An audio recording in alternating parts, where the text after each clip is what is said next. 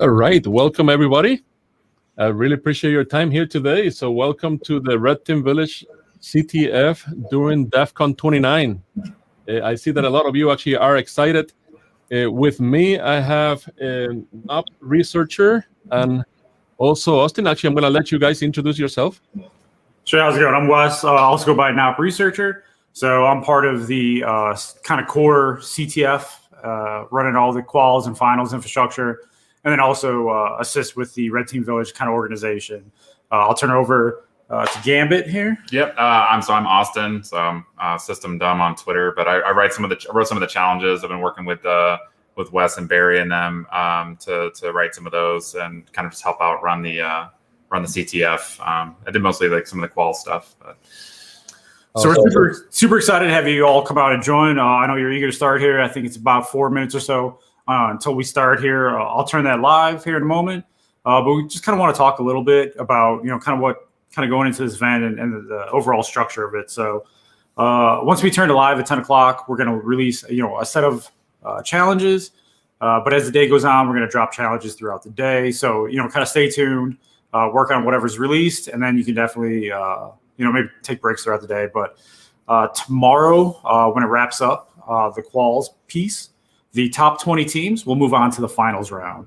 So you're going to have a bit of a break tomorrow in between the quals piece and the finals piece. Not that much time, but from there you'll be able to kind of organize your team, reset a little bit, and then from there we'll move into that finals. With that, we got, if you played last year, we got a very similar kind of scenario, right? You're kind of familiar with that, of actual, full-blown networks. This year we kind of stepped it up a little bit. We got 2 full-blown Windows Active Domain networks, huge mix of boxes. So we got, a couple varieties of Windows. We got a little variety of some Linux boxes. We even threw in a Mac box there just for fun. So there's quite a bit going on there, all sorts of challenges in there. Some of the themes, obviously this year, supply side interdiction was huge. So you'll see a bit of that. Some of your other stuff, I'll just say there's, some web, maybe some clonables, but also, this is definitely focused on that real world kind of red team pen test engagement. So with that, it's not just, I'm going to pop a box and get a flag. Flags are there. You'll probably, some you'll see like a user flag and a root flag or administrator flag, for kind of context, but there's a lot more there. There's a lot more hints, a lot more things to kind of dig through to really understand the target networks that you're going after. And with that, if, your team's not communicating of, all the little tidbits of information that you're picking up along the way, you're going to have, some difficulty because there's, little pieces here and there. You tie it all together. And with that, you'll be able to kind of push through the scenario. So 2 full-blown networks doing supply side kind of interdiction, a lot of, relevant kind of challenges out there, and tons of fun. So is this theme, definitely a combination of Silicon Valley with the Lunar Fire, so some of that Silicon Valley kind of theme there, and then you'll see you may have already found some of our public websites that are out there, some Trace Commas out there, and maybe some of our tweets. Follow us on Twitter for some additional hints, but either way, they might be deving out something, maybe doing some dev work for another company, and that other company might be vulnerable as well to some things. So from there, think, some Dunder Muffin. I think you've seen some of the coins that we've been posting on Twitter there. So definitely stop by our booth. We'll be doing some giveaways and things like that actually at DEF CON. So if you're live, able to stop through, we'll be having some giveaways throughout the day. We'll be tweeting those out as well. So look, whether it's the DEF CON Discord channel or on some of our Twitters for that. And, we'll be giving away some of our swag and things like that. And then as well, we have tons of prizes, definitely some virtual prizes. And then for the top teams, we'll be, we'll send out some coins, some things there. So, but definitely a lot of virtual great prizes out there. So with that, I've been talking for quite a bit. So I'm going to turn it over to Austin and kind of talk a little bit about some quals here because it's 10 o'clock and I'm going to make sure some things are opening up. So. Yeah, so for the I guess the overview, we have the qualifier rounds, which are going to be more Jeopardy style, and it has a wide array of topics, right? So you're going to have some reverse engineering challenges, some web challenges. We're going to have some crypto, all across the board. And then from there, we have our finals that are going to be hosted, I think, tomorrow as well as Sunday. And so that one's where, you're going to have the lunar fire scenario. So, right. So it's a play off of that solar winds, breach from, the last like 6 or 7 months. You've probably been hearing it. It's kind of sick of hearing it by now, but it's a supply side attack. It's going to have like an actual network, a storyline. You're going to have, objectives and things. And so that's sort of like the finals. But yeah, for the qualifier, it's definitely more traditional. Yeah, I don't know if you wanted to mention the overall theme for lunar or the Silicon Gully to Dunder Muffin and that relationship or not. Yeah, sure. Yeah. All right. So we can talk a little bit about it. Yeah, sure. So yeah, you have Silicon Gully, obviously a play on Silicon Valley, and then you have Dunder Muffin, so it's a play on Dunder Mifflin.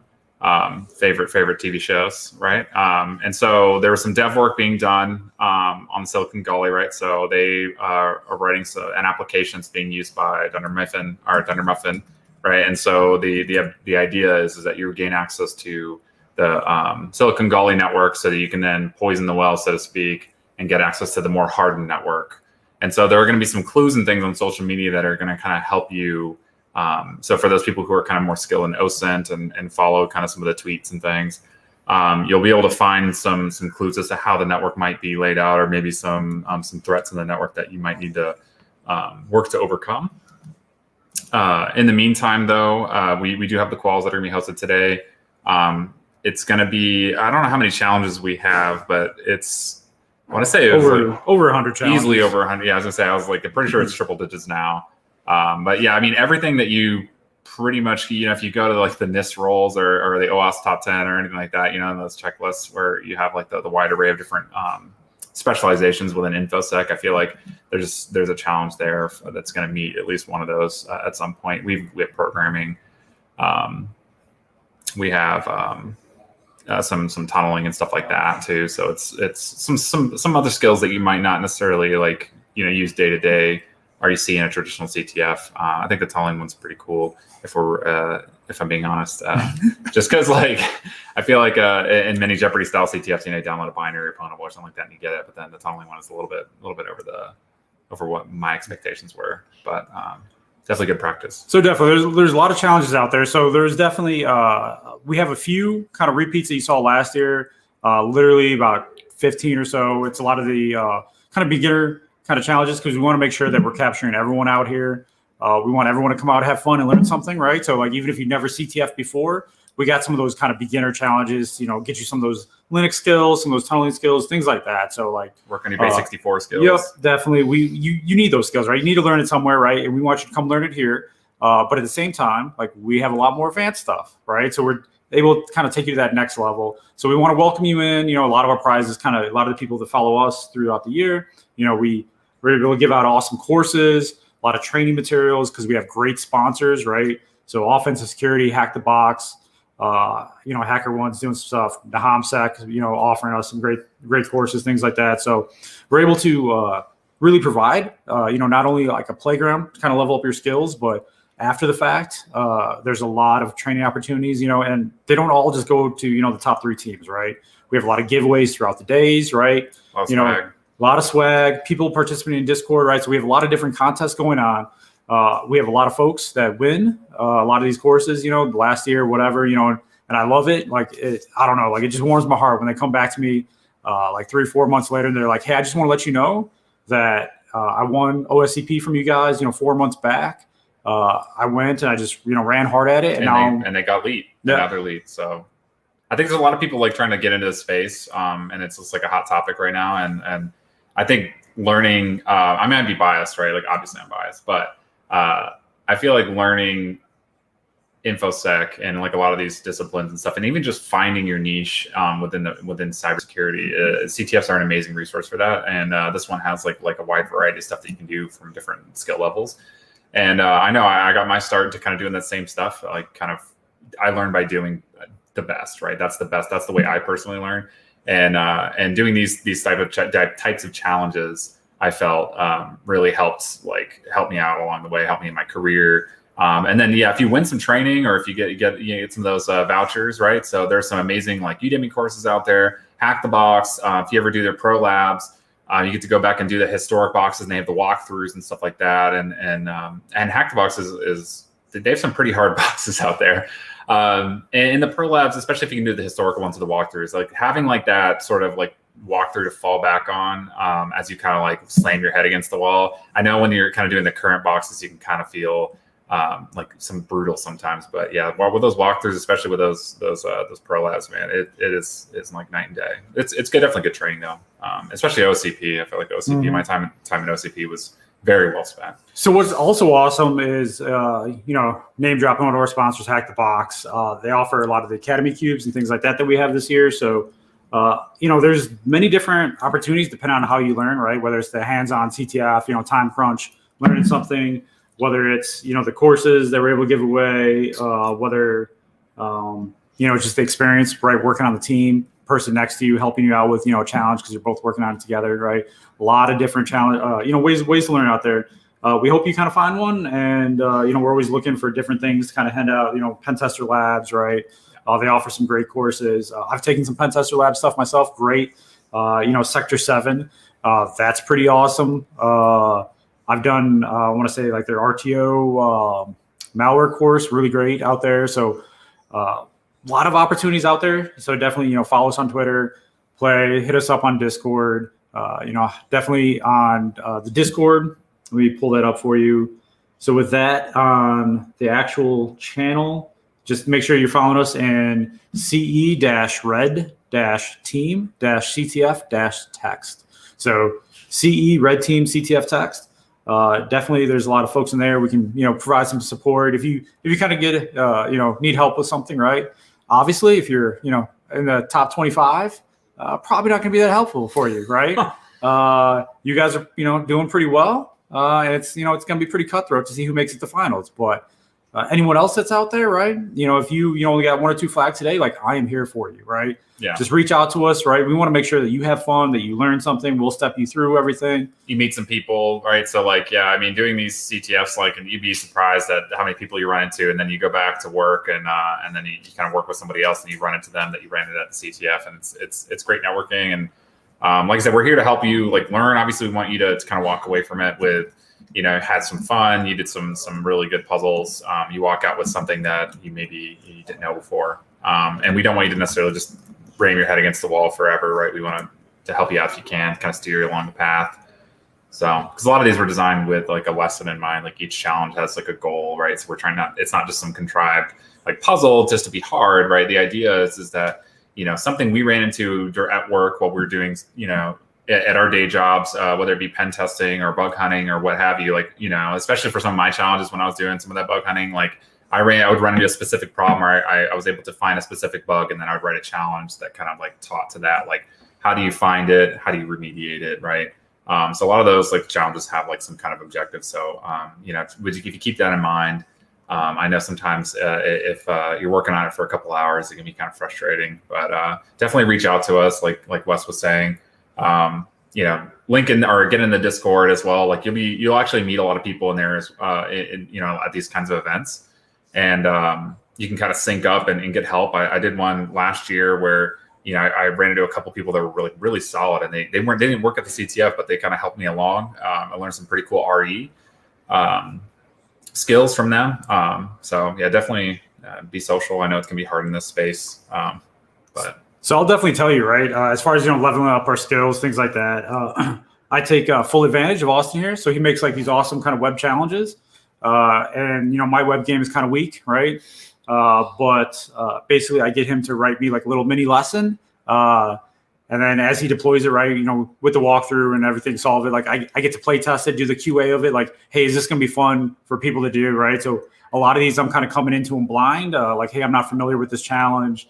It's kind of amazing to have your own personal CTF challenge maker that I get to play with, have fun with, and then we provide feedback, and our team we all make challenges for each other, and then try to ensure that it's a great challenge, that it plays well, it's solvable, it plays well, it's not gamified, right? It's realistic, and then as well as kind of stands up to the beating of DEF CON. So I'm sure as you've seen the scoreboard, right? She's still, humming along great, but sometimes all the flag submissions, everything else, right? We're right when it opened up, right? So we got to make sure our challenges are hardened. that they can kind of take a beating of DEF CON, 3,000 people poking at the challenges, things like that. So being able to scale that, all that. So yeah, that is a challenge. Like the scalability of it. I learned a lot about DevOps in the last year, especially with like the virtualization of a lot of these conferences and stuff. And as you kind of pick your cloud provider and that elastic freaking expansion of, like load balancing and automatic deployments. And so that was if there were CTF challenges to write on those topics, I definitely need to get on that, because like those are awesome skills that I know you learn most of it from just writing that stuff. But like I feel like maybe that's something we can explore. But it's such a useful skill. That was gonna be one of my questions. So well, first of all, because I'm getting a lot of comments in here. As Wes mentioned, join the conversation at the Discord server from DEF CON. It's actually scrolling in the bottom of your screen. You see the channel, which is CE Red Team CTF -text. As Wes mentioned, a couple of things just to confirm. The CTF is live right now, right? Wes, you just press it. So let's announce it right here. Second one is the scoreboard. It's at the redteamvillage.io/scoreboard. It will actually redirect you. Let me see if it can pop up. It'll redirect you to ctf.threatsims.com. Yep. There you go. Should be able to actually see it right now. Wow, people are jumping in right now. Yep. So I want to throw out a huge thank you to Rayhan. You can follow him on Twitter. He made a lot of amazing web challenges. And then once I saw one or two of his web challenges, like what he went into just creating the site, like the look and the feel of the site, we were like, hey, can you theme or scoreboard for us? And he came back. I don't know. That is a solid Windows 3.1. I don't know. I got the nostalgia, like that to me, that warms my soul. I see it. It reminds me of those like sub 7 days. Yeah, no, Rayhan he's a beast. I really appreciated some of his web challenges and just the amount of effort that he went into it. So definitely follow that guy for some interesting stuff. But so I can't brag enough. Just this scoreboard, the look and the feel of it, the listing of the challenges, the way it's all laid out. I love it. And so definitely like dig through there. And again, throughout the day, we'll be releasing more and more challenges. As you can see there are some people jumping up to the top. Don't be intimidated by that, right? They, might be picking off the easy ones that are in their wheelhouse, right? You might be specialized in one area that they aren't, or, you might be having that overall kind of level set of skills across the board. Like I know I tend to network only with like the offensive types. And so I've made that same mistake where I put a team together of just all offensive people and we do all the offensive challenges. And then we got to like do literally something like some reverse engineering challenges, something like that. And it's just our score immediately like hits that wall. And then everybody catches up to us and completely demolishes us because we're all like the same, right? So definitely try to have like meet people of different areas of expertise so that you can get that breadth. Because I feel like especially for these qualifier type Jeopardy style CTFs with like a good variety of challenges, it's good to have those. Definitely, I think like so. Little bit of background on us.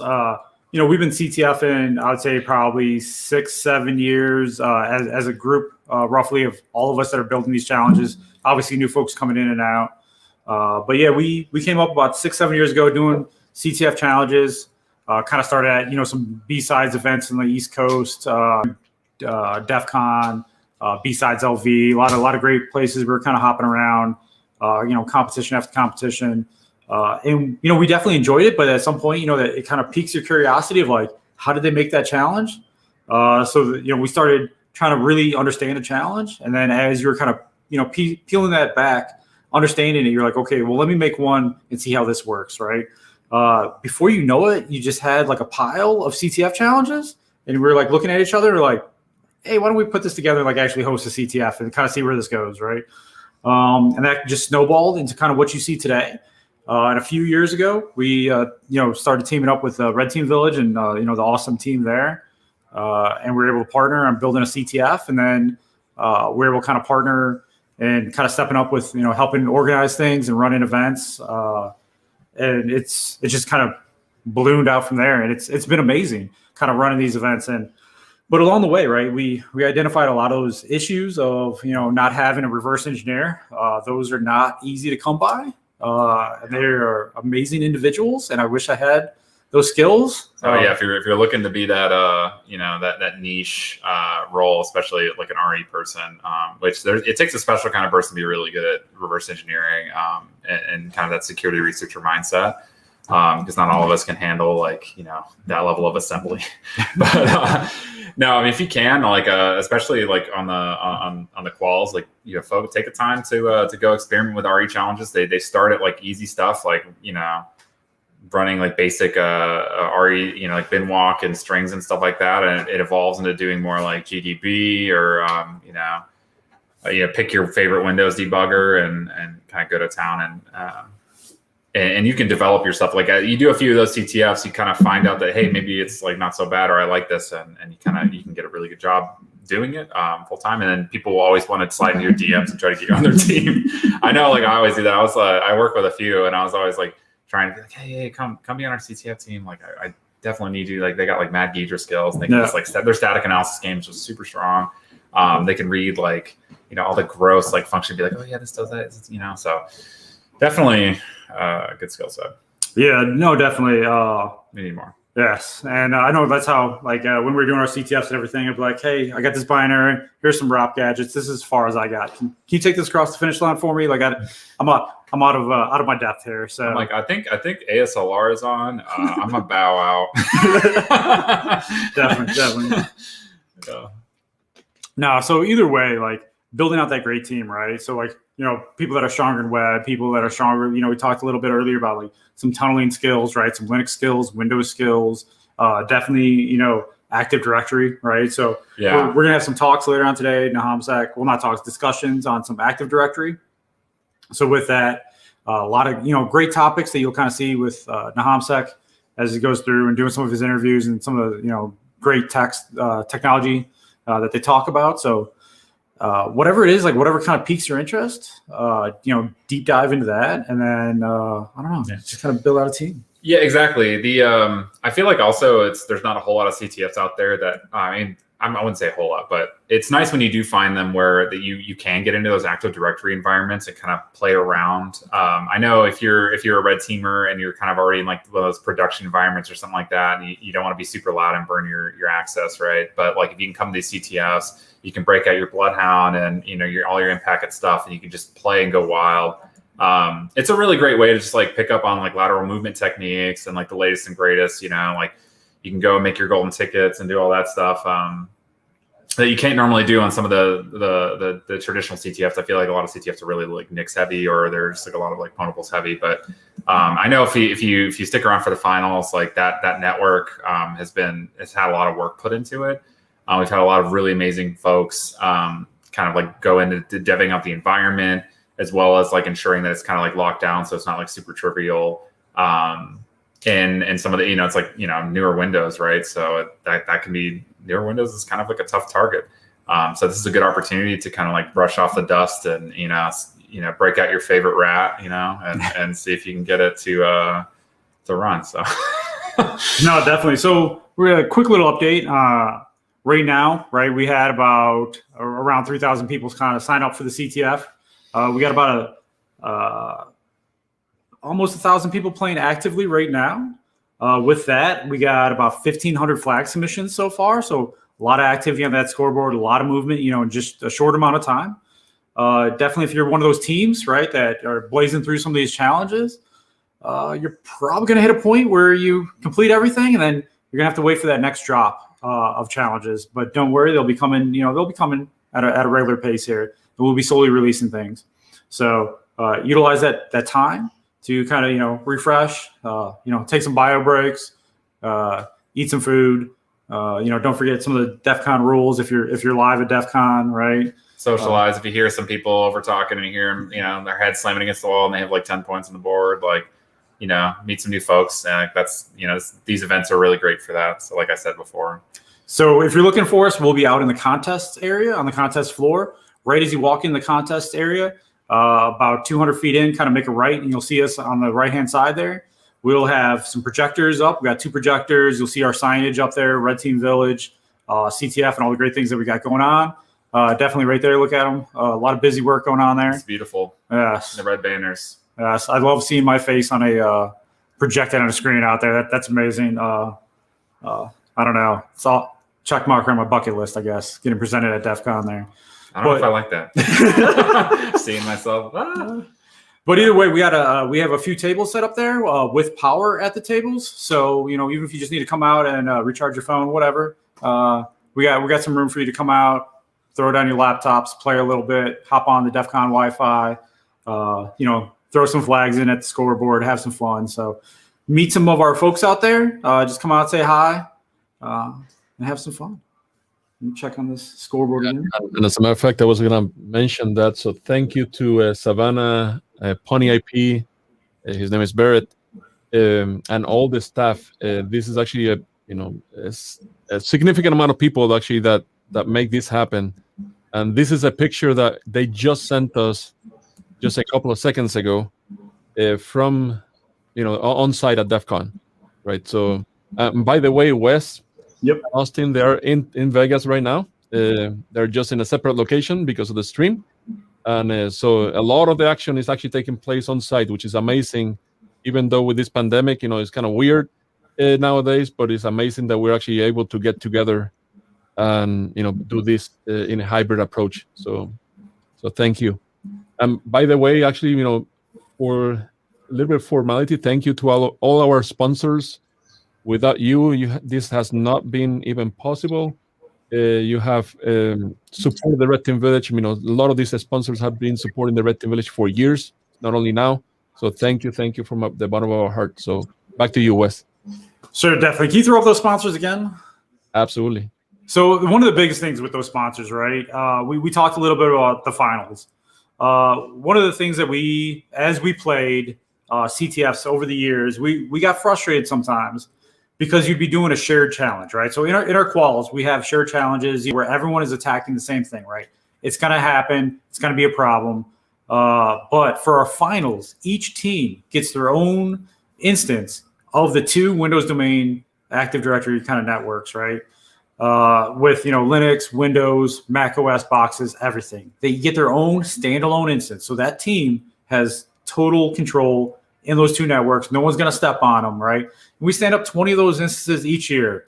While we utilize AWS, they definitely appreciate the business that we give them. My credit card does not like it. And that's where we love our sponsors so much. Yes, because I think we sent Jeff Bezos into space personally with that AWS bill. But because of these sponsors, right, they make that possible, right? So that's the feedback that we definitely loved last year is that each team, if something was broken, it's because they broke it, right? They got their own instance. They got in there. They got to explore. They didn't have anyone stepping over them. There was no way that, another team could sabotage them, anything like that. That full kind of standalone immersive experience, right? The only thing you're going to be fighting, is maybe there's things like Windows Defender out there. I don't know. There could be, yeah. And, be careful who you call ugly in middle school because Windows Defender, while a long time ago was not that threatening. Nowadays, I don't know. It's pretty tough. I think I spent an hour yesterday just getting caught after, and I guess that makes me not that elite, but don't sleep on it. It's a good one. I thought I had some skills, but when you see a number of those little pop-ups during testing, then you realize that maybe some signatures were updated or things like that, and some of the telemetry that Microsoft does, was kind of taken down a notch. It was impressive, right? So speaking of that, I remember maybe 4 or 5 months ago, I was messing around with one of the, I can't remember exactly which rat, but I was kind of messing with one of the more open source rats, and I ran it on a new Defender, and it of course shipped it out to build Microsoft or whatever, but for examination, but it still let me run it, and then 2 months later I could have run it again just to test it, and it sigged, right? So it can be frustrating and challenging, but yeah, definitely keep an eye out for that. I know some of the users at Dunder Muffin, they were complaining about it on Twitter. So, or maybe not Twitter, one of the socials. Who knows? I didn't say that. But yeah, also a big thanks to the Red Team Village folks that also helped write a lot of these scenarios, like Pony IP and Savannah and Kyle and all those guys. I don't know if you want to shout out those guys and gals. Yeah, give me 1 second. So we have a team quite a bit. So if you go to the main page of our actual CTF, at the very bottom, you'll see all the Twitters. I'll just run through them real quick. So there's definitely Pony IP, Rayhan, who did the theme, Laz Slayer. She does a lot with, she's one of the leads on Red Team Village. So, like, I don't know how she does it, helping with Red Team Village as well as, making challenges, things like that. Land HP, Andy, Mike. We got a couple mics out there. Cone Virus, Waldo, System Dome sitting next to me here. Kyle, John. And talk about reverse engineers that are hard to come by. Waldo is one of those. Yeah. So that's also not all of our folks are out here, but those the ones with the socials that they wanted to get out there. So yeah, thank you, Omar, for bringing that up. Thank you. A lot of our people definitely follow them, and then we're always tweeting between us and then actual Red Team Village, their CTFs, their socials. We're always kind of putting it out there, kind of what we're doing, where we're at, any kind of events coming up. So any place Red Team Village is at, pretty much the CTF is there, and we're running something. So definitely follow us there, as well as we'll be dropping hints throughout quals as well as finals. So just keep on checking, kind of stay up to date on everything. And with that, let me see here. So yeah, definitely a lot of traffic going on, a lot of flag submissions here. Just taking a look at everything. So much activity that's going on.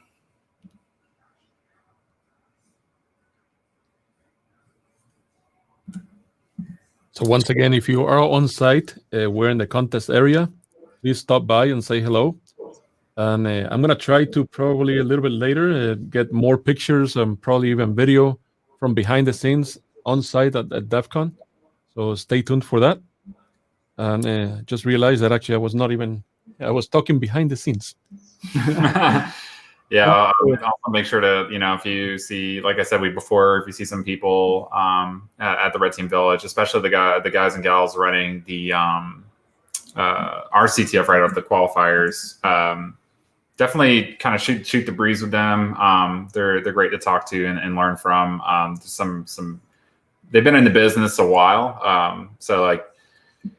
That's kind of the networking piece that you were talking about earlier. Asking about the challenges, how they made them, and stuff like that after you've kind of like solved it and stuff like, and then obviously if you need help or anything like that, definitely tune in. But I know for a fact that they worked pretty hard to make a lot of that stuff. So if you have any feedback too, let us know. If you have any ideas or something you would like to see in the future, I know we're trying to, at least our goal with the final scenario was to take something real world. So like the SolarWinds breach. And that's supply side theme, right? And kind of make like a scenario or a CTF around that, something that's realistic and not necessarily contrived, right? So like I feel like some challenges that I've done in the past have been like really gamified and just puzzles for the sake of puzzles. But part of the great thing about doing CTFs to learn is that you're constantly like syncing up with like what's going on in the industry, and you're not getting like your tunnel vision, right? So you're using your kit. Your tool set in your specific network, maybe for your company or whatever, and you're kind of like hyper focused on your environment. And it's kind of like a really good way to take a step back and experience other environments, learn different tools, kind of like put your ear to the ground and kind of come back to your work center or your buddies, back home. And kind of talk about like some of the stuff you learned, some of the stuff you ran into, some of the things that you see other teams do. Like, oh yeah, like we found like a new AMSI bypass or whatever. Or, hey, this thing bypass defender, new rat, like, like this, this Golang rat or whatever. Like some of those things, like just learning about the tools, which is why like some of those, some of the folks that I run into, as well as like some of the SANS classes I teach, some of those, the best thing is just like learning about those obscure tools that you really just can't get a hold of easily, right? To make your lives easier at home. So definitely do that. So definitely like in the picture there, a lot of our folks are working. Big shout out. So like some of our folks, aren't just all Red Team Village, everything like that. Big shout out to, we have Reloader and Ghost 305. You might have seen them active in the Red Team Village Discord. So two of our guys out there, they played in events, kind of number of our events over the years. I know Ghost definitely, won some courses, things like that. And then he kind of became one of our volunteers. And, lucky enough, he came with us out to DEF CON and be able to kind of help up and kind of run things. Ooh, look at all that. Look at everyone we gather around there. That is amazing. I love that shot. I like the chairs. Those are pretty fancy looking. I can tell you, I like the claw feet. As a previous DEF CON CTFer, by hour 8, as you're hunched over, your laptop there. Yeah, remember to stand up every once in a while, get the blood flow going, and not to your lower back will thank you later, maybe. They look comfy at first, but definitely they will wear on you. So get up, get some water. I know actually right near us, lucky enough there are some bathrooms located nearby us in contest there, as well as a couple of water fountains. So I think we have a prime location for you to kind of hunker down for a while. But can we read any laptop screens? What do we got going on there? I can see some credit card numbers. Oh no, but that's awesome. Definitely come out, have some fun. A lot of great things happening. So we have definitely some interviews coming up here a little later on with the HomSec. So they're gonna discuss quite a few different topics. We got some great names. If you've been following the HomSec, as he on his socials, what he's pushing out there. So his if you he's got a GitHub page too. When I was getting started in bug hunting, shameless plug I guess for him, but he has like some pretty great OSINT resources, which part of the challenge with the finals as well relies on a little bit of OSINT. Not in the same, I guess, like scope. That's more of like OSINT in a social media sense, but NahomSec's got some good ones for like enumerating TLS certificates to kind of scrape subdomains like the DNS dumpster stuff, Subfinder, that sort of thing, to like map out your scope and your target. I know I watched some of his stuff when I was kind of starting out, and that was one thing that I was really good. I did my OCP thing about just like, okay, cool, I have a target with these ports and these services running, like how can I break into it, whatever. But just like finding those like low-hanging fruits, like and scoring those bounties on like something trivial like default creds or something. Just finding that stuff. Those resources that he has were great for that. So if you haven't heard of them, NahomSec on Twitter / Twitch, and he's got GitHub and YouTube videos as well. Good for learning that. He's got other stuff there too. He does a lot of web, which obviously if you're in bug hunting, that's your primary domain, right? So, but yeah, just a shout out to like that was something that I picked up on a lot because in my job, like I didn't do a whole lot of OSINT for access purposes. I was just like kind of like more scoped in on the later parts of the kill chain, but yeah, just plugging that. It's good resources, and you don't really find a whole lot of ways to practice that. Well, I guess you do because if you do bug bounty stuff, but yeah, as long as you're within your scope and you read your terms of service and all that, you don't want to be logging in servers on accident. It's bad form. So definitely right now, NahomSec, he's going to join us in a little bit here. He's right now doing the keynote for Recon Village. So probably about 20 or so minutes, he'll be joining us. And he'll be kind of taking over, doing a lot. But yeah, throughout the day, we'll be dropping more challenges. Got a lot going on. As we go through, just keep an eye on what's out there. Follow the Twitters. We'll be doing some contests throughout the day, whether it's in Discord, on the DEF CON server Discord, or through some of our socials. So definitely follow all of our socials, as well as the Red Team Village itself. We'll be doing multiple kind of giveaways on things. A lot of different variety of prizes. We'll do, some things in person at DEF CON as well. So definitely for that crew that's out there, swarming our tables. That's definitely a lot more chairs and tables than I set up yesterday. So, kind of glad they're really filling that out. So yeah, definitely come out, meet some of our folks there. And then again, we have a great crew, but there's also a ton of volunteers that we've had come out. So if you see Ghost or Reloader, thank them. We appreciate all the hard work, and for them, kind of coming out. And assisting in all this. And yeah, if you like a specific challenge, or you like you feel like you learned something, let us know. Or if we suck, definitely.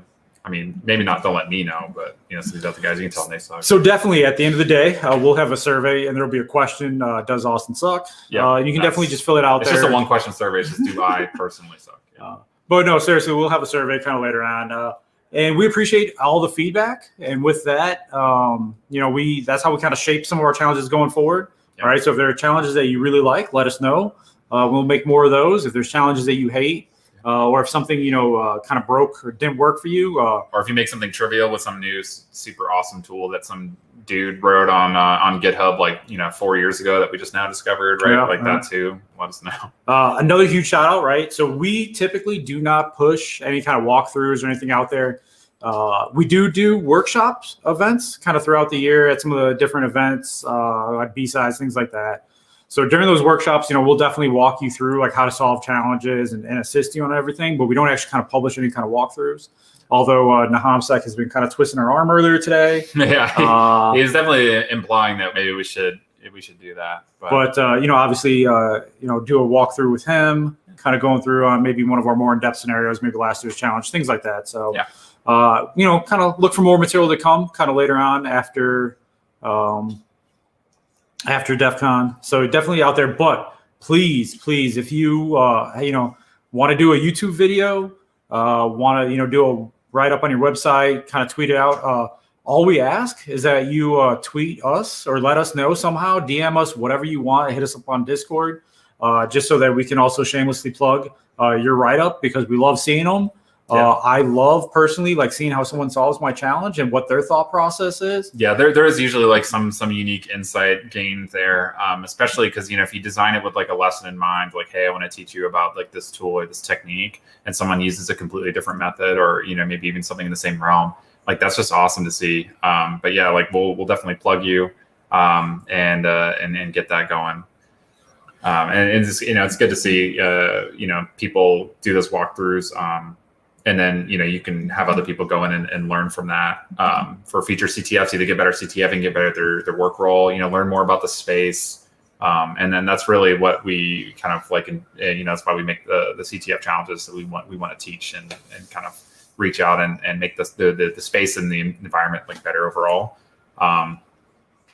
So yeah, definitely. You'll see some surveys. You'll see that, definitely come out to us at the booth. Let us know what you think of some of the challenges. And then on all of our challenges, we also put in who created it. So it's really easy. We have the support in the actual Discord channel, so we can do some one-on-ones, but, after the event, things like that, if you want to talk about the, walkthrough or do a video of the walkthrough, throw a little shout out to the creator of that challenge, and then, let us know, and we'll definitely, tweet that out there, let everyone know, get some more visibility on that. But you guys are just absolutely killing this, scoreboard here, over 2,600 submissions, a lot going on there, a lot of movement, AI generated. I'll just say that team, may or may not be familiar from last year.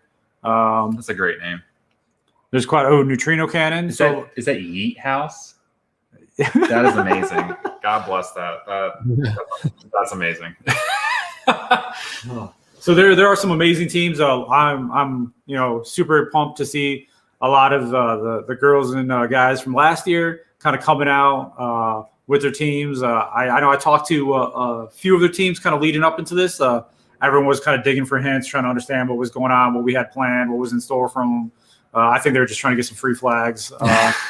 But either way, social engineering, might be part of it, unofficially. Yeah. So if you manage to social engineer, it's like, can't help that. But a lot of teams out there, but don't be scared, right? Definitely the top 20 teams. So there is no limit on team size, but all I can say is the larger the team you have, the harder it is to communicate. And you almost need, someone to kind of manage that knowledge. So there's going to be a lot of, once you go into the finals, you might get there quickly because you have 20 people on your team. But at the end of the day, though, 20 people all trying to do finals, you're probably going to suffer if no one, you find a hint on one box. You don't tell, team member number 16 what that hint was. You're gonna be banging your head against that. Like I thought these were. They said that these were isolated, but I'm seeing like 10 shells. Who are these people? Who are you people? I'm not gonna. That definitely happened last year. Some people stepping on each other. I know I've done that. I've accidentally murdered other people's shells on accident on my team. Sorry, if you're watching.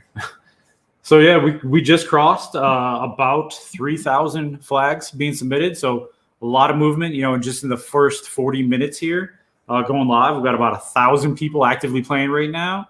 396 teams registered. So awesome. Those are still decent odds, right? Top 20 out of those, almost 400 teams. but a lot going on right now. The most no one has it yet. 1,745 points is possible right now. So we're in the triple digits on challenges. You just can't see them all. So don't worry. There's still a little room there. 1,745 points possible right this second. So as the day goes on and we release more challenges, make them visible. Yeah, some of these teams are really crushing it already. Like that's out of the 1,700 possible. Like we're already seeing like 4 digits on like some of the top teams. Like that's awesome. There's some elite folks out there. So like we talked about, right? We do have a handful, about 10 to 20 challenges from last year. But even if you did those last year, you're only going to get about 100 points total from all those repeat challenges because we made them really low value points. All of them are like about 10 points. So if you're brand new to this, right, you haven't done a CTF before, we want you to come out, try to pick off some of those lower point value challenges.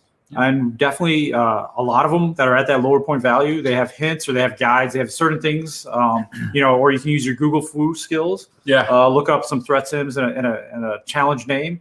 And you may, find a walkthrough for it, but Google Dork our challenges. It kind of reminds me of if you ever done like the Net Wars, like the intro, like those CTFs where they're designed to like teach you, like ETSCOs will design like those things to just like kind of walk you through a process of like, hey, this is how you go from cradle to grave, like. And whether it be DFIR or whatever, and like some of those lower point ones, like that's kind of what it's designed to do. So like anybody can kind of come in and, even if all you kind of know how to do is CD and LS into some directories, like, dude, don't let your ego get in the way. Go take out some low pointers and just kind of like learn, have a good time, get some energy drinks and make sure to sit up straight. So you're or get some Motrin, one or the other or both. Yep. So I just want to throw it out there. I'm not going to name names of anyone, but just looking through the logs of what some of our people are submitting. I appreciate you giving me your RSA private key, but it's definitely not a flag. So as you kind of go through this, be mindful of what you're submitting out there. You're not supposed to be submitting private. I thought your private key. Oh, it's supposed to be private. Yeah, but no. Either way, a lot of movement, a lot of flags being submitted. So just keep that in mind. A lot of good stuff out there, but let's see here. Yeah, just steady flag submissions. I don't know when you were coming up and when you were starting to do CTS, what was your like favorite like type of challenges to get after? All right, so I'd say.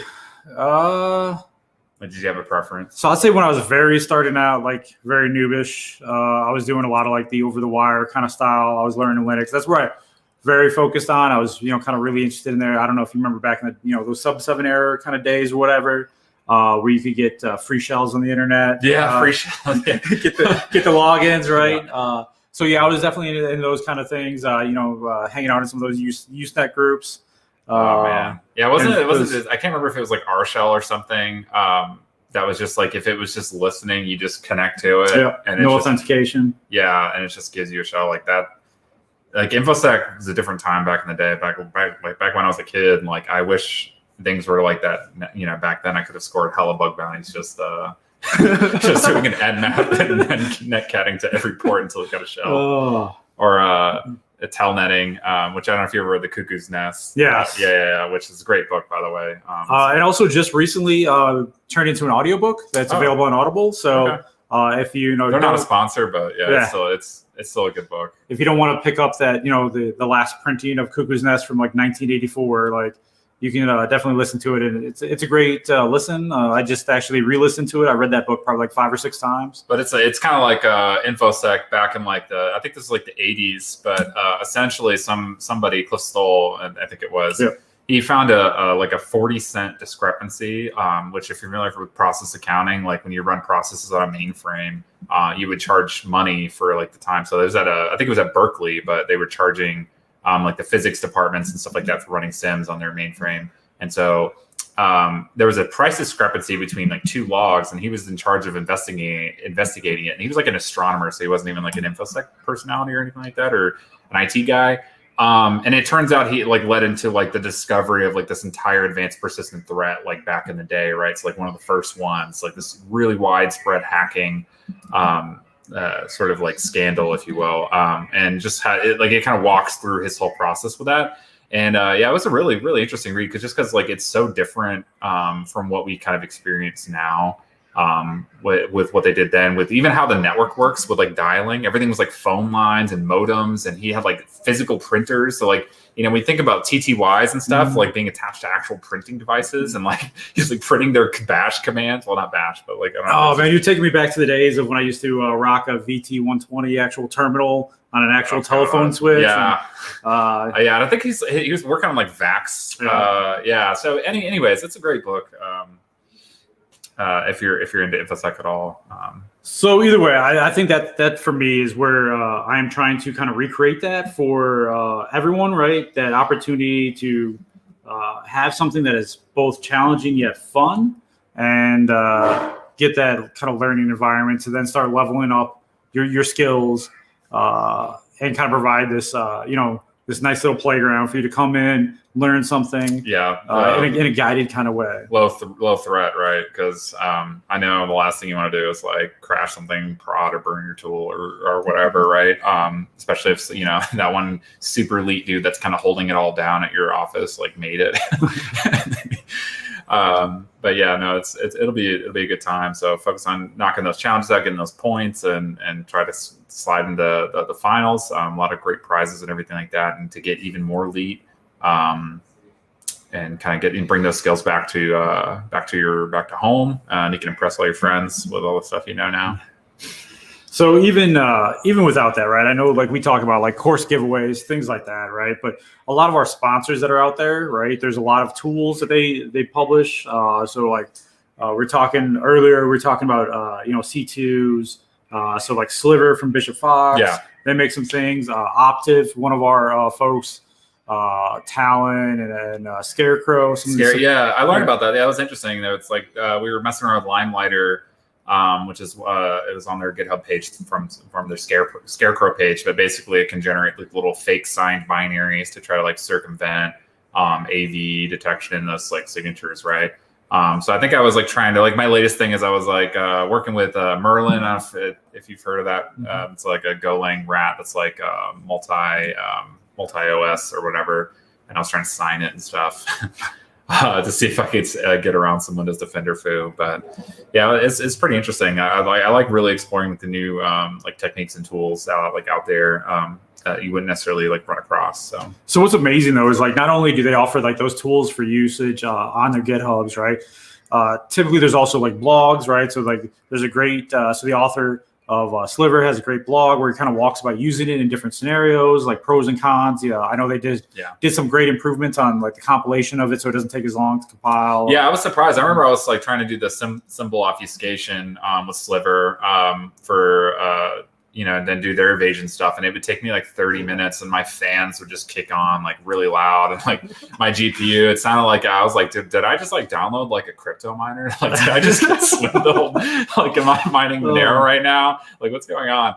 And then it would spit out a binary like way later. But yeah, the improvements on that, and that's a really nice rat too. If you ever get a chance to use Sliver, like if you don't have like the Cobalt Strike money.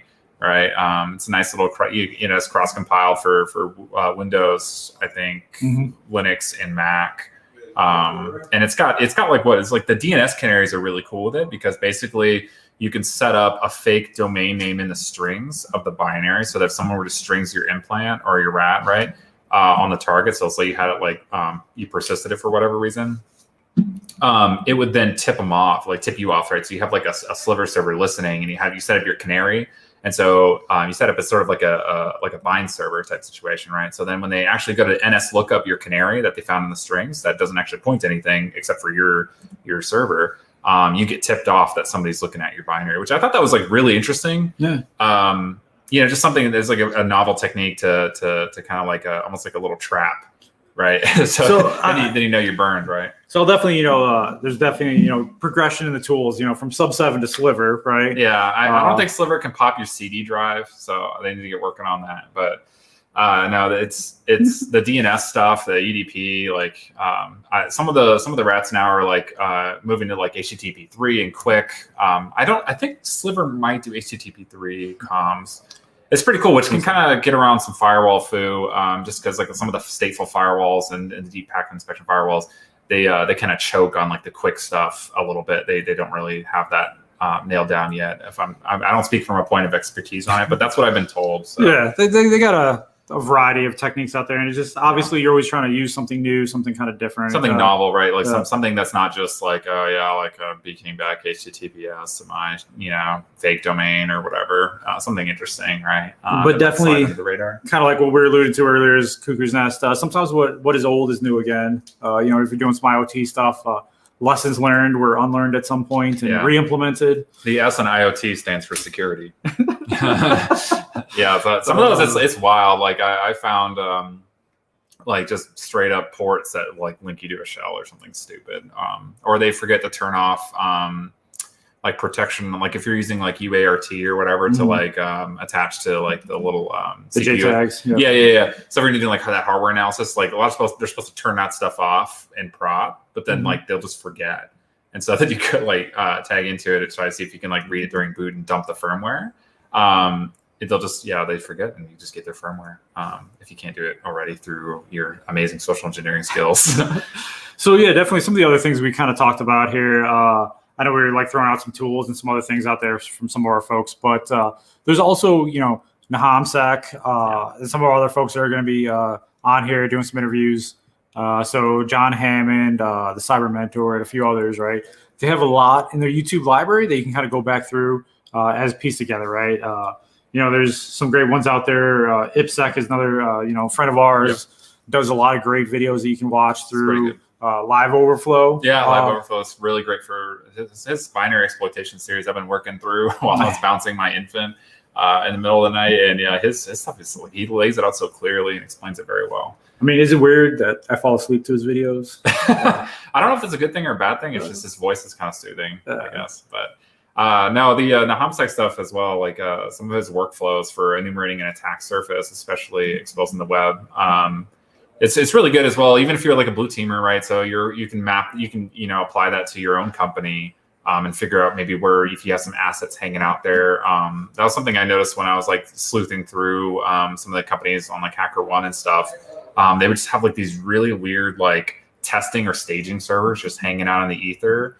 And you can look at them and they're like just really old and they look like crap. And it's like some engineer just like put it up there for a second to like do some debugging, and you can tell. And then you're just like querying, and it's like just entire database dumps are just like yeeting at you from the web. And you're just like, oh boy. And I never would have found that if I wasn't looking at your expired TLS certs that you registered like 2 years ago or something. Yeah. So one of the things that Austin was kind of hinting at, right, is with a lot of this, right, we talk walkthroughs or watching these YouTube videos, right, it's really easy to hop out there and see a guide, right? Here's Sliver, here's how I use this tool, or like whether it's Burp or whatever common tool, Metasploit, whatever you have, right?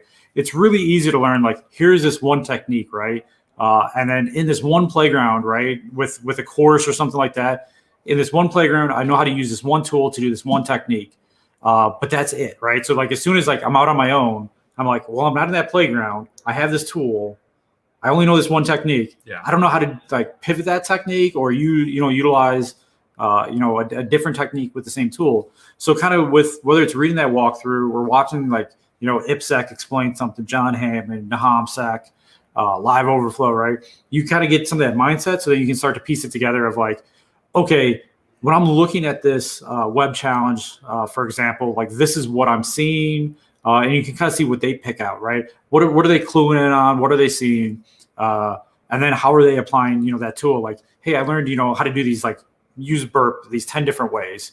But every challenge is like slightly different, right? So it's like, okay, yeah, I'm going to use repeater on this, but now I need to kind of configure it this way, set these options to hit these fields over here. And, where am I going to get my feedback so I understand, if this is working correctly or not? Mm-hmm. So there's a lot of that. That's where I kind of get out of it, especially like the workflows, right? Yeah. You're getting into their mindset of like, especially, with Burp being as, expansive as it is with like a lot of the plugins. Just like learning about some of those plugins, like the scanner ones are, I know HTTP response smuggling was something that kind of got reintroduced recently in the wild with like a lot of the new architecture schemes with like a lot of the backend servers and front end servers and like the different treatments of the content lengths and stuff. Some of those got reintroduced, but I found out there was a scanner on Burp, and you can kind of like do that and try to do this like smuggle probes and stuff. And like I never would have learned that if I wasn't like watching a video that's not like someone hosted, right? I don't know if it was John Hammond or Nahamsik or somebody, but yeah, I definitely remember watching that and being like, cool, let me go try that out. You know, or just like learning about repeater and stuff in general, because like Burp, it's like a big program, right? It's like this giant monolith, and you get started and you're like, okay, there's a proxy, and I know I'm supposed to catch the request. Like, how do I do anything, right? And so getting an idea of like some easy workflows to make your life a lot easier with scope, whether it be like scoping it down or what have you. So it's really helpful to just watch somebody else do it who's been doing it a while, that we're not like wasting your time. Yeah, and definitely, you know, let's just say I've written some horrible bash for loops with some curl and like a payload in there, just throwing it at something, and, you know, until I was just like, I know how to use repeater, but I don't know how to do this one like piece of it. Like I don't know how to repeat like this one particular call, right? Or you don't know how intruder works, so you're writing like literally a bash for loop with curl, and then you're like, oh wait, I can do this with intruder.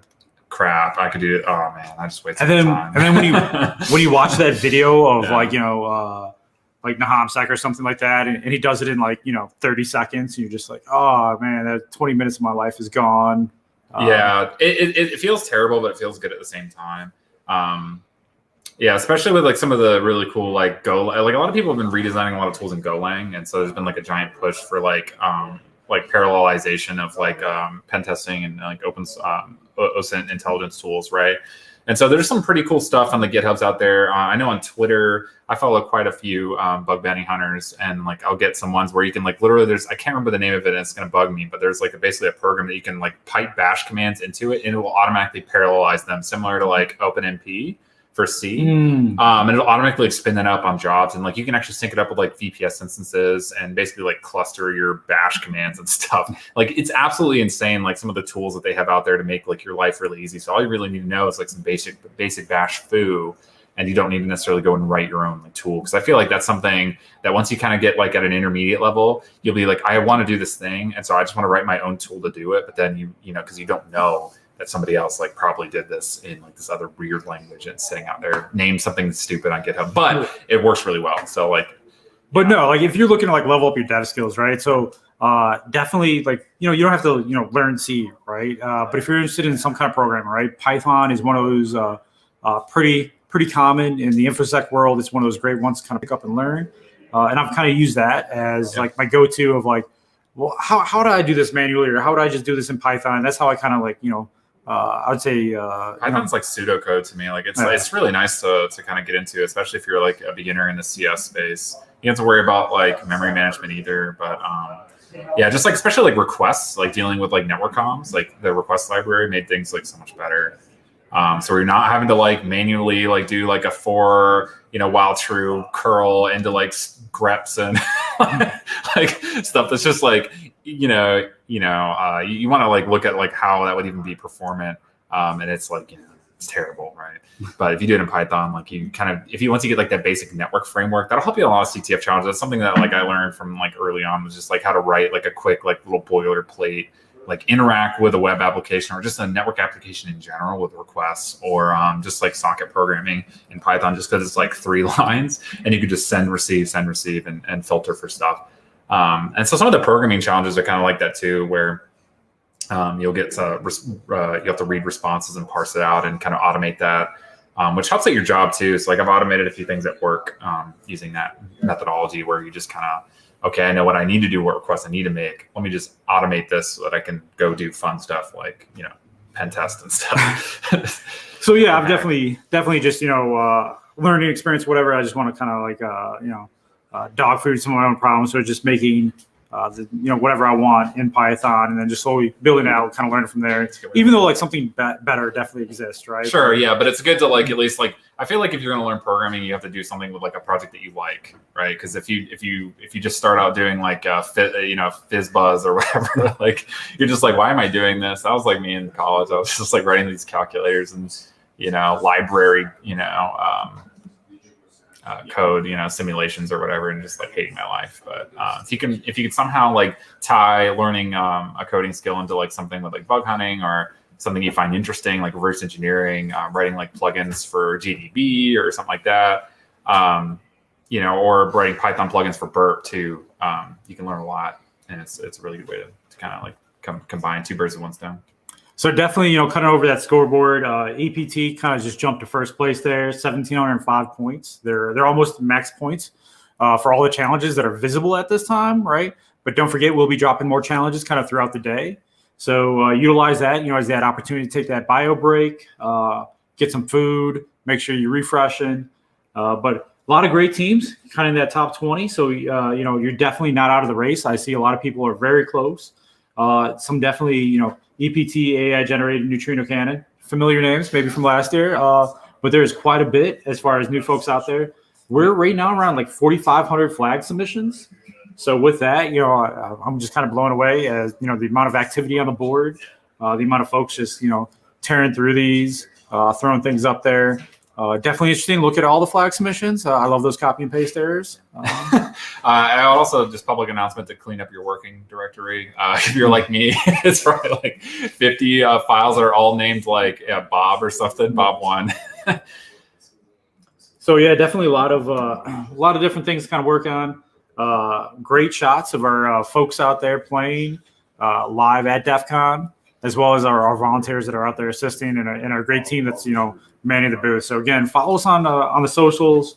We'll be having a lot of different giveaways in the DEF CON, CE, RTV, CTF chat there, as well as on the Twitters. So a lot of stuff going on. I think pretty soon here we'll be bringing the HomSec on.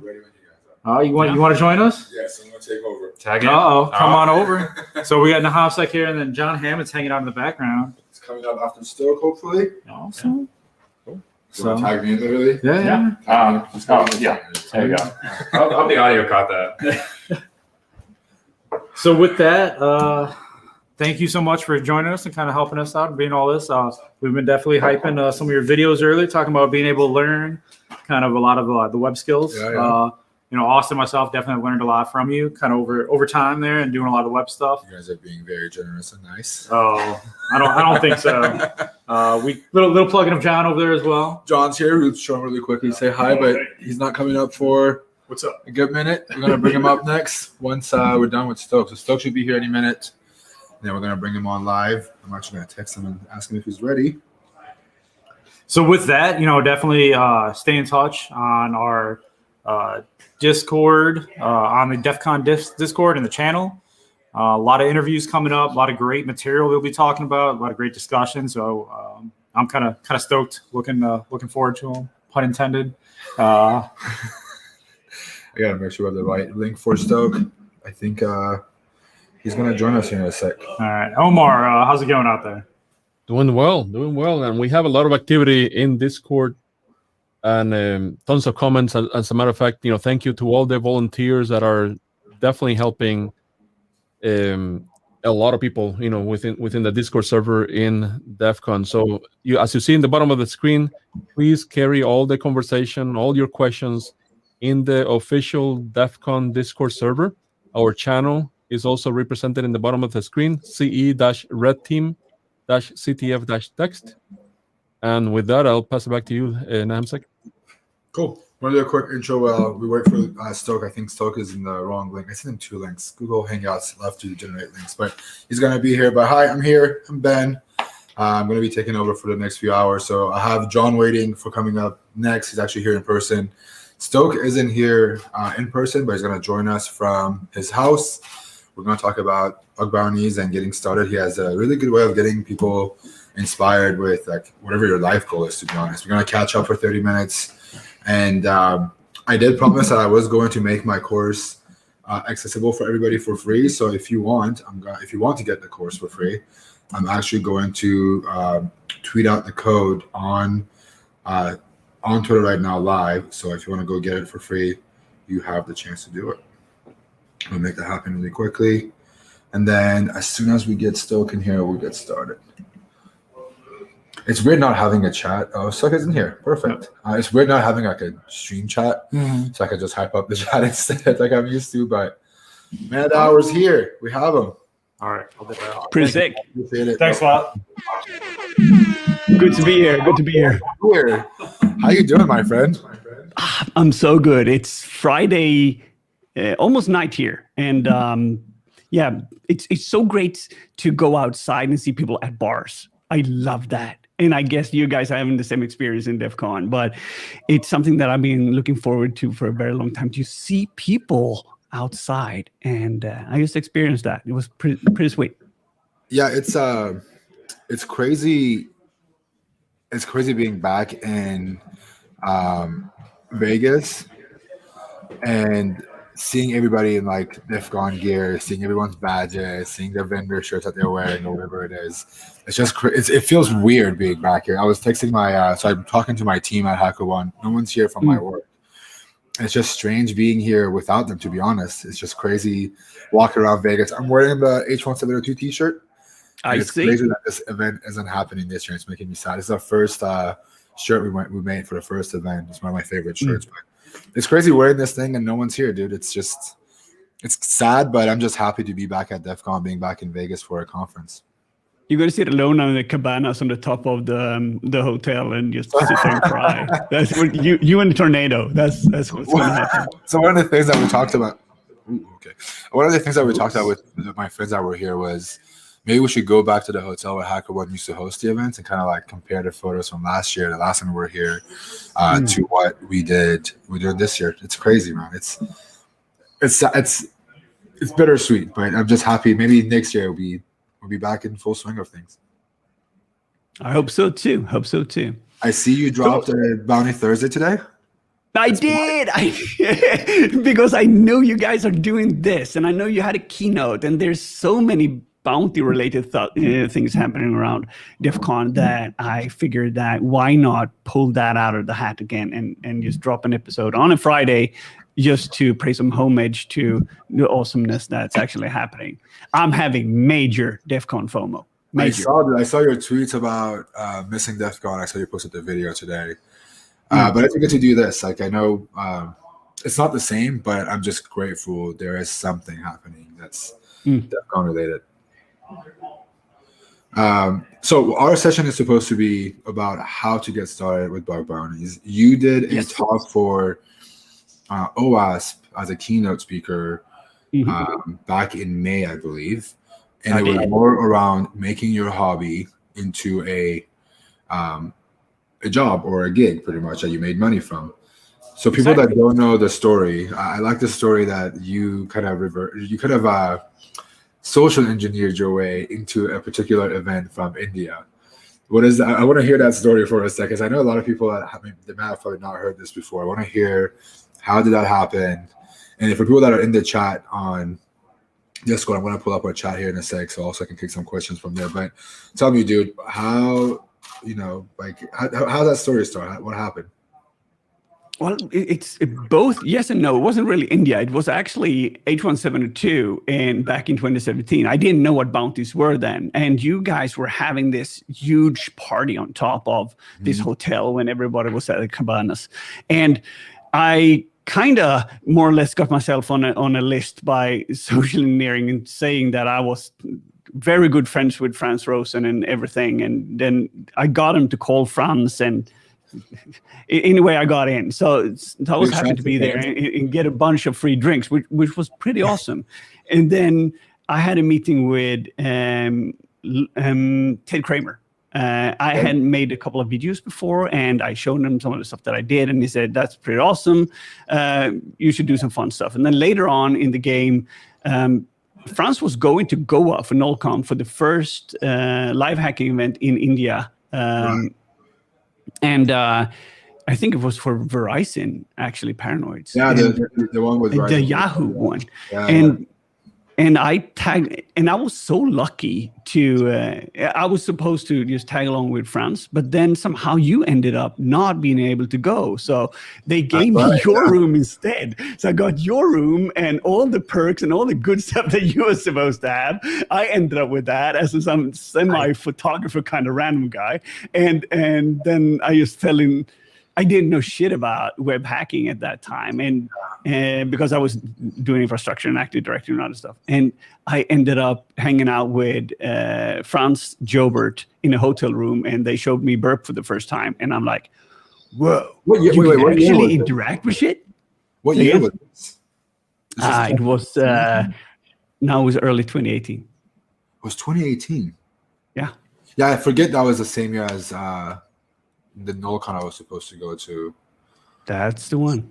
Missed And I my- ended up just learning how Burp worked, and I tried to get Martin Mikos to send me a license. He didn't buy into that, so eventually, I got a trial, and I ended up with just falling in love with using a tool like Burp, and I've been using it almost daily ever since.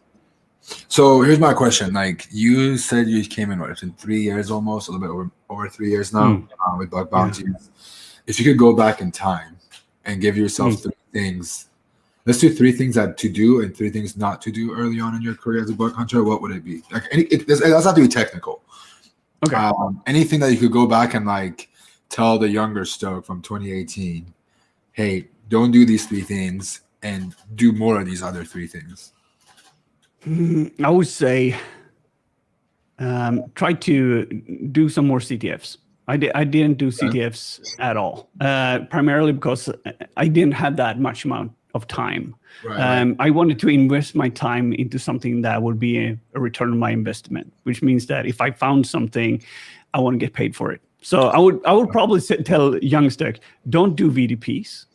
Go for things that pay well, and find a program that you can fall in love with over time, so you can invest time in reading the documentation, understanding how their development flow works, and just being really, really good at that instead of just poking a little bit everywhere.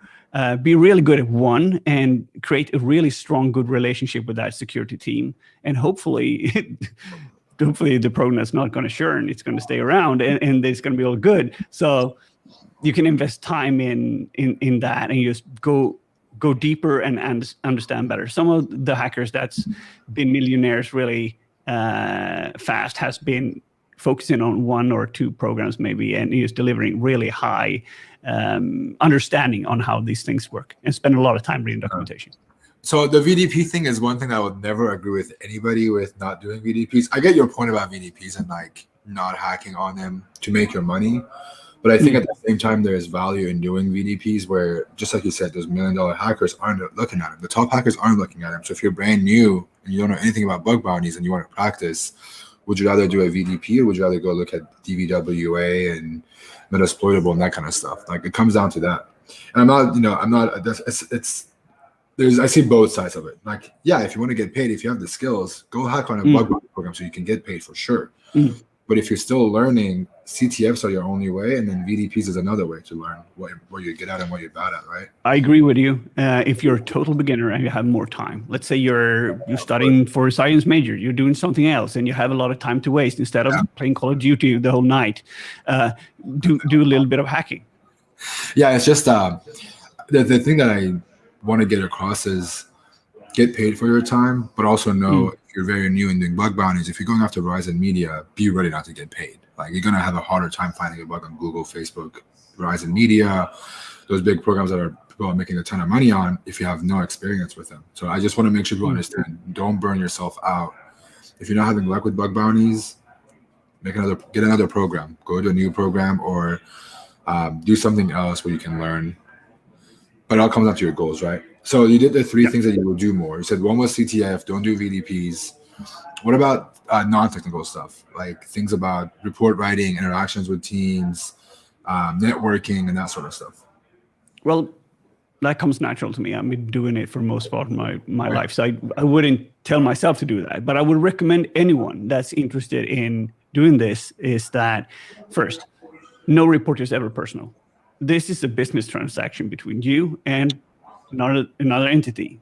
Don't make it personal, and be as professional as you can. Provide as much and easy steps for a triager to complete. If it's even possible for them just to click a link to get a POC to work, combined with a video and a nice write-up where you go through the steps. This is all you need to do. And even sometimes even provide them with a website or something where you're hosting some kind of payload on. It's going to be way easier for them to triage it. Faster triage means faster decisions and hopefully faster money for you. So I would say do that, play nice and be professional. And if there is a program that pays out really slow, then just move on, do another one. Eventually things happen. Don't get in that situation where you're waiting for that one to do something. I've done that mistake. I thought that I would get like this major payout and I was really excited and was triaged, and it ended up being shit and I couldn't pay rent that month. It stressed me out because I kind of thought I had it in the bag. So just diversify your income and play the game and understand that this is a business transaction. I think the report writing one is a really important one. Mostly, I advise to everybody is when you write your POC of how to reproduce this thing, follow along and forget everything you know about the application. Like, don't assume like I already know how to do this. Just literally read line by line instructions of what you have written. Can you reproduce your own freaking report? And if you can't, then how do you expect somebody else to do it? I even go as far as saying in the first line of my report, when you have to like go into an application, it says go to the website's application, even though it's already in the scope. Then it says log in. Plain and simple, just log in. Because how do you know if it's how do you know if it is authenticated or not, right? And you can create templates for yourself. Create those templates. Have those offline. The normal thing. If you're reporting an XSS or an XXE, a CSRF, SQLi, whatever, have those prepared. Have those ready. That's where some of the other hackers do. We just copy, paste, change some things, and push them in. I think with all the bug bounty platforms, like I'm not saying go look at the HackerOne or Bugcrowd, like all these bug bounty platforms, all the content creators have done something on how to get report. The new Google Bug Hunter site they have has some really good stuff. I think Farah did some really cool stuff with them about how to get a report. The shout outs to her. It's go watch those things, but don't assume that they know how to reproduce this thing because you know how to use the app. Some of these engineers have never used these apps themselves, right? Like they have never. They might be new. Even the triage members, they might be a new hire who has never looked at this website, right? So make sure you put line by line of what you do. How do you select your programs? What do you do to select those programs as a hacker? I know you have a different case because now you work full time, you make content, and you used to do a lot of like live hacking events specifically. But if you were to go and say Stoke wants to go bug hunting for a month for free, not for free, for a month full time, how would you select what you hack on, whether it's a private or public program? How would you select, like, this is the one that I want to look at? Okay. First, I would do a little bit of OSINT around the program, like before I even signed up, like do some recon. What kind of things do they do? Does it seem like they push code often? Is it a technical deep side app? Do they have a paid and non-paid functionality? How deep is it? Is it something that you can even like build your own infrastructure within? Because as soon as you add more pieces to the puzzle, the more complex it's going to be, and the more complex, the more bugs it's going to be, because it's going to be different team writing different things. So I look for things that are complex and not just some kind of landing page. It needs to have preferably different user levels and preferably different tenants, so I can be able to do some authentication IDOR testing. I want to know if if I'm able to provide files to them. Let's say something that's going to be parsed. File uploads are always sketchy as fuck. Sorry. So that's a good place to start, and just always poke at those and be good at understanding, because you have SQL injections, you got XXEs, you got path traversers, you got IDORs, all that stuff in just file uploads.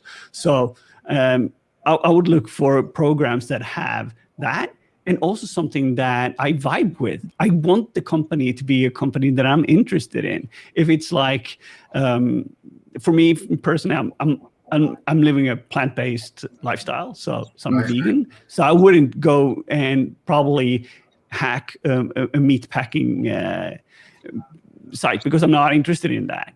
And I don't hack porn sites, not because I can't, because I can't focus. It's that wouldn't work. I need to disable JPEG deliveries. If I would do that wouldn't happen. With adult sites, unfortunately, I've hacked a dozen of them on HackerOne. The key to it is you view source everything. You don't go to the site. You literally probably not. You don't look at anything else. And if you need the DOM, the trick is you find whatever CDN they're using, the whatever site they're using for their videos, pictures, whatever. You set up a rule to match and replace it. Yeah. It doesn't load any of it. It was really hard. It's just not something I want to do. But when they pay you $15K for an RCE and you're one of the first people to get on it, then you gotta figure it out. You gotta figure out how to block that video feed. that needs to go. But like I said, for me personally, it's all about selecting things that I vibe with, because I'm helping this organization. I'm going to do right. Is that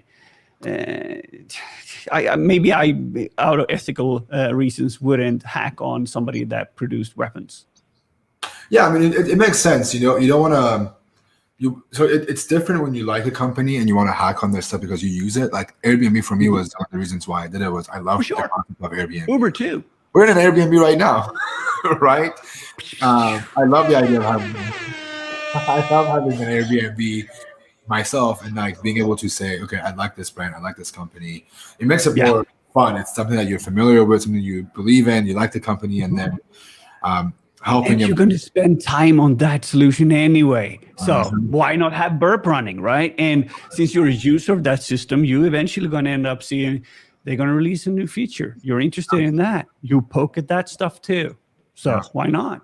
What about bounty amounts? Does that matter? As long as they for pay? Me, personally, yeah. So what do you look for usually? Like, is it a range, or is it like so I'll tell you why. So for me personally, is like I look at what the medium bugs are paid for. I ask myself, okay, if I spend 10 hours on this site and for a medium bug that I find, because I don't find a lot of low stuff, not that not just I'm that good, but the low payments are things that like open redirects that I don't look for. I look for cross-site scripting, IDORs, and those are usually a medium bug, right? If I could find one in 8 hours, a whole day's of work, if I get $500, that's about $60 an hour. It's not a whole lot, but at least I made $60 an hour. If I find two, it's $120 an hour, right? So I look at it, and that's why I do the whole, return of my time investment. Am I going to get paid enough for the hour that I've put in here? And if I make, $5,000, that's even better. My hourly is at $600 now. But it's just like, if I absolute worst case, I find some medium bug in 8 hours of work, I pay $500. Cool. If I go do a pen test, between $80 to $120 an hour, that's still about the same. And I'm just. I agree. And if I see a program that, let's say, I have a critical for $2,500, I'm passing on it. It needs to be at least 5 to 10K, depending on how many submissions there's been and what's interesting. If I'm going to go down that route, because the most important thing in my life right at the moment is time. So my research needs to be a return on investment that I'm interested in poking at. Otherwise, I can do something else. Yeah, that's completely fair. What about like reviewing stuff? Are there any things you look at for the scope? Like when you see a bug bounty program, you get brand new invite. What are some things you look for in the scope? I don't do any. I don't do any stuff like. I don't do mobile, right? So it needs to be a web app. It needs to have something publicly available on the internet. I primarily don't like VPNs because I want to be able to run my VPS boxes or do something when I don't need to sit and monitor it. If something is by accident, I lose internet connection or something, and I accidentally drift out of scope just because my VPN disconnected, that's not a situation I want to be in. So I'm careful with those. Other than that, it's just, if it's websites, I want to, the broader the scope, the better, of course. Like Star Scope is a dream, but I'm not a heavy recon kind of guy. I enjoy recon. I enjoy OSINT because I want to know how things work, but I'm not the one that finds this obscure subdomain that just for 2 hours had this development website on that I got admin access to. I'm not interested in those kind of bugs. I like to go deeper on the main app itself. And because I want to spend time with the application, and those usually is come and go. Yeah, I mean, I think it's also more fun to hack on the main application, but definitely the stuff that you said is very important. Like I do a little bit of mobile, but I prioritize web over mobile a lot of times. VPN is a big one, but also VPN is a good thing to have because a lot of people aren't interested in VPN. I don't care. Yeah. That means less people are going to be hacking on it. So when I see VPN, I usually I'll be the first to drop on it, to be honest, because I know a lot of people will pass. Just giving away the secrets here. These are the secrets, man. There was a month that I made a crap ton of money on a program with I think 30 hackers. None of them were looking as a VPN. Guess what? I took their entire budget. Me and 2 more hackers, I think, we took the entire budget. And ever since I got a VPN, I'm like, yes, give it to me. I want to do it. No one's going to look at it. And then, I look for out of scope stuff to see because some companies say we don't want to pay for XSS or self XSS, or I don't know, we're aware of IDOR, for example, in our infrastructure. Please disregard it or look for it. So for those, I try to I want to read it and make sure it's not out of scope, so I don't report it and then not get paid for it. I don't want to get excited. There was a time when I got really excited for finding some really good bugs, and then it turned out they knew it was in their policy, and I completely missed it. And the thing with that is that you get so sad with the whole process when that happens, because you think you're sitting there with that nice bounty, and you end up with nothing. So it's an empty loot. All right, we have 4 minutes before I gotta join I gotta have John Hammond come join us, but I want to hear. So we're doing an intro thing for bug bounties, and we're gonna go talk about CTFs. You brought up CTF, and you said if you could play more CTFs, you have done it in the past. Give me your advice about CTFs, getting started, and why CTFs are important for bug hunters. I mean, just over the last 3 years, Try Hack Me has really bloomed, right? There was only Hack the Box or some other stuff before, but now there's web challenges, and there's you can even get a burp course over there, and that would and the way Web Application Academy, Portschwigger's Application Academy, that one has bloomed as well. And you got Pentester's Lab, and there's so many different places where you can train and do stuff. And you got CTF challenges.co.uk, that stuff that didn't exist when I started. Now it's out there. I would, if I was beginning today, I would say, go through all those, do all those, and then just take that skill set to the real world and see what happens. I agree. I think the stuff you learn from the real CTFs that are out there, transferable. I say it's real because there are some unrealistic stuff out there. People still make them, but I think those are very transferable to a bug bounty scene, right? You learn how to do these obscure things, how to chain these bugs, and you can use them in a bug bounty platform, and it's a very, very good place to learn what you're bad at. And also look at Andre, right? Andre, CTF player, and Corbinex, CTF player. There's seriously, and I bet if Space Raccoon had the possibility to be a part of a CTF group, he would smash that too. He came from Hacker 101 too. He did a lot of the Hacker 101 CTFs himself. Yes. So it's all about, you can level up so much faster by doing that, because and I regret that I didn't spend that much time on it, but I didn't have it, so I needed to invest my time in things that actually paid money. So in the beginning, I didn't recommend people do CTFs because I kind of thought that CTFs were all stenography, because those were the ones that I stumbled upon. Were you need to find this image that you need to do this EXIF tool on, blah blah blah. Yeah, I agree, man. But that changed. Well, hey, man, I gotta. Unfortunately, as much as I love hanging out with you, I've missed doing this. I'm so glad we got to do it again. Thank you. I look forward to hopefully seeing you at some point in person. We're gonna take a quick break. I think Omar's gonna take over for a quick minute so I can get John situated, move some stuff around. and then we'll be back in just a minute. Pretty cool. Then I'm Well, out. Have a you, good guys. one. Take care. Bye. Good to see you, Stock. I'm Thank going to you, mute myself and set everything up with John, and we'll be back in like 30 seconds to a minute. Perfect. We're gonna go in a quick break, as you probably already know by the scrolling thing on the bottom of the screen. Please join the conversation in Discord. We're trying to redirect as many people as possible through our Discord server, but the conversation is actually at the Discord server at DEF CON. And with that, I'm gonna go and we go in a quick break right now, and I'll talk to you in about 5 minutes.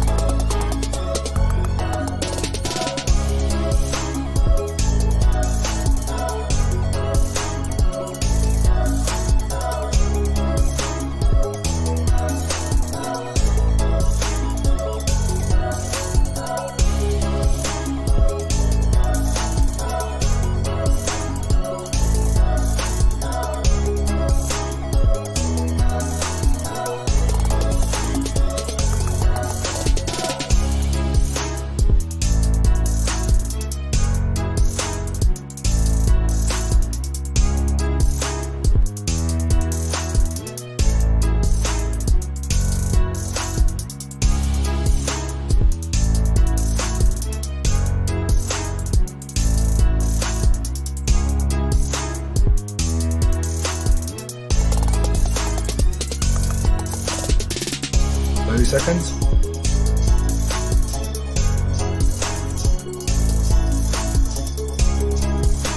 Yeah, I don't have like host privileges, so I have no idea what's happening.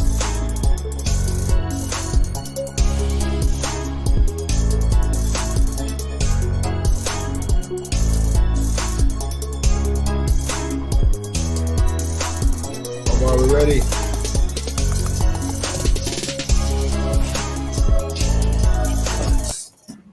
All right, we're All back right. live. We're back. We are back. Take it away. Thank you. So I'm here with John Hammond. So this is my first time actually meeting John. I've worked with you 2 years now. Has it been 2 years? Yeah, I Almost 2 think so. years. Yeah. VersaCon, NahamCon, ActivityCon, another Activity. Now all over again. Yeah. Now here at Red Team Village. I've never met him in person. I've talked to you on Discord and like Google Hangouts and stuff like that a bunch. But finally, nice to meet you. I'm gonna give you a handshake on, Yeah, man. on this. Appreciate it. I'm so excited to meet you finally, and I'll let you introduce yourself for people that are new in the chat and don't know what we do or what you do at least, and then we'll jump in our interview. Cool. Well, thanks so much. Yeah, I'm super excited, and thanks for letting me come hang out with y'all. Ben, this is the first time we finally got to meet each other, and I know like, oh, we're gonna be 6 inches away. So This is the closest Yeah, we've been yeah. in like a year and a half. I don't know if anyone knows it, but downstairs, we got the setup here. There's a bunch of donuts. So if there's donuts on my face, my bad. Want to make sure you look good and you have something on your face. You're and you right, can just be right. entertained real quick. But hey, for those that don't know me, my name is John Hammond. I'm a cybersecurity YouTuber, which sounds so dumb to Really say. good at it though. I work at Huntress Labs. I'm a security researcher there, and just try to do a lot of stuff in cybersecurity, whether it's hyping up bug bounty, whether it's penetration testing, whether it's anything in the field, blue team, red team. I hope to be in the mix. So. And you, in your YouTube channel, the videos you make are very specific. What are the videos you usually post? Yeah, so I originally started with programming tutorials, but then kind of focused more into capture the flag. Now, for those that kind of know me, I am a really big proponent of capture the flag. The reason I guess I like to think of myself as a cheesy CTF spokesperson, but I think that's just one of the best ways to learn cybersecurity and hacking and ethical hacking and all of this. I just think that's the best way to get really hands on the keyboard and do it for real. So I think you said you make content on YouTube. You have what, 1,000 videos or some ridiculous number of Yeah. videos? So I got to be honest. I've been doing this for like a decade. Not gonna lie. Had a cheesy kid. Back when I was back in the day, I wanted to put out videos on YouTube because that's how I learned. And so I have, I guess, over 1,000 videos now. We're at a 260,000 subscribers. Something totally unreal. Something insane. But it's a lot of fun. It's a great passion. So. And the 1,000 videos you have are mostly like you walking through CTFs and boxes? Yeah. So what I like to do, and I realize it isn't the best maybe style for everyone. It's not like the clickbaity thing for a lot of videos on YouTube. It's just like a raw screen capture. Maybe you've got my face kind of down in the corner with like a little face cam, but it's showcasing literally a screencast. Like these are the commands I type in. This is what you see from my perspective, and I hope that that's valuable because it's the real stuff. Really, what's going on the keyboard on the computer. Yeah, I think having someone over your the idea of having someone over your shoulder looking at what you do and you explain your thought process the entire time is extremely valuable to people that are learning. But I think like you have so many of them. There's such a variety and range of like content you have on there on hacking, which is great. But on the other side of it, not only you do CTFs yourself, so you play a lot of CTFs. You're playing the Red Team Village CTF today. Yep. But you also create CTFs, right? Yes. How has that helped you with like your CTF stuff? Oh, okay. That's a super good question. Especially as we look at like this CTF that we're playing today with the Red Team Village and the guys here. I was downstairs just chatting with all of the challenge developers, with all the authors, everyone that's putting this infrastructure together. When you're trying to host a capture the flag, you really put in perspective a lot of different things that you don't think about when you're a player. Because as a player, you're playing a hacking game. Right. So you're going to go beat up vulnerable systems. You're going to take advantages of exploits and CVEs, et cetera. But when you're trying to host a competition or a game just like this, it's weird where you have to put these players in a secure insecure playground. Yeah. Like you don't want players to vandalize the infrastructure, to Right. remove flags, to leave in artifacts. I think we were listening to some of the guys already discuss earlier, like, hey, clean up your working directory, crap like that. You can't trust the player, Yeah, you know? I mean, I think the beauty of these CTFs with the secure insecure thing you're just saying is like the unintentional solves. Exactly. With like some of the stuff that I've seen with even Hacktivity.con or some of the stuff that we do for HackerOne is like there's always that one person that finds a completely different way, and they ask you a question like, "Hey, I found this thing. Is this like how you're supposed to do?" And I just have to say yes, even though it's not. Like, Yeah. Then I realize like, nope, not what we intended to do. But how does it help you as a player? Like because you as a CTF player, you're assuming things. They're giving you assume everything that's given to you on the screen. Yeah. Is a hint or a pointer to something else or a rabbit hole that's going to mess with you, right? How does that help you as someone that's developed so many levels? Has it given you an advantage in any way? I think it has, truth be told. And I realize like, trying to host and put on a capture the flag is a very different thing than playing. So it might not be for everyone, but if you do, you got to keep in mind that, okay, you're creating a challenge with those unintentionals in your mind. Like how can you craft something that will lead you down one specific pathway? Because if you as the challenge developer, the challenge author wants to leave enough breadcrumbs so that the players can put together the puzzle pieces without guessing, without having any logical leaps of faith, but still pointing them in all the right directions to be able to find the flag or prove that they've done something.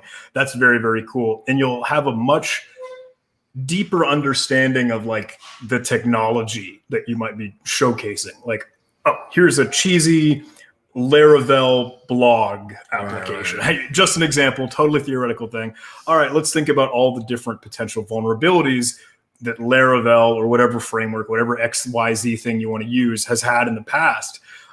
And now you're building that, like you're putting that together. So you get much more of a fine-grained understanding than just going to break it as a player, but now build it as a... Yeah, because you can assume like, okay, this application thing that they're using, they're probably using it for a reason. Exactly. And you know what those reasons are because you have done the same thing. Totally. Okay. For a CTF, the people that are watching this, I'm going to see if I can actually pull up our chat. Yeah, absolutely. Who's all in there? People in there. A lot of hype. Yeah, so we're not using the Twitch chat, unfortunately. Everything's going on Discord chat. Nice. Right here. But for people that are watching and they want to do CTFs, like, hey, I'm a new person. I want to get into the whole CTF thing. What is the recommendation of CTFs to play as someone that's new to the industry and they want to figure out what they want to do in InfoSec? Because when you play CTF, there's like a bunch of different categories. Web, there's mobile, there is reversing, there is the Stego stuff, there is crypto, there is like a shit ton of different categories you can play to learn from, right? Yeah. But what do you recommend people like, I'm brand new, I want to just learn. Where do I go? Okay. So I guess I'll answer it in like two different ways. Because I think a lot of folks have heard me say before, like if you're absolutely new, if you're totally feeling like a beginner, a newcomer in this thing, I always tell folks, hey, pick up Linux, a really great war game to really get started with that, just to practice, not strictly a capture the flag or a CTF, but an always on CTF. I guess I refer to them as war games. Overthewire.org is a fantastic one for that. Just getting started. Their Bandit war game is great. I always recommend and point people towards Pico CTF. Yeah. Again, if you're absolutely new, if you're you really feel like you're a beginner and you're starting from the start here, Pico CTF says it's for middle school and high schools and students, but don't let that sway you. It can get pretty tough as you move on and on. I think it's like it's like a bunch of levels for each category. Right. It gets really hard towards the end. It does. But that's just one. I know people have heard me say that all the time. If you want to get started, and obviously we have a lot of love for Try Hack Me and Hack the Box and other great like learning and training platforms. That's what I would answer for like the foundation. If you feel like you want to keep moving forward, I'd actually maybe kick the ball to you, Ben, and like a lot of bug bounty reports between HackerOne reports or BugCrowd reports or any other, et cetera, they showcase real vulnerabilities, real software flaws, and things that you might genuinely see in a capture the flag. And I think it's really cool when they feed off of each other, because from CTFs that we've tried to host, we'll think like, oh, we'll go maybe see some really cool thing in like a HackerOne report, pour it into what we develop. And then same thing for the player's perspective. If they're maybe doing some bug bounty thing and they think, oh, I've seen this before because I did this in a CTF. Right. I think that's cool. I think so. When you say that, it's funny. So the last CTF, so I've never played CTF at like a competing thing. Yeah. I do try hacking once in a while for fun. Yeah. On stream, I'm not good at it at all, to be honest, but I enjoyed it. It's a fun thing to learn. The last B-side San Francisco in person back in 2020 or 2019, whatever it was, we were playing. It was me, Donut was there, and ZLZ was there. A bunch of like hackers I was just friends with. We were all there in town. We're just okay. We were bored. We just played a CTF, and we were like going through the web ones. And then one of the web ones was like a CSRF through CSS injection. Nice. Right? I can't do that. That sounds It's cool. incredibly hard to do. But I look at Donut and I go, why are you struggling with this? This is literally based on the report that you dropped 6 months ago. And he goes, no way, this is the same thing. So we walked over, I can't remember, Aniru, I think is her name, so the lady that was in charge of like organizing the CTF. And we asked her, we were like, hey, are we going down a rabbit hole or did you guys really rip our report? And she goes, you guys should be able to solve this easily. And then drops her own blog post. And That's we're like, awesome. because we couldn't figure it. And then it turned out we were doing the CSS injection wrong in our end. We had a typo in the code, our exploit. But it was literally based on that. And that's when I was just realized, like, literally it was like a glass being shattered in my head of going, why haven't I done this? That's awesome. You know, like, why haven't more people done this? Yeah. Because you see some really cool research that comes out and you think about it. And if this is happening to real companies, why we're not teaching people how to do these in the CTS instead of doing unrealistic vaults. I mean, CSS injection is, you know, it's really Obscure. weird. It's obscure. Yeah. And, doing, extracting a CSRF token through CSS injection was not something we wanted to teach people. But when you think about it, though, it's a real thing. Like you can really do some damage with that thing. Why are we not teaching them, right? On the topic of learning, how is because this is what I wanted to talk about, which is learning CTF. So I go to a CTF, I learn these things. Do you believe, I'm a big believer of this, but do you believe those skills are transferable? Yes. Absolutely. In bug hunting or red teaming or in any aspect? Yes. my honest opinion, this is just me, right? So I could be wrong. Anyone watching in might have a different opinion. I think it is absolutely transferable. It is absolutely in the same ballpark. It teaches the same things. And all of it is valuable. Like obviously cybersecurity, and I'm going to use that umbrella term as a ginormous umbrella term.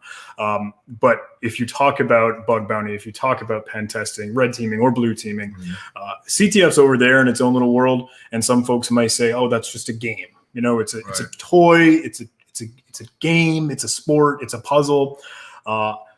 Sometimes, you know, maybe sometimes it might feel like a cheesy steganography thing, like Stoke was saying.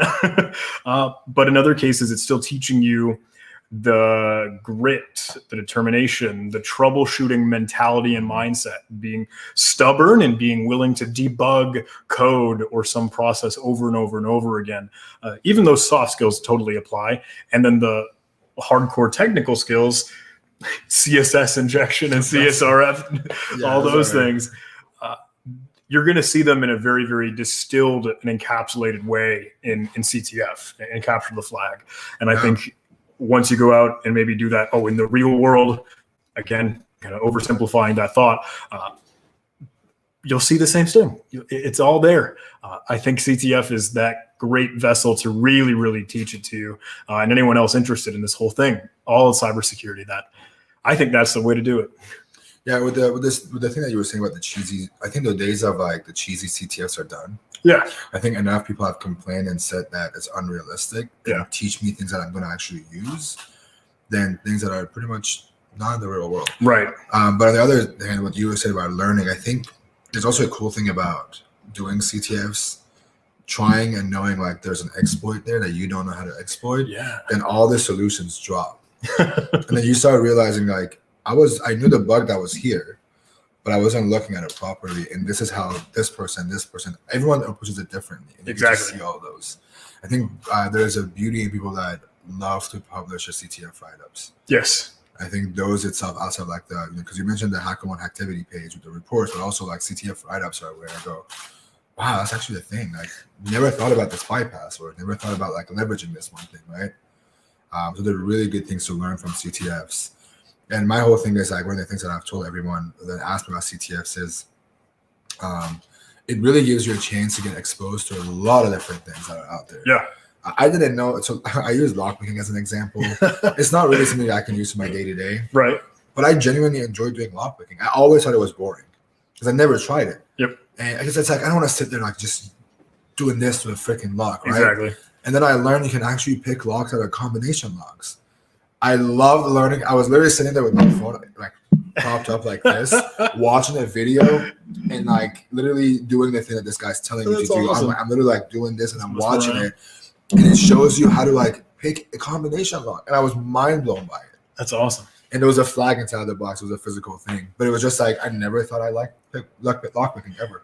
So I'm totally going to, I guess, springboard off of that idea, if that's all right. Yeah, absolutely. That's one awesome talking point for CTFs and how it's applicable in the real world. And even just if we're enumerating the benefits of capture the flag and learning here, right? Like, I say this often, but like, look, you listening in, watching this, you are one person. Mm-hmm. I'm one person. Ben is one person. We all have our own interests. We all have stuff that we use and do on a day-to-day basis. Maybe the tech stack that we're used to at work, or the programs and the utilities that maybe you use in your own workflow, whether it's in the command line or what you do. You're familiar with all of those things, but when someone else other than you hosts a CTF and puts on a game and offers this training, they're going to pour in the stuff that they're interested in, the stuff that they like. And you play more and more CTFs, you expose yourself to different people's workflow, technology, things that they think are cool, and it starts to blend in the stuff that you think is cool and the stuff that you know about and learn and understand. You're just slowly seeing what everyone else is really used to and what they work with. So I think all of the things that you were saying you expose yourself to, you just get with new technology, yeah. You see new software, you see new hardware, you learn these cool new lock picking techniques.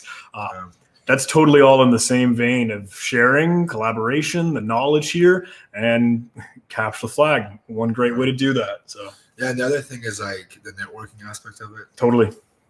Like we're here, you and me together, meeting the first time. Say, if it wasn't for a CTF, I would have never met you, dude. Yeah. And that's actually a big thank you to Heath. He's like doing John Hammond to do the CTF, and I was like, John Hammond, like that was Heath? Yeah, oh, man. He messaged me, he's like, do you have someone for CTF? And I was like, no, I haven't even thought about it. He's like, dude, John, like, trust me, work with John. That's awesome. It's like, all right, you got it. And then I reach out to you, and then you just fucking put that thing on blast. Like probably one of the funnest things I've done in my life was host a VersaCon CTF with you guys. Oh, I appreciate that. If it wasn't for the CTF networking, like we would have met, but also like I know that we're still transitioning from the work from home to being in person finally. Totally. I hope so soon. But even if you're not going to a physical event, all these CTFs have, even like TryHack Me, if you're not doing an actual like live CTF, with TryHack Me, there is a ton of people you can collaborate with. Yeah. I say that because I've met some really amazing people from Bug Bounties. If it wasn't for Bug Bounties, I wouldn't have met Zayat, who's one of the coolest people I've ever met in my life. Yeah. Sam Curry, I don't talk to him as much, but I have so much respect for him. Like just seeing him going from who he was to today, like becoming friends with him, playing video games, Donut, just people that I've met. Even when I was doing the physical CTF at Eastside San Francisco, just doing the lockpicking thing, I met two dudes like they hit me up now when I go to San Francisco. It's just you never know who you're going to meet. Absolutely. Whether it's in person, whether it's remote, you might meet someone who's looking to hire someone. You click, they see that you're learning on the at a CTF. You're really good at learning things. They may give you a shot at an interview. It's just the networking aspect is insane because you're doing a technical thing.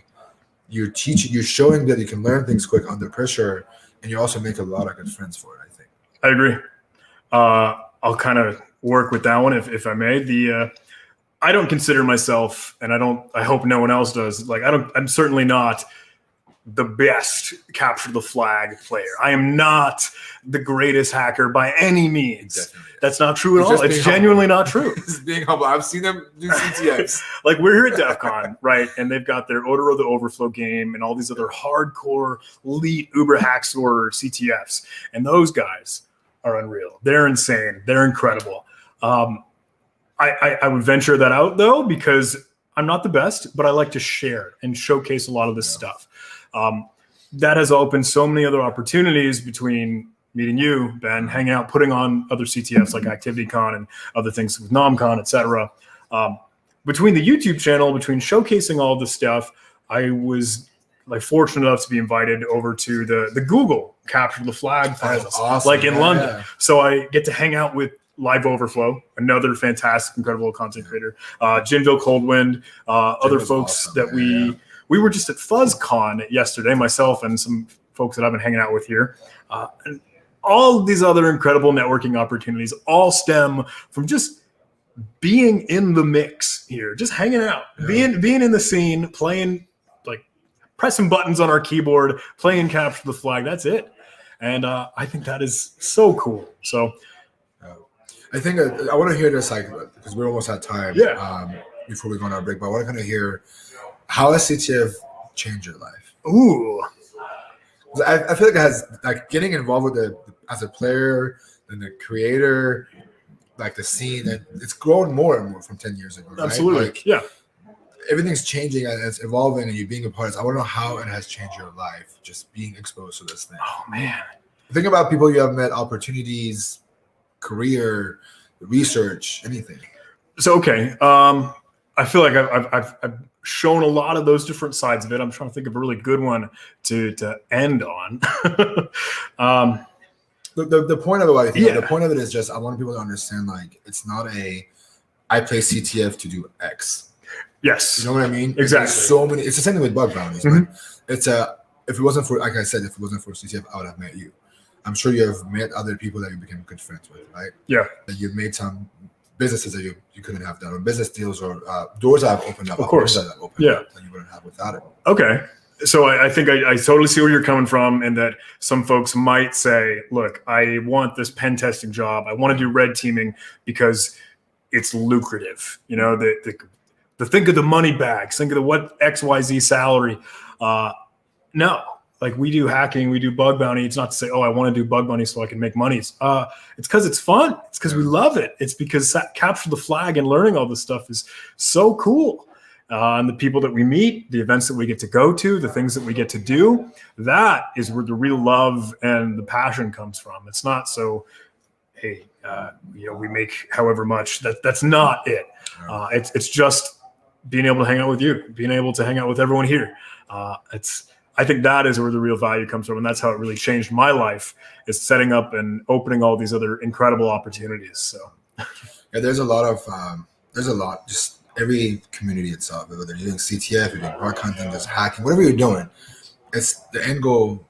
There's so much more than just the making money or getting that job, or there's so many other things that happen. Like if you're trying to get a job, as cheesy as it sounds, of like worrying about the destination versus the journey. right, thing, right, yeah. Like thinking back at it, every time I get grumpy with bug bounties in general, I go, dude, 7 years ago, you would just hack on whatever programs you get your hands on because Exactly. you just wanted to hack, right? Yep. And thinking of like, okay, I'm doing this for fun now. It makes it easier. And then just looking completely back, it's like, I've met so many awesome people through it. And I kind of want to hear if you have same similarities to that. Can you pitch that one more time to me? If that's Anybody all you right? have met Sorry. because of CTFs? Oh. Anybody that you talk to regularly now? Talk to you regularly. I mean, so obviously we have a Discord server. Everyone, we're all hanging out virtually. There are incredible celebrities and folks that I feel like I've been able to meet and get to know. I could just list off between like Ed Scotus or Dave Kennedy or other folks. So many fantastic and cool people. Obviously, Live Overflow in Jinville. Yes. There's a lot of people. Yes.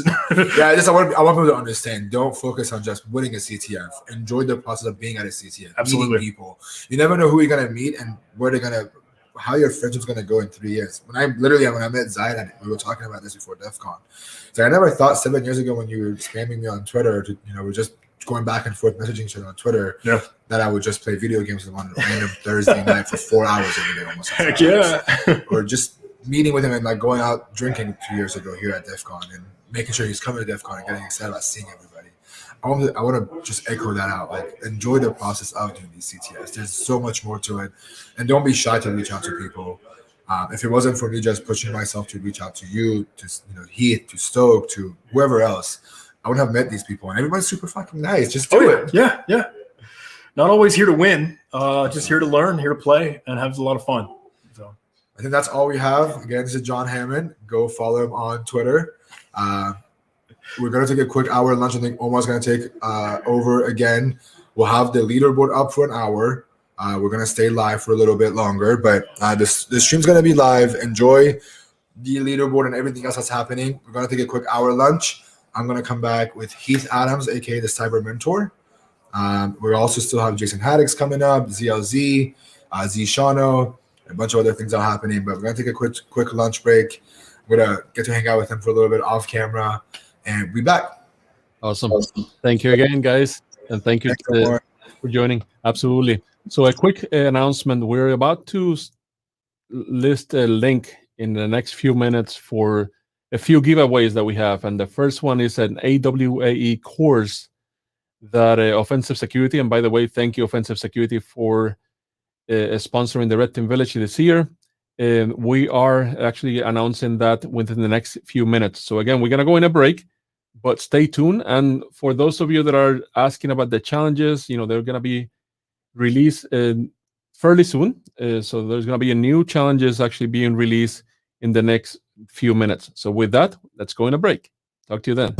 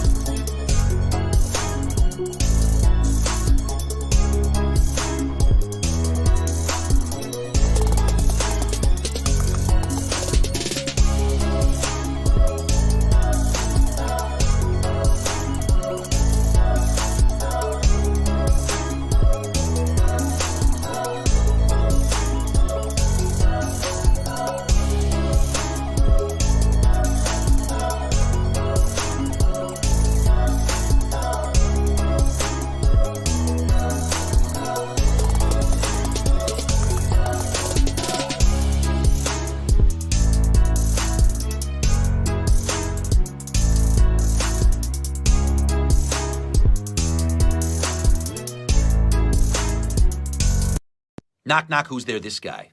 What's up, Red Teamers? What's up, DEF CON? It's your favorite fake, brilliant billionaire investor. My little birdie's cheap, cheap, cheap, cheap, cheap, cheap, cheap, cheap, cheap. I like cheap things. That's why I'm rich. They let me know that Lunar Fire is under fire. But that is a Tres Comas company. And that's got so much smart shit in it. And so it's unhackable. Or is it? No, it isn't. Not even you boy and girl geniuses can do it. You would have to be the human equivalents of cars with doors that open like this or like this. Are you? Can you? Will you? Don't.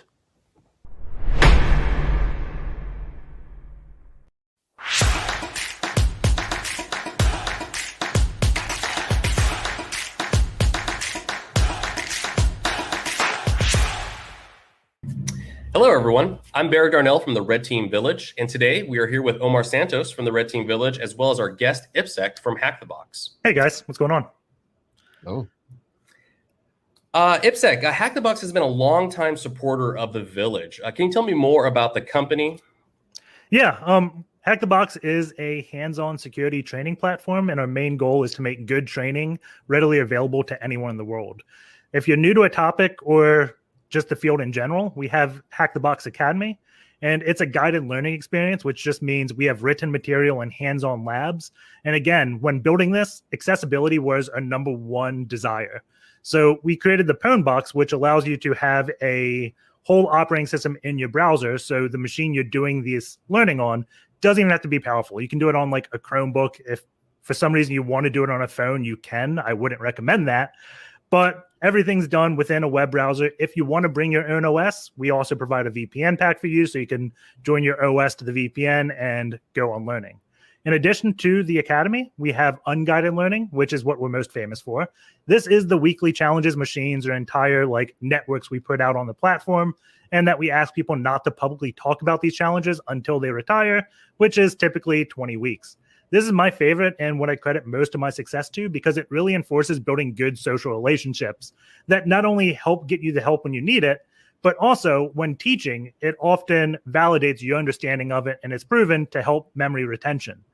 So I have a lot of friends in my social network that include Barry. I met him through another friend who met him at DerbyCon, which is a similar event of Red Team Village.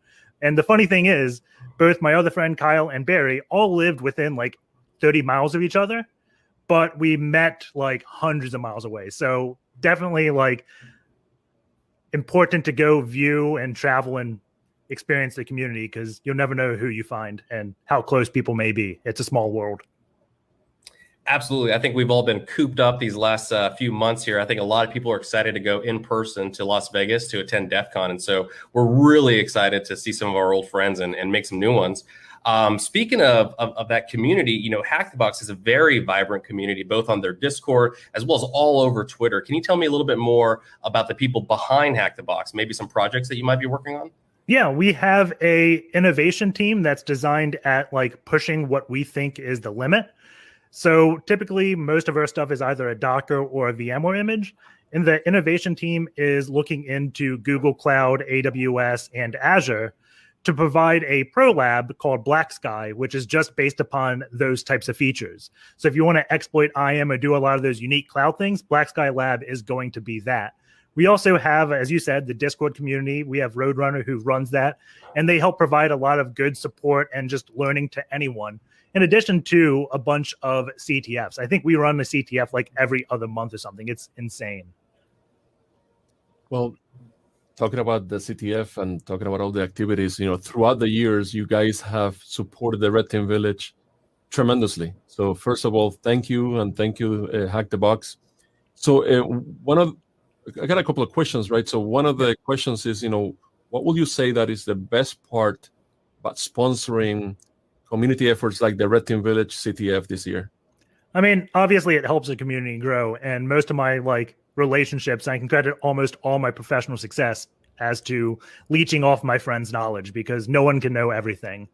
And I can't speak for anyone at Hack the Box, but I know a bunch of my friends at Hack the Box are super excited to play a CTF built by other people. And we've played the Red Team Village CTFs for quite a while. I vaguely remember one, I think 2 years ago, that involved exploiting a printer, which was new to all of us. We were all like big binary exploit people, and then it threw a different architecture at us that we never really experimented with. And it was just a lot of fun to play. So super excited to sponsor an event that we can participate in and learn new things to hopefully put out on our platform in the future. Thank you. Appreciate that. And I think that you're hitting my next question, which is, why do you think sponsoring the Red Team Village this year is so important for the community? Yeah, number one, it's important to, like, with COVID and all, we want to increase our socialization and everything. We've been all cooped up. And the Red Team Village incorporates all of Hack the Box's things. The main thing was being accessible. If you can't travel, you can do it online and form a team. And additionally, if you want, it's available for the high cost of $0, which aligns with kind of our methodology and what we want. All our machines are available for free for a time, and then once they retire, then you have to pay a small fee to gain access to it, because hosting 150 images permanently would just be expensive. Can't do that for free. Additionally, I believe InfoSec is a unique profession where team building activities have immeasurable impact. If you look at the non-InfoSec teams, they still do team building activities. Like, you have that gimmicky trust fall and escape room, etc. And they're doing them just to help build that social bond between coworkers. So you know it's valuable, since that's the only thing they care about. In the InfoSec world, we have CTFs that is just like that on steroids. It has all that same social bonding benefits. Like I mentioned earlier, I play CTS with Barry. I've played CTS with OXDF, Mr. Ben, John Hammond, a bunch of people. I just have a lot of fun with playing these CTFs along with coworkers. And in addition to that social bond that you build, it also gives you a lot of techniques that you may be able to immediately provide your work value, because you're joining hands with a bunch of other companies to learn things. It wouldn't surprise me if you do the CTF and then find something that you can immediately turn around to do on your job. I remember doing almost any pro lab. I'll use Offshore as an example, where the foothold involves exploiting Splunk. And I had a pen test that I kept missing this vector on because I just didn't know it, and Mr. Ben put it in that pro lab. So when I did that, it was just like an eye-opening thing of, oh God, what have I been missing? So definitely the big social aspect is huge here. Awesome. And I couldn't agree more. And once again, thank you. I have one more last question, and it's around the benefits that your team actually will receive by participating at the DEF CON Red Team Village CTF this year. Yeah, Hack the Box and Red Team Village are almost synonymous in what we provide and our methodologies. So the only unfortunate thing is the Red Team Village CTF is a yearly thing, while Hack the Box produces new things on a weekly basis. It's probably not to the scale that Red Team Village will be doing, just because it's constant. But if you're itching to do more after doing the CTF, definitely check out the platform if you haven't, and go over to Hack the Box, because I'm sure you'll love the challenges we put on the site. Awesome. So once again, thank you so much for supporting us. Thank you, Hack the Box, for sponsoring the Red Team Village. And I hope to see you at DEF CON. Yeah, take care.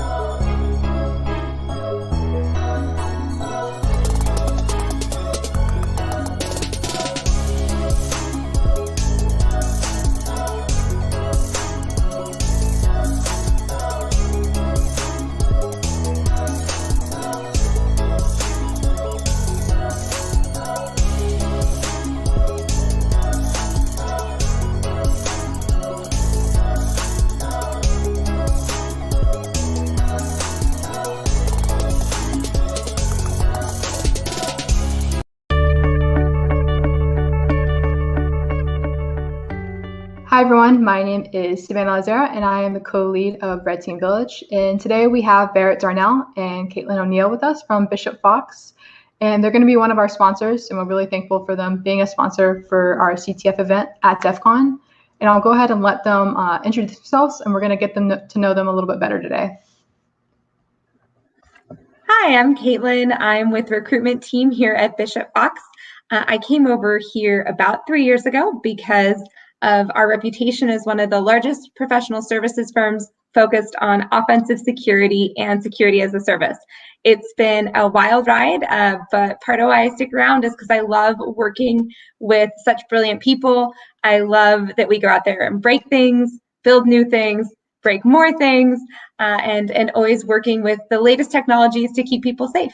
So it was a really exciting opportunity for us to sponsor the Red Team Village Capture the Flag this year at DEF CON, where we can't wait to meet people virtually and on site, and to hopefully find some new ways to grow our team. Hi, Savannah. Nice to see you. I'm Barrett Darnell, Managing Senior Operator at Bishop Fox. I'm part of the Continuous Attack Surface Testing Team, also known as CAST. Well, we're really excited to have you guys on this call today. And I would say the first question that we kind of want to start off with is kind of seeing what you guys would say is the best part of being a sponsor for an event like this. Well, for Bishop Fox, we're avid participants of the greater InfoSec community, and we feel that sponsorship of conferences and efforts like this provide a real tangible value to the community. This CTF in particular provides a tremendous amount of realistic hands-on experiences for those in the offensive security, particularly red teamers. Yeah, no, that's awesome. And I mean, I'm sure you know this, Barrett, with so many resources out there. Why do you think kind of sponsoring something like this is so important?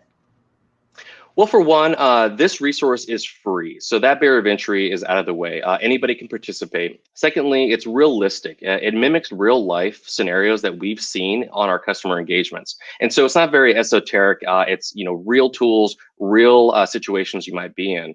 And it's also beginner friendly. It starts off where everybody can join and get something out of it, but the difficulty ramps up. So there's a lot for experienced red teamers to hone their skills on. Awesome. And I know we've kind of just talked about the benefits that people who are joining the CTF would get out of it, but can you kind of talk about the benefits Bishop Fox receives out of being a sponsor for the Red Team Village CTF event at DEF CON? Yeah. Well, first and foremost, we always want to give back to the security community.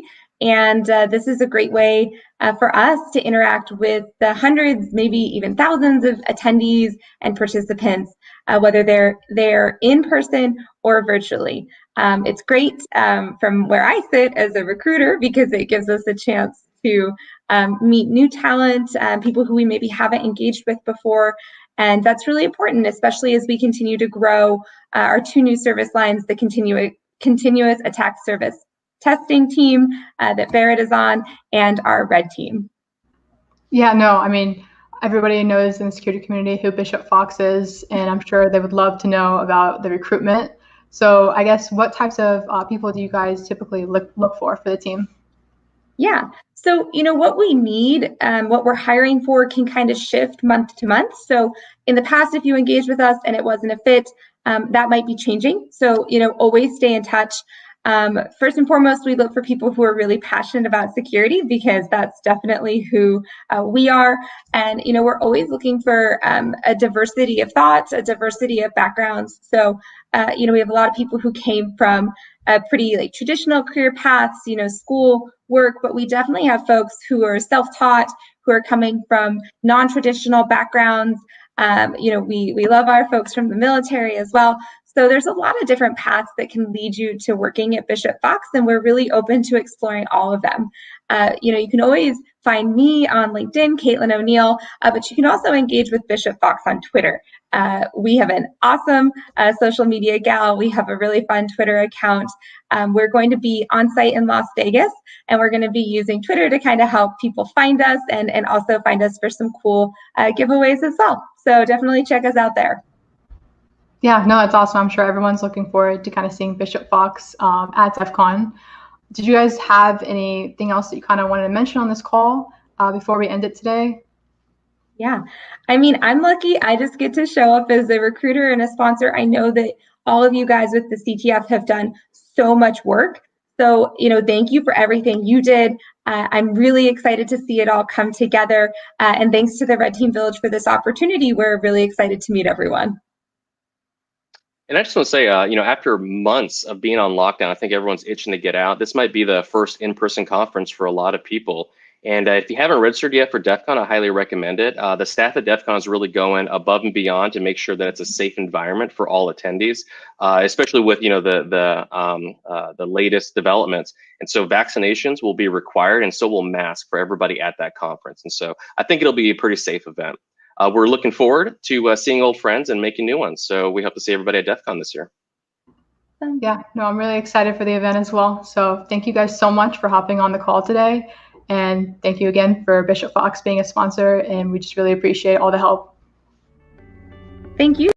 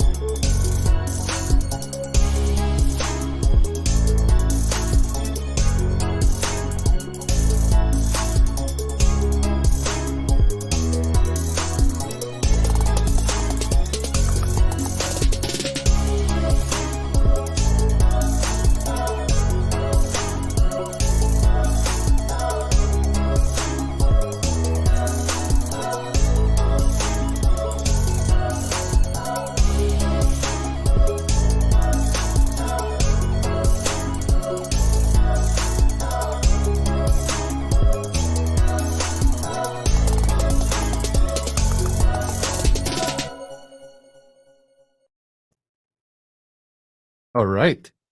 We are back, and basically, I'm here to announce the winner for the AWAE giveaway.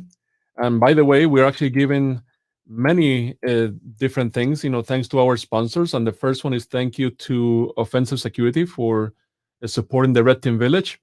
And we have this automated system that is picking from the list of all the participants that just fill out the form just a few minutes ago. And the winner to this round is Chaotic. And you should see your your name in the screen. And again, we're going by the Discord ID, and we'll be reaching you via email as well in the next few minutes. And a lot of you actually were asking about different challenges, and of course, when the next challenges will be released.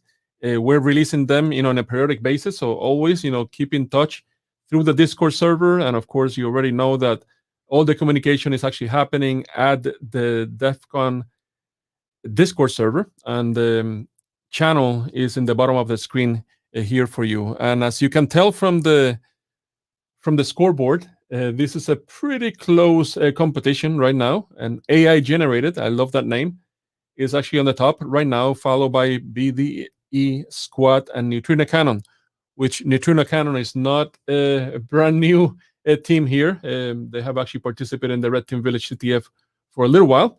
So I love to see them here represented as well. So with that, we're going to go back in a small break and be in the lookout from time to time of different giveaways that we're going to be announcing here very shortly. So with that, I'll talk to you then.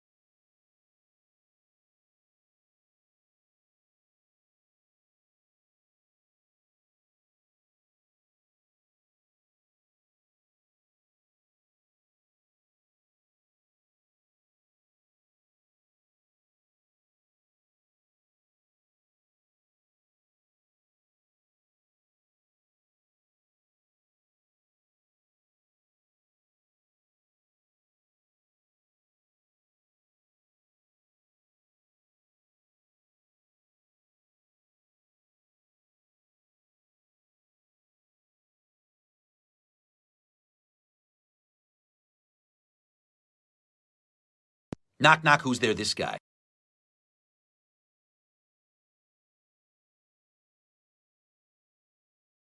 Knock, knock, who's there? This guy. What's up, Red Teamers? What's up, DEF CON? It's your favorite fake, brilliant billionaire investor. My little birdie's cheap, cheap, cheap, cheap, cheap, cheap, cheap, cheap, cheap. I like cheap things, that's why I'm rich. They let me know that Lunar Fire is under fire, but that is a Tres Comas company. And that's got so much smart shit in it. And so it's unhackable. Or is it? No, it isn't. Not even you boy and girl geniuses can do it. You would have to be the human equivalents of cars with doors that open like this or like this. Are you? Can you? Will you? Don't.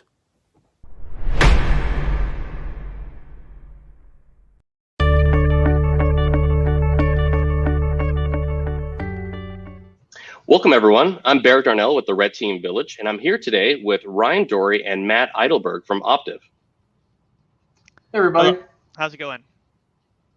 Ryan and Matt, thank you so much for being here today, and I want to thank Optiv for being a sponsor for the Red Team Village CTF this year. Your support really helps, and it goes a long way at allowing us to provide a big event both in person and virtually. Can you tell me a little bit more about Optiv? Yeah, absolutely. So to put it very simply, Optiv is a pure play cybersecurity partner. And what does that mean? We aim to do all security all the time, right? We can help in ways of advisory, deployment, and even manage operations, right? So ultimately, our goal is very simply to help organizations realize a more effective security program and posture. And for both of you specifically, what do you do at Optiv? So I am a senior director inside of threat management, which is a larger umbrella, but I specifically have the privilege of leading our attack and pen team. So my focus is on the direction of success of that team, and I achieve this largely by enabling the great folks around me, such as Mr. Eidelberg here. And I'm a technical manager under Attack and Pen. My primary role is leading the adversarial simulation services. This is our branch that focuses primarily on red and purple team operations. My role in there is not only executing these types of engagements, but also focusing on helping to innovate the team and grow more operators to perform these types of engagements. All right, and for that Attack and Pen practice, why do you like working there? Yeah, so for me, first and foremost, it's the close family atmosphere that we have on the team. And what I mean by that is I've been on the team for almost 9 years now. I've been in Attack and Pen the entire time, and I'm not alone in that. There's several other individuals on the team that have been here for a similar amount of time, such as Matt himself. So what that's yielded is a really good dynamic of folks to work well together while we simultaneously, pursue our passion of offensive security. And just to add on to that, I would say in a single word, the community. The team itself honestly strives constantly to push the boundaries, to teach each other new things, whether or not it's failures from previous engagements to help educate for future kind of tests, or even success stories. It's all about sharing and kind of bolstering each other through knowledge sharing. Absolutely, and and a plug for that giving back to the community aspect. I was on your GitHub the other day, and I was looking into Scarecrow, and I know I've got that on my list to do a deep dive on after DEF CON. Love the fact that a lot of big players in information security share that research, share that tooling that they create. Yep, that's what we strive to do here. And for your team, what types of people work there? What are their backgrounds? So it's a good variety of backgrounds, right? So we have folks, from being a good part of us being veterans, to business-minded folks, to engineering folks, et cetera, right? But like I mentioned earlier, there's the ultimate commonality, right, of a shared objective of offensive and passion for offensive security testing. And then what we qualify that success really is helping leave our clients better than we found them at the end of the day. And of course, folks have a very specific or can have a specific subset of interest inside the team. That could be IoT to embedded to wireless to low-level Windows stuff to evasion, et cetera, right? So there's definitely some sub-pockets for people to really go a mile deep on. Great. And with such a diverse group, what makes somebody a success in A&P? So aside from technical acumen, which obviously is held, it's an important quality on this specific role, right, is the ability to show ownership and leadership and give back to the team. Really, owning a specific service or an offering, helping others, mentoring, etc. We hold that in incredibly high value. And then, as we mentioned earlier, with regard to like Source Zero and Scarecrow, right, is the public thought leadership to help the team immediately, and then also give back to the community as well. Yep. And just to add on to that, I would say the eagerness to learn and improve your trade craft. Honestly, the ones we see that excel the most are the ones that not only focus on themselves, but also make sure that they help their fellow teammates or coworkers, whether or not they're struggling with something or helping to help them also pursue and grow their talents. Those are the ones that I see often have the base success here. That's great. Absolutely. I mean, this is a team sport, doing what we do. Yep. For the Red Team Village, one thing that we really love to do is offer a lot of environments for training. We do workshops. We participate in a lot of different cons. And one thing we want to do is bring as many people into this community as possible. And so I'd like to ask for both of you, what is your advice for people who are interested in cybersecurity as a profession? Yeah, absolutely. So I mean, I'll speak to the path that I took to get here, and I think it holds true to the question, right? But I think it's very important and imperative for folks to have a deep foundational understanding as to how things work, right? So what I mean by that is, how does Active Directory work? How does networking function? How can you manipulate these things to maybe work outside the bounds it was intended to, right? So that can apply to even development, web applications, etc. Oftentimes I get asked by people that are a bit younger, say in college or whatever, and they're like, hey, should I take this security class and become a pen tester? Well, I would really encourage folks to get a lot of those more foundational understandings to how things work before they move to the stage of trying to, move to that adversarial emulation type part.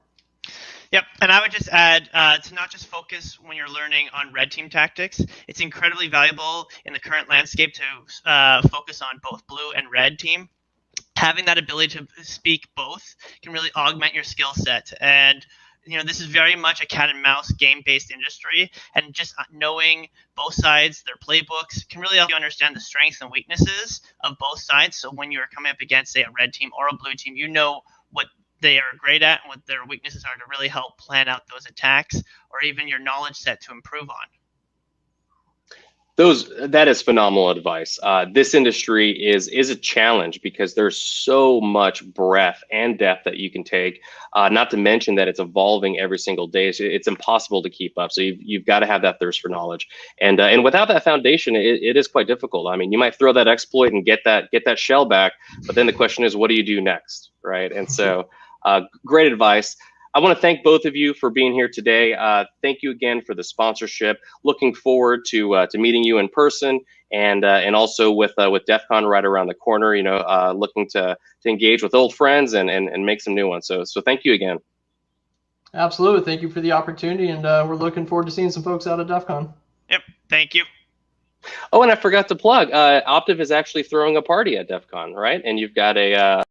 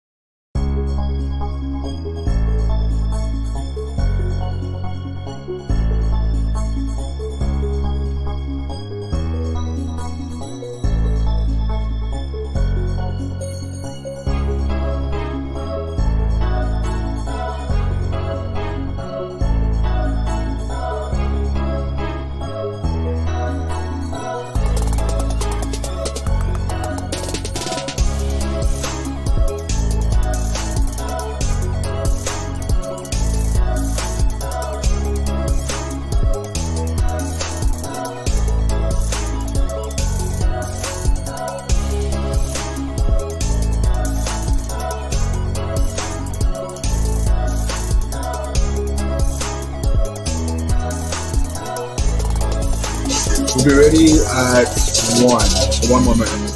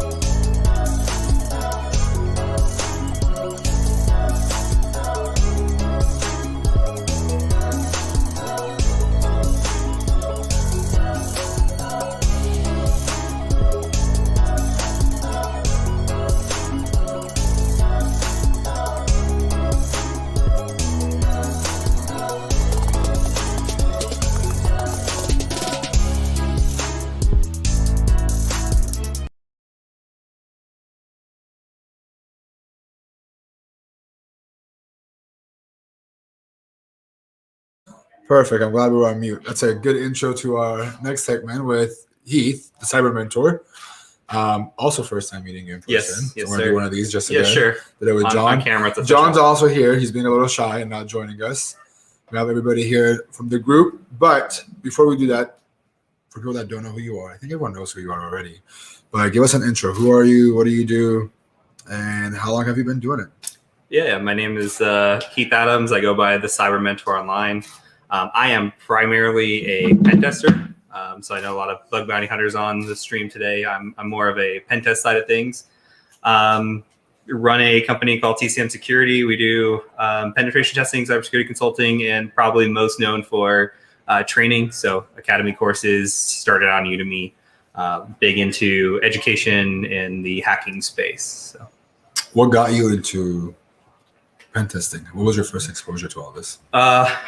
Genuinely, there was a coworker, a friend who told me, he was like, hey, there's a certification out there called the Certified Ethical Hacker. Oof. And I was like, hell yeah, that sounds cool. I didn't know you could I didn't know you get paid to hack. So I always thought hackers were like the bad guys in the hoodies and you can, so I ended up just going literally at night and going on Reddit and just researching all the certifications and the knowledge and things that you would need, and just like literally made a checklist like, okay, I want to go get A+, Net+, Security Plus, literally like, here's what I need to do to get the foundational skills in these areas and move into pen testing. So were certificates your way of like gaining knowledge? Yeah, I don't think that they're necessary. It's just like the way that I felt like I would keep myself accountable is if I paid $300 for the certification and booked it for this date. Well, then, okay, now you're out $300 and you have to go get the certification and study for this, or, you're losing money. And I was pretty broke back then, so. I mean, yeah, when you have the money and you spend it to learn, then you're really gonna show up. Yeah, exactly. So self-motivation that way. You went to school? No, you didn't go to school. Accounting. I have degrees, but it's like it's all business related. And you just got your PhD? No, I'm going for. You're going for it. Yeah. But you're teaching something. Yes. What are you teaching in the universities right now? So 3 courses so far. It's ethical hacking, like moderate, and then advanced red teaming stuff. So nice. That's awesome. What got you interested in teaching? I've always been interested in it, and it actually was just like, ended up being I&E came out, and they were like, hey, we're looking for somebody to make a course. So I made a course for I&E, and I started making YouTube content. You like security formally, you mean? Before it was I&E before. Oh, it was I&E itself. Wow, okay. So it was I&E back when they were like a more networking based. And they're like, hey, we're trying to get into the security side, so we're looking for somebody to make a course for us. So I ended up doing that. And that just kind of took off in the sense that, okay, I learned how to like make lesson plans and go out there and do teaching, and just kind of refine that and started doing YouTube and Twitch, and just blew up from there. Do you enjoy teaching more than like actual hacking? Yes, 100%. How? Yeah. I just like, I don't know, it's rewarding to be able to give back knowledge. And I feel like, especially in hacking space, there's a lack of the people that can, I guess, relay the message to somebody that can explain like on 5. Like when I was going out and looking for hacking content, it was a lot of just like, here's a YouTube video with me typing in a notepad or using some voiceover and just like loud EDM music. Yeah. So like I wanted to change that. Now like there's a lot more content creators out there and they're doing it, but like I felt like there was nothing out there that was structured that could relay a complicated message more in an easier format. So speaking about explaining things like someone's 5, what is Active Directory for someone that doesn't know? I'm 5, I don't know. Okay. Yeah. So why is it important to hack into it? Yeah, so when we think of Active Directory, why it's important is it is basically used by any major company. 99% of the like Fortune 500s use it. Any moderate to bigger size company likely uses it. And so it's for internal networks. So if you've ever been a job and you go sign in and you have a credential that you can sign in with, and then you can maybe go to another machine and still sign in with that credential, or maybe that credential ties like your email or other things. You can think about it as like a way to authenticate within a network, and also kind of like a phone book to it as well. Like here's the list of the users and computers and everything that exists, and it's all under one umbrella. Okay. So, and why it's bad is that there's features, we call them features, quote unquote, that Microsoft ships out with Active Directory that are inherently vulnerable. So by design or not by design? I don't think it's by design. It's just that there's like, well, if you want to fix it, then you should do this because we're not fixing it, kind of thing. Like so it's like a functionality that's being extremely abused against them. Okay. Yeah, a lot of it comes down to being able to capture hashes or man-in-the-middle type attacks if you're on a network. And if your passwords are weak, you're not doing best practice security. These little features that if they're just enabled, then you're going to get abused as a company. You could think of a company with like a 8-character password policy where password 1 is fine, something like that. It's just going to be a walk in the park for somebody with Active Directory skill set. So do you see those like weak passwords very regularly in your pen test? Oh yeah, all the time. You still see password 1? Oh yeah. F in the chat. All right. Depending on how far we make it today in the demonstration. There's some little bit of PowerPoint I've gotten from a presentation I gave last year, but walking through just like how bad passwords are in environments, like a domain controller administrator being welcome 1 as a password. And I mean, it's just, you can have, and you'll see too there, you can spend $1 million of security and still have like shitty passwords. So that's rough. It's pretty rough. So let's bring on your screen. I think Omar's going to bring on your screen here in a sec. Okay. What are some things you're going to cover in this live hacking thing we're doing? Yeah, so I'm going to kind of walk through some just vulnerable pen test stuff. We're going to kind of go through the beginning of how we would operate on a pen test and just kind of go through there, and we'll see where we end up. I've got a bunch of things planned just depending on how long the demo goes for. But we'll cover some man-in-the-middle attacks, some of the very just blatantly bad, obvious attacks, and how we can perform them, and kind of just take. Cool. And if anybody wants to follow along, how can they get access to these labs? Or anybody can get some of these? You have something with... You can build them out. This one, so most of this lab comes from the Practical Ethical Hacking course. Okay. There's a couple additions I made in there, but we've been making some tweaks and adding that into the course as well. So 95% of what you see today, you can go do in the Practical Ethical Hacking course. Sounds good. So as soon as Omar is ready to bring up your screen, I think we're going to let you do your thing. Whenever you're ready, Omar, there we go. That background every single time. I'm gonna let you do your thing because this is a little tight space. Yeah. So I'm gonna move things around. Cool. Here, you're more than welcome to move things, and then I'll come back and check in with you in a little bit. Good luck. Probably shift this, and I think we'll get started.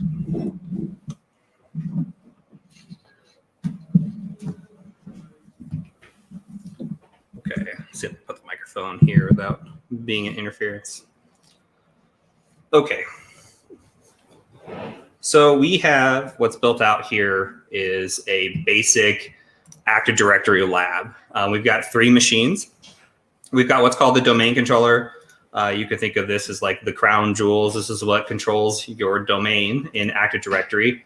I can kind of log in here and show you what's going on first. And this lab is inherently really bad. But here's kind of the phone book we were talking about. This is kind of how you look and see, hey, here's all the users that are here. This is called LDAP. You see all the users that are here. You see different groups, traders, different service accounts, what computers are joined to your network, etc. So this is a very small lab. We have a domain controller, and then we have a couple of machines that we're going to take advantage of and abuse. Other than that, this is pretty much it. We've got a Kali Linux box here with my beautiful Ben background. And all we're going to do is we're going to assume breach in this situation. So we assume that we sent an email, somehow got on the network, or we went and planted a box on the network, whatever, we ended up on this network. Now, in a real world scenario or situation, well, from a pen test standpoint, it's likely we just ship this laptop and we send it to a client, they plug it in for us, and we kind of just go from there. So I've got a list in my Notion here that I've kind of planned out for internal stuff. I don't know how much we'll be able to cover within an hour, so we'll kind of go through these. I don't have chat or anything up here, so I'm just going to kind of walk through this demonstration. If you have questions and somebody's watching that knows about it, go ahead and feel free to answer their questions. Otherwise, you are welcome to ask questions later in the chat or Discord and get help as well. So from here, we're going to go ahead and just start with some of the pre-compromise attacks. So this is assuming that we just landed in a network and we are have nothing else. We are just a machine in a network. We're not joined to anything. You've got your little terminal here, and this is pretty much it. So I'm going to make this a little bit bigger.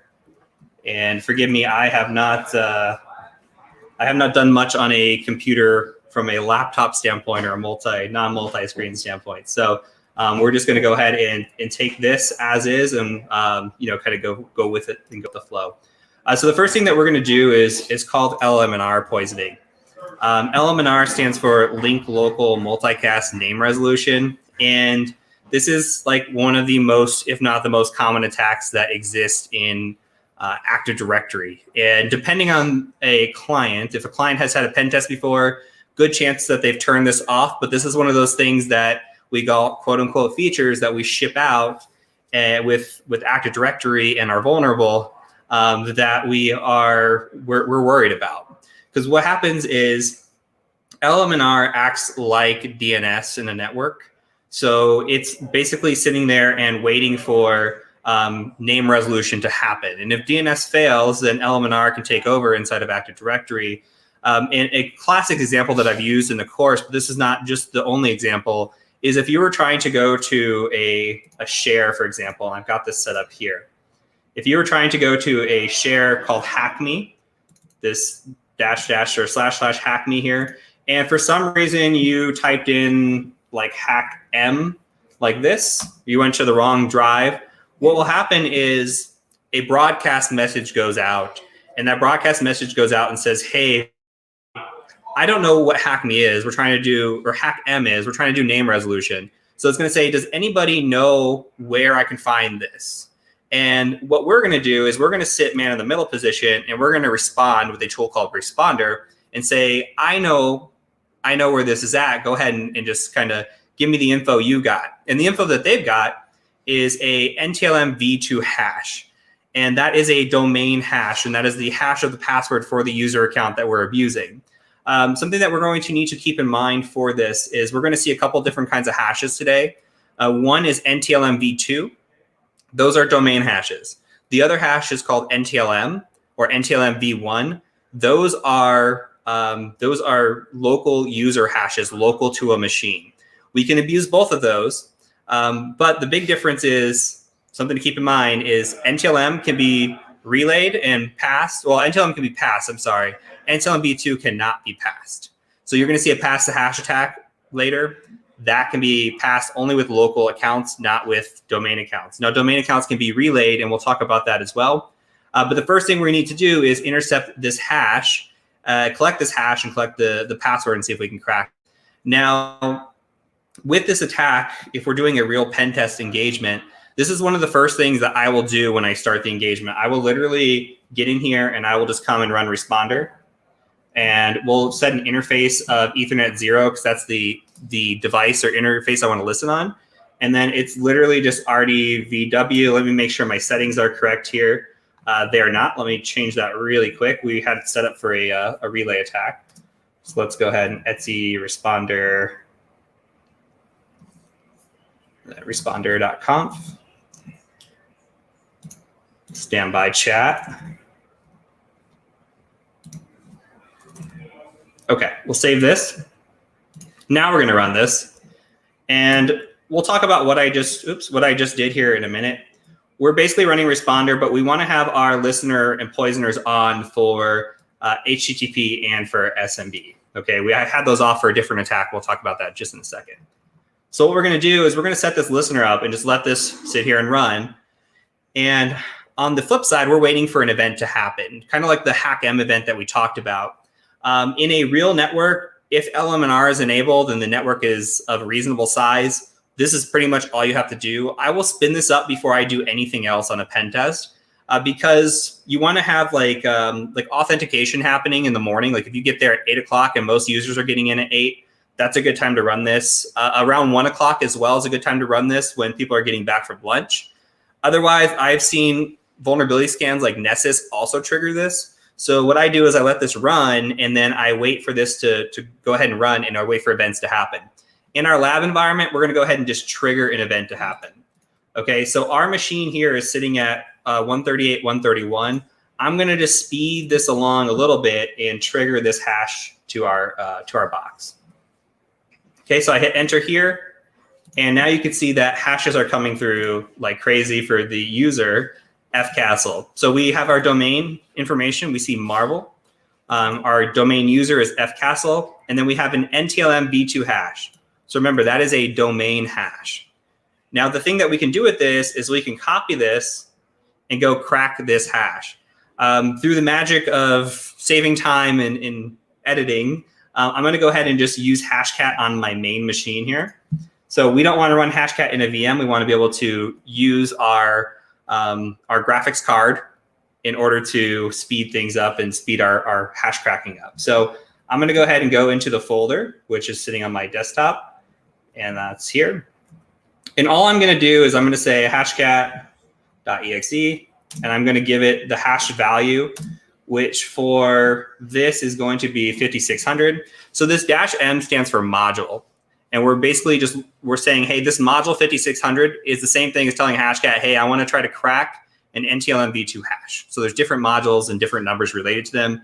Over time, you memorize them, or if you want, you can just, I got a little hash cracking cheat sheet in here in my Notion, and just say, hey, here's the different things that we can crack on. So this one is NTLM v2. We can see 5600. We're going to go ahead and run that. Okay, so with that being said, we're going to give the hashes file, if I could type here, and we're going to give it a password file that we're going to crack against, and I'm going to optimize this.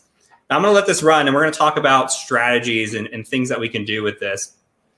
Now, what we want to do is we want to attempt to crack this, which we have, and you can see now that we've cracked this password as password 1. So if the password is weak, in an environment and we're sitting in man-in-the-middle position and just capturing hashes, we have now compromised a domain user, which is a level up than from where we were before. And there's a lot of attacks that we can start using now that we have a domain account. Prior to, we were just a regular machine on a computer with no domain access. Now this kind of changes the game a little bit. So with that in mind, let's kind of go back really quick and talk about the strategy here. In this lab and in this example, I used RockU as the word list. If you've never heard of RockU before, or you're new to hacking, this is kind of like the very beginner word list that you ships with Kali Linux. You can run it, use it. It's got quite a bit of words in there, but it's old, it's weak. It will still find password 1. But I have made modifications as I go along. When I'm doing password cracking like this, what I'll do is I'll start with RockU. Just because it runs so quick, it runs literally in like 10 seconds. I'll see if it cracks any passwords. If it's really weak, then it'll show up. If it's not, then we can start doing variations. I like to do what's called combinator attacks, where I can run RockU against RockU itself, which means it'll take word 1 and combine it with word 2 in the word list of the password list. We can do creative word lists. Like I will go down and pull specific words off of an organization. Like if we're thinking like a medical company, we were hacking against a hospital and we just pulled down a bunch of 7+ character words with a tool called Cool, C-E-W-L. You can go pull 7+ character words off of a website and use those. So we ended up cracking one was just like laboratory 2021 exclamation, or I think respiratory was one as well, where these are longer passwords, but we're still cracking them because we're using words that might be common to the doctors or the nurses within the hospital. So you have to know who your target is as well. Any type of years, 2021, 2000, any type of months, dates, etc. I like to put into a word list on its own. I like to put any sort of things related, like the hospital. You might put the hospital name, any variation of the hospital name in LEET speak, the address as well, the street name, the street numbers. Those all go into your word list, and it can be used creatively to try to crack the hashes that you're up against. My record, as of right now, the longest password that I've cracked is 19 characters, and that was a Bible verse. So just because you have a long password doesn't mean that it's a strong password. So you need to make sure that you are making long passwords, but also making them hard to crack, which you can intentionally misspell words. You can use jumbled passwords with with password managers. You can do a lot of things. The long passwords are great, but if it's just like a dictionary word with 2021 after it, chances are we're still going to find it. So this is a way to go through and crack it. And there are some advanced strategies, especially using rule sets. I have a rule set in here called one rule to rule them all. And that's great too, because it'll go through and take the word list that it sees and start doing some of that leet speak or start adding some exclamations and things after like password one, and really try to look for different variations of words that already exist in the list. So with this, your graphics cards are important. The better graphics cards you have, or if you can stack it, or you can use the cloud now. They've got graphics cards in the cloud or cracking rigs in the cloud, makes this a lot better. So you are a lot of times as good as your cracking rig for your first foothold. But this is definitely something to invest in, or at least if you're running an assessment, hopefully your organization has a decent cracking rig as well. So we've gone in and now we've captured the user of Frank Castle and the password of password one. So we have a valid user in this environment. And we can move now into what's called post-compromise attacks. But I'm going to wait there. We're going to stop there. We're going to do another one, and then we'll talk about that. I'll skip ahead to post-compromise, and then we'll go back. And if we've got time, I'll go through some of these other cooler attacks that are also features of Active Directory. So we've got, depending on the time we have left, we can maybe run through like Zero Logon or Print Nightmare, things like that too, just because they're more recent. But I do want to cover some of the really common attacks that you're going to see in the network. So with that out of the way, let's go ahead and talk about SMB relay attacks. So SMB relay is very similar to the fact, or to what LMNR is. We're basically abusing LMNR, and then we're chaining that with another vulnerability that ships out of the box with Windows Active Directory. And that is looking for hosts with what's called signing disabled. Now in Windows environments, the SMB signing being disabled, it ships by default on all workstations. Now servers do not have this, so we're not likely going to be able to attack a domain controller or a server in an environment, but we can attack other user machines, and we'll see what that looks like. We can run a script in Nmap to scan for that and see. Maybe, who knows, there is a domain controller out there. For some reason, they turned off SMB signing. Who knows? But basically, the scenario that we're up against is we need LMNR to be enabled in the network. We need SMB signing to be disabled. These are two things that come by default. And then we need a user to be a local administrator on that machine. So the hash that we capture, like Frank Castle, needs to be a local administrator on the machine that we relay it to. That sounds like a lot, but that happens quite a bit on pen tests as well. And when we get through this, I'll walk you through an engagement that we utilized this and took down a hospital in a pretty creative way. So with this in mind, we don't have to be a local administrator, by the way. I know some people might be watching and be like, he's not right. It just helps significantly if you're a local administrator on that box. Otherwise, you're really limited in what you can do. So ideally, we're targeting someone that has local admin privileges here. So you saw me go back and turn some things on. I'm going to go turn these back off in Responder. And what we're going to do is we're going to run Responder and listen for events to happen. But instead of capturing the hash, this time we're going to relay that hash to another machine. And what SMB signing does is it validates that you are that person making that request. When it's disabled, there is no validation. So we can basically take a hash, not knowing the password, and relay it to a machine. So in this instance, you can have the world's best passwords, but if LMNR is enabled and SMB signing is disabled and that user is a local admin, you can take that, relay that account to another machine and gain access to that machine. So here, password strength doesn't matter. It's the ability to actually relay a hash in a network. So let's go ahead and run this attack and kind of see how scary this is. So the situation here, let me go ahead and run a quick edit on responder and turn these things off.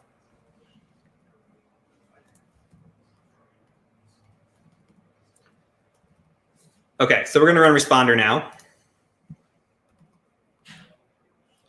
And now we scroll up, we can see that, okay, the HTTP server is disabled, SMB server is disabled, because we don't want to capture that hash anymore. We want to relay this hash.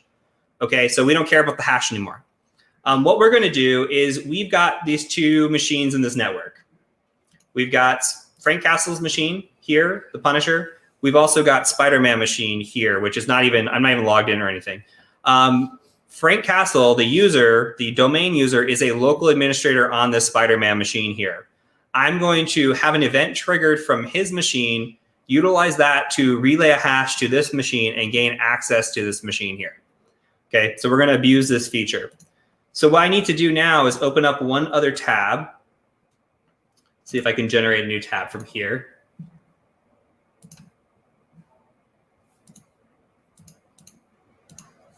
Okay, and what we're going to do is we're going to set up a targets file, which I should already have set up, but we'll see.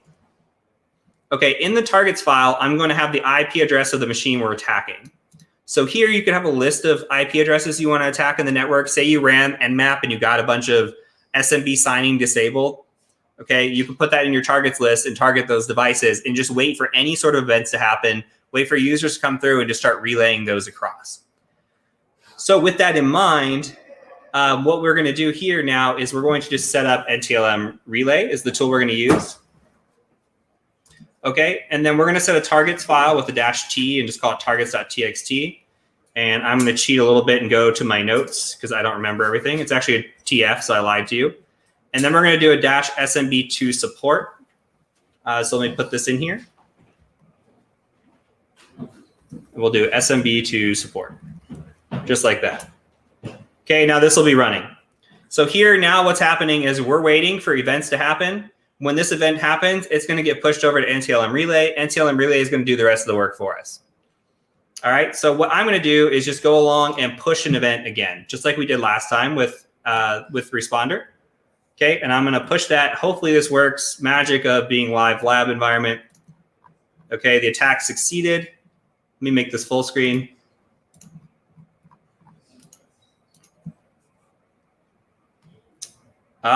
We might have had, let's see, why can't I scroll here?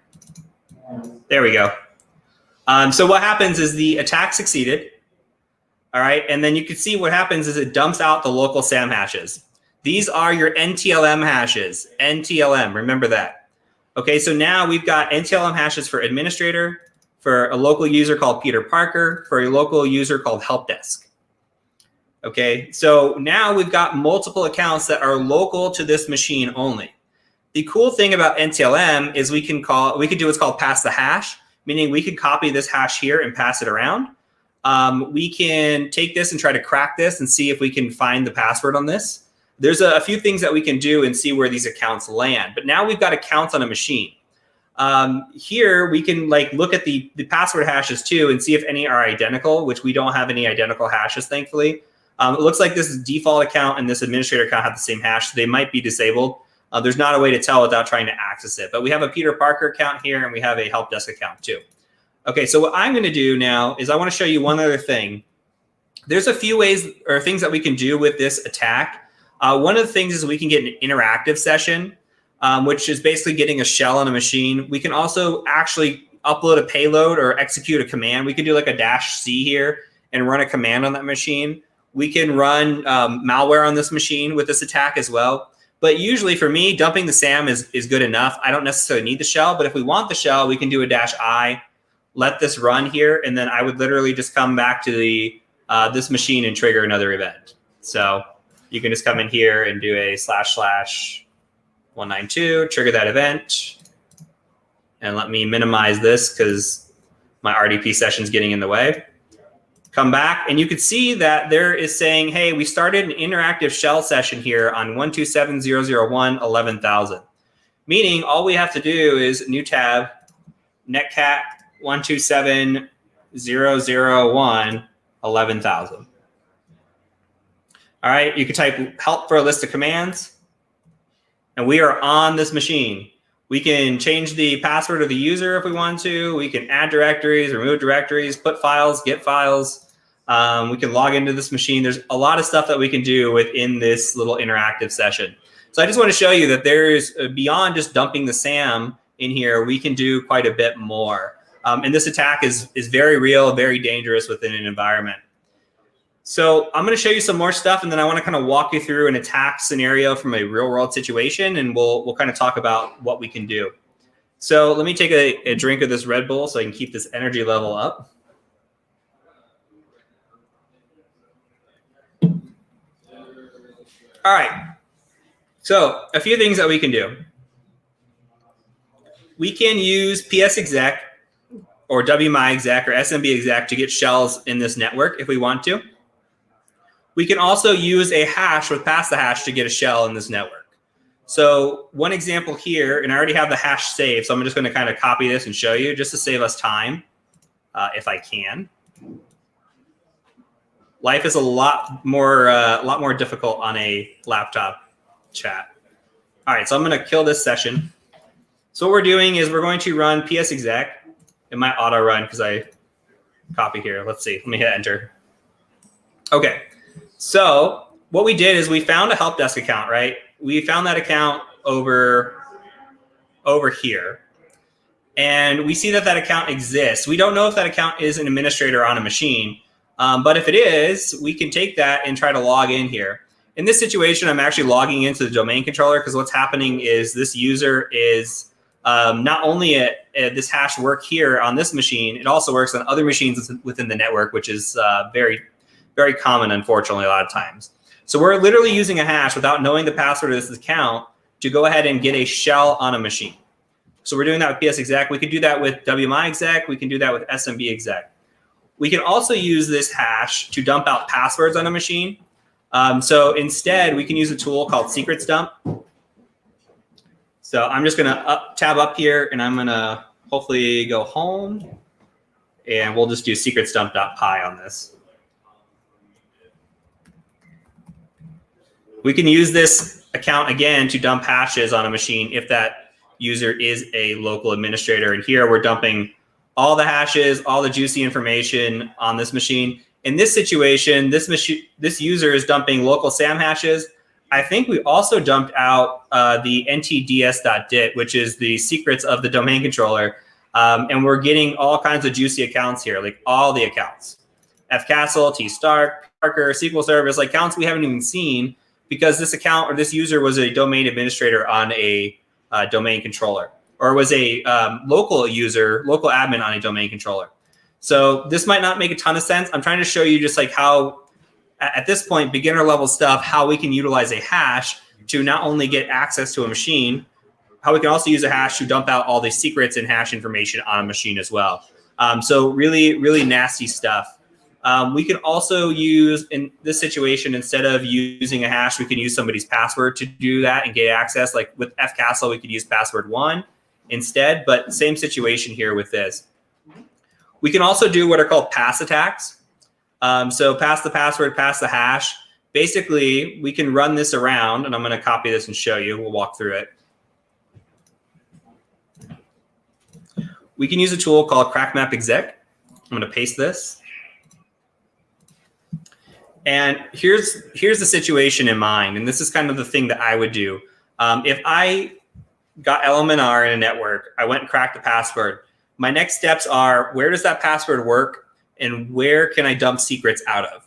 So what I want to know is, if I pass this around the network, will it own any other machines in that network? Is this user a local administrator on any machines in that network? And we can use this tool called crackmapexec to try that.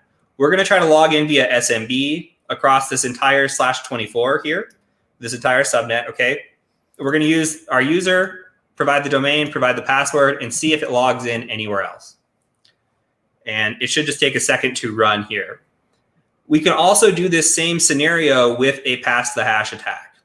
And I'll show you that as well. So you could see he is correctly actually not even a local administrator on his machine. So Frank Castle on the Punisher, not a local administrator, but he is a local administrator on Spider-Man, which we found out earlier through the relay attack, but we didn't know that. Okay, we just happened to succeed. Here with this password, we can see, okay, password 1, here we go. Now we can use psexec with this password on this IP address specifically.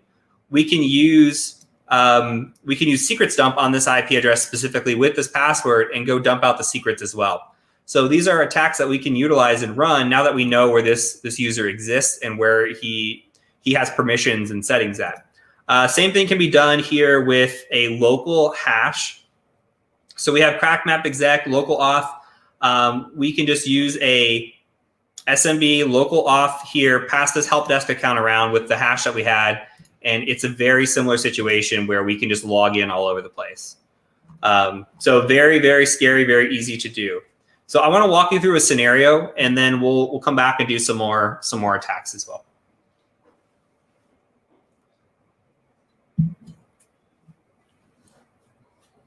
Okay. So you may have seen a blog post on this before. You may have seen me talk at ActivityCon about this last year, but this is still, from taking it from a beginner perspective, this is something that I think would be important here. So let's talk about some of the stuff you just saw and how it applies to a real world situation. So this is a pen test situation. We were attacking a hospital. The hospital had a lot of protection mechanisms in place. They had CyberArk, which is called PAM, or Privileged Access Management. CyberArk, what it does is a check-in, check-out process, essentially. You take domain accounts and you say, hey, I want to check into my domain account. And what it'll do is it'll say, okay, for 8 hours, here is your password for that domain account. And it's like a 15-character password, maybe a 30-character password. And it'll give you that password in that account, in that hash even, for 8 hours, basically. That is incredibly difficult to crack. It's just a jumbled password. We're not cracking that. It's a great protection mechanism if default settings are turned off in an environment. They also had intrusion detection, intrusion prevention. They had antivirus. I think it was Symantec on all devices. And we still took them down. They had great security, but you're going to see what happened in how this works. Okay, so first of all, we performed SMB relay on them. Let's go ahead and talk through that first. So here is the slide share. Same thing you saw earlier. We got in with the account. The account had admin privileges. We were able to go ahead and just dump all the SAM hashes within an environment. Let me try to move this a little bit and just kind of show you. So anywhere, if you're looking at these NTLM hashes, these are just local accounts. We relayed a NTLM v2 hash from one machine to another through our attack. And because we couldn't crack those passwords, that was the strategy in this instance. Since you can't crack them, you try relaying them. Here, we were able to dump these out. Anything where you see like 15379, 15379, these are all literally the same password. So we don't have to crack this, but we did. But we don't have to. We can go through and just pass those hashes around because these are local account hashes. So these tech support accounts had the same credentials here. User accounts had the same credentials for themselves. And then there was also this admin account. So with this strategy, yes, we can dump these hashes into Hashcat or John the Ripper, and we can sit there and try to crack these passwords. You don't need to, but it can become beneficial. In this instance, we did crack these passwords. The password here was the password of power 10. The interesting thing about this password in particular for this tech support account was that it was also the same password that was able to disable any of the antivirus and protection mechanisms that were on a machine. So we identified that it was Symantec running. We were able to go in and run a command and disable using that password. So cracking the password did work there because the hash obviously would not have worked for using that to disable antivirus. With that in mind, this tech support account, you can see all the different IP addresses that are here. That tech support account owned the majority of those machines, meaning that they were local administrators on this machine. And this is a local account. During this entire engagement, we never captured an actual domain credential or domain account because they had protection mechanisms in place. CyberArk was preventing that. but they were reusing the same tech support account and password on every single machine practically in the network. So we're able to get around there. And within a few minutes, we were able to own the domain controller. Basically what we do is we go through and we come in here and we take this password, say it works on this machine. You just go through and you run secrets dump and you dump all the SAM file out of there and you run it on every single machine here. You're looking for as much data and intel that you can. You never know which one of these machines is going to be like a server where somebody logged into, or perhaps something like wdigest, which we haven't covered or talked about yet, is enabled, which on Windows 7 or older or Server 2012 or older, that will show your password in clear text. So it doesn't matter if you have a 15-character password, it's still going to show that in clear text, and we're going to be able to capture it and utilize that in the environment. So there's some times where there's older servers running and a domain administrator had logged into it. The credentials were sitting there in clear text because we used this account to dump out the secrets and get them. So basically at this point, once you've compromised an account, you're just moving machine to machine to see what credentials or what you can harvest that can be utilized to move vertically. So we have what's called lateral movement and vertical movement. Here in this instance, we are moving laterally in an attempt to move vertically and get higher up in the domain and eventually own the domain controller or own the entire domain and forest, etc. So we ended up on this machine here with this hash. I don't know if I have another slide in here. So on this one in particular, I remember this is the one I was telling Ben was the password was welcome1 anyway. We ended up going and cracking this password hash for this administrator. And this account ended up being just welcome1 and a local domain admin on this machine. So we own the domain controller without ever cracking a domain account in that environment. It was a pretty cool pen test. Okay, so we got about 20 minutes left. I'm going to take another hit of juice here, and then we'll go through some of these other attacks as well.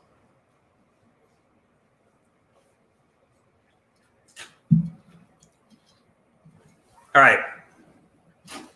So let's talk about Kerberoasting, and then we'll talk about another relay attack if we get the time here. So for Kerberoasting, this is an attack that we can perform when we have post-compromise. All we need is a valid domain account. And I'm going to kind of walk you through this. But basically, we need to think about the interaction between a user and a domain controller. And then we also need to think about the interaction and how that applies to a service account. Okay, so we're going to use a tool called get SPNs or get user SPNs. We're looking for service principal names. So think of any service you might have in an environment. That could be like a SQL service, which is what we're presenting here as an example. That could be like Sophos or antivirus. It could be anything that's running as a service in an environment. What happens is we are able to pull down hashes of that service account that's running. So we'll get a little technical here for a second, and then we'll talk about why it works and what we're doing, and then we'll actually run the attack and see how it works. So what we're doing is we are using Kerberos, which is an authentication method. So when you go and you say, hey, I am Frank Castle, my password is password1. You present that to the domain controller or the KDC, the key distribution center. You say, here is my credentials, or here are my credentials. I need a ticket. Okay, and that's how Kerberos works. It works off ticket.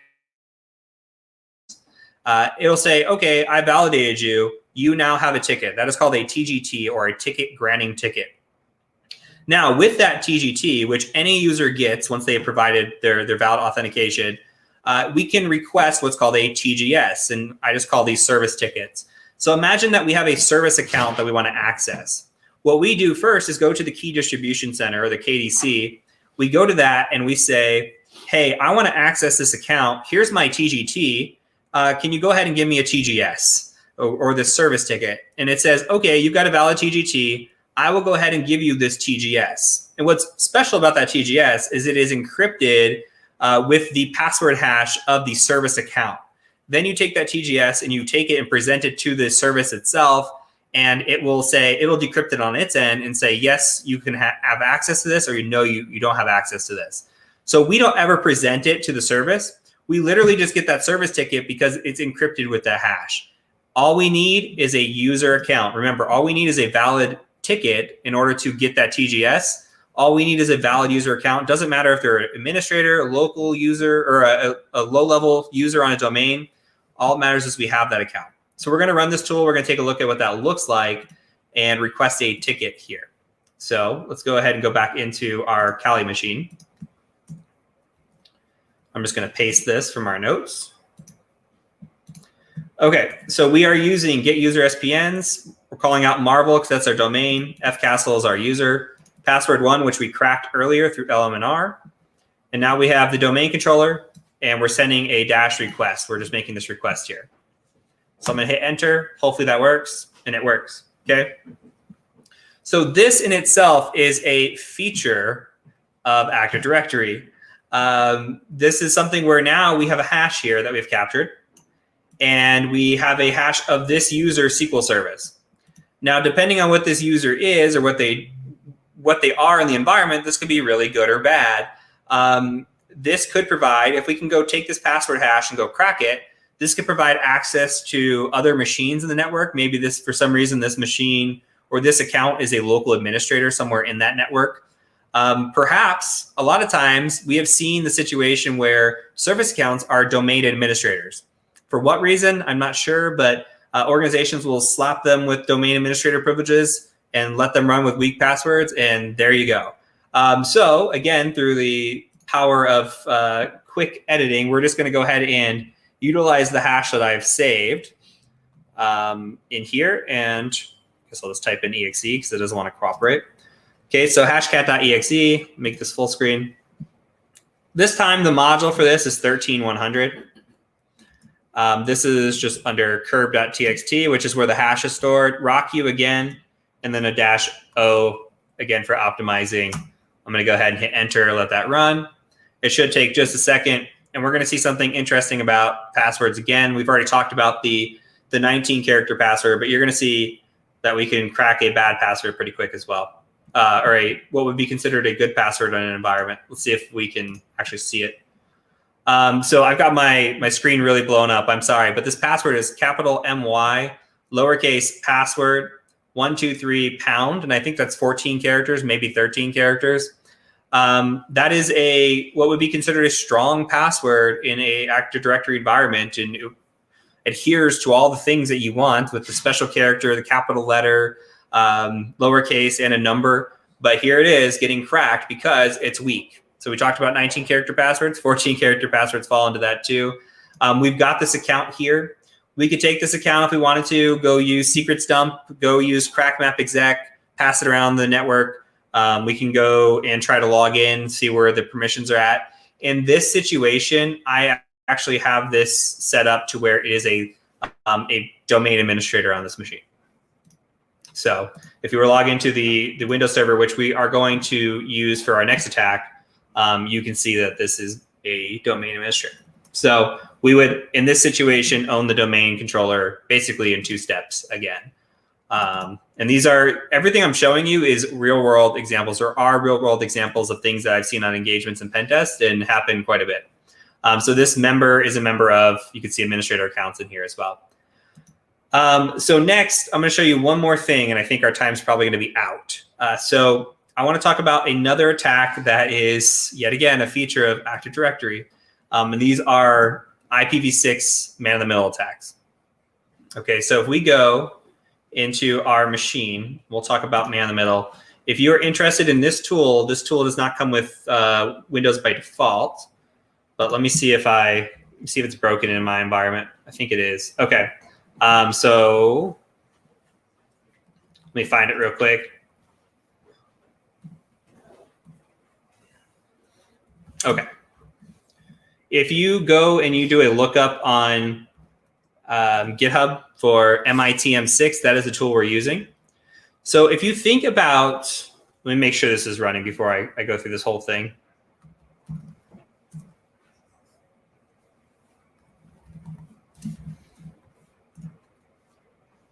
Okay, it's running. So if you think about a Windows network, Windows networks were designed to run off of IPv4 and IPv6. And most networks are not using IPv6. most administrators are not thinking about IPv6. And that leads to some potentially dangerous stuff. Because what we can do is we can sit man in the middle and act as a DNS server for IPv6. The DNS server is usually properly set up for IPv4. That's what everybody's thinking about, but usually not set up or disabled for IPv6 because disabling causes some issues there too. So what we do is we say, hey, I'm going to sit man in the middle. I'm going to be your DNS server. And we are able to intercept credentials and relay them through what's called LDAP relaying. So we're going to run this tool, Python. We're going to run with Python man in the middle 6. And we're also going to run a tool that we ran earlier for our SMB relay attack, which is NTLM relay. Okay, let me clear this screen out. And so we're going to set this up here, and we're going to talk about what's happening and why it's working. So we're going to run NTLM relay x.py. We're going to say -6 for IPv6. We're specifying this. I'm going to go use my cheat sheet just to make sure I'm doing all this right. I'm actually going to copy this. This will be easier. No, I'm not. So we'll use a -t for our target. And I'm going to point this to LDAP specifically. 192.168.138.132 is our domain controller IP address. So that's where we're pointing. Okay, I'm going to set up a -L of a folder for loopme, and we'll talk about what that does in a second, why that's scary. And we also need a fake WPAD in here. So I'm going to do WH or WPAD.marvel.local. Actually, I'm going to call that fake. Make sure that this is all set up correctly. Okay, now with this attack will take down a network. So you need to be very careful when running this attack that you don't run it for, I would say, more than 5 minutes, maybe 10 minutes max, because you are taking over the DNS for IPv6 that can break some stuff. Here we're going to call out the domain name is marvel.local. So make sure if you're doing this, you go do this on a pen test that you don't just let it run willy-nilly the whole time, because chances are you will take down a network. So here we're going to run the NTLM relay. And what we're doing now is we're waiting for an event to happen in the network. We are trying to get a hold of devices and become the DNS server for those devices. Here in this situation, we can trigger that along by going ahead and just issuing a reboot on a machine. Possibly the reboot will do it. If not rebooting, logging in the environment will do it. I'm going to show you 2 different ways of things that can happen and how they can be dangerous. First of all, with a low-level user, which is our Frank Castle user. And then I'll show you logging in with an administrator as well. So let's get this up and rebooted. And this should just take a second here. Once this traffic starts generating, we'll pick it up. This will work in the lab if you let it sit running, like your demo lab. It'll run eventually. I think it's holding reservations for 30 minutes or around that amount of time. You can see the reservation for the Punisher just pulled in. So now make sure nothing has happened. Okay, nothing has happened yet. So now what we're going to do is you can see it's starting to work. It's pulling IPv6. We're saying, hey, we're your DNS server. Let's go ahead and log in with Frank Castle. And this is literally just somebody logging in the network. Okay, that's all that's happening right now. This is a pre-compromise attack. No compromisation has happened. We're just sitting here waiting for this to happen. Let's see if this actually works or loads. Let's see if the demo gods want to play ball with us today or not.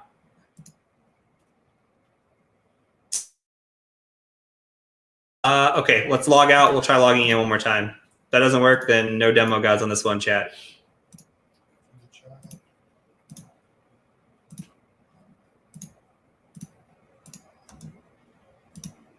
We'll log in as the administrator. Let's see if it changes it up for us.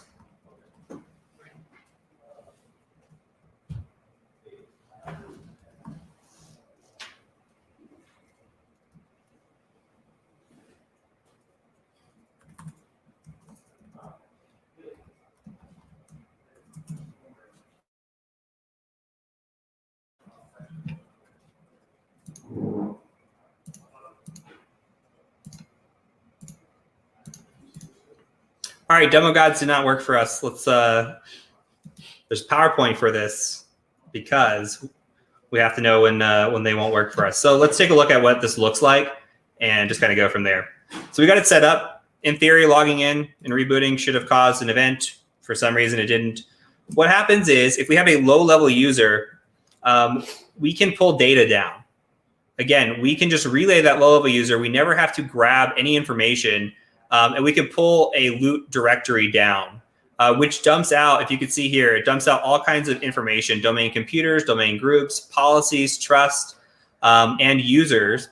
And something that's interesting that I like to look at, especially the domain users, is that this might be a little hard to see, but you could see, okay, who are the administrators in here? Who are the domain admins? Who are the enterprise admins? These are the people that we know we want to target now. We can find accounts that we want to target. The other thing in here is we could see account descriptions, which I think a lot of domain administrators don't know that you can do, but I would say maybe 15% of the time we do a pen test and we pull down descriptions, there's passwords sitting in there because we're in here, and let's take a look real quick. Like if we're in a domain controller, like in here, when somebody goes in here and sets up a password, they're like, oh yeah, I'm going to set up this SQL service. I'm going to give it a strong password, and I'm going to put the password in the description because I'll remember what that is.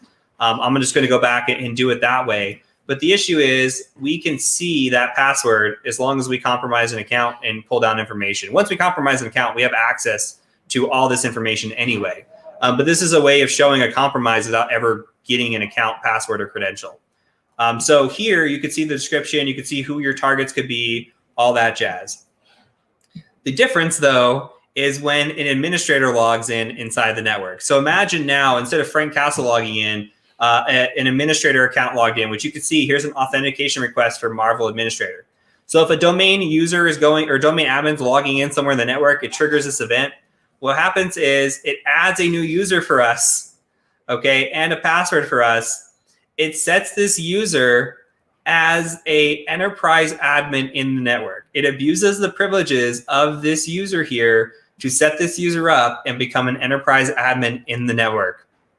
Super quick, takes 5 minutes to run this. You get the right event at the right time, the domain network goes down.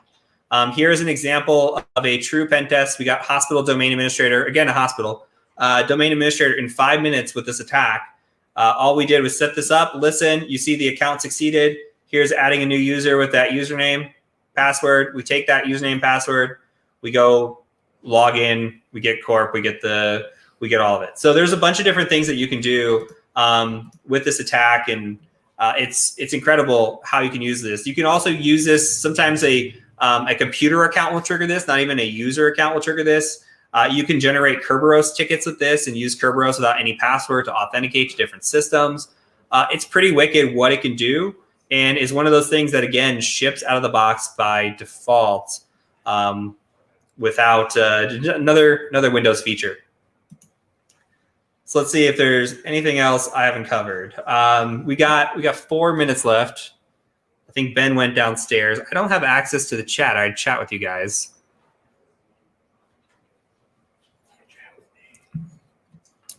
Joe's here. You want to come sit for a second? Sure. Amber's here. Amber, you want to say hi? Amber, you want to come say hi? Amber doesn't want to say hi. Mayor's here.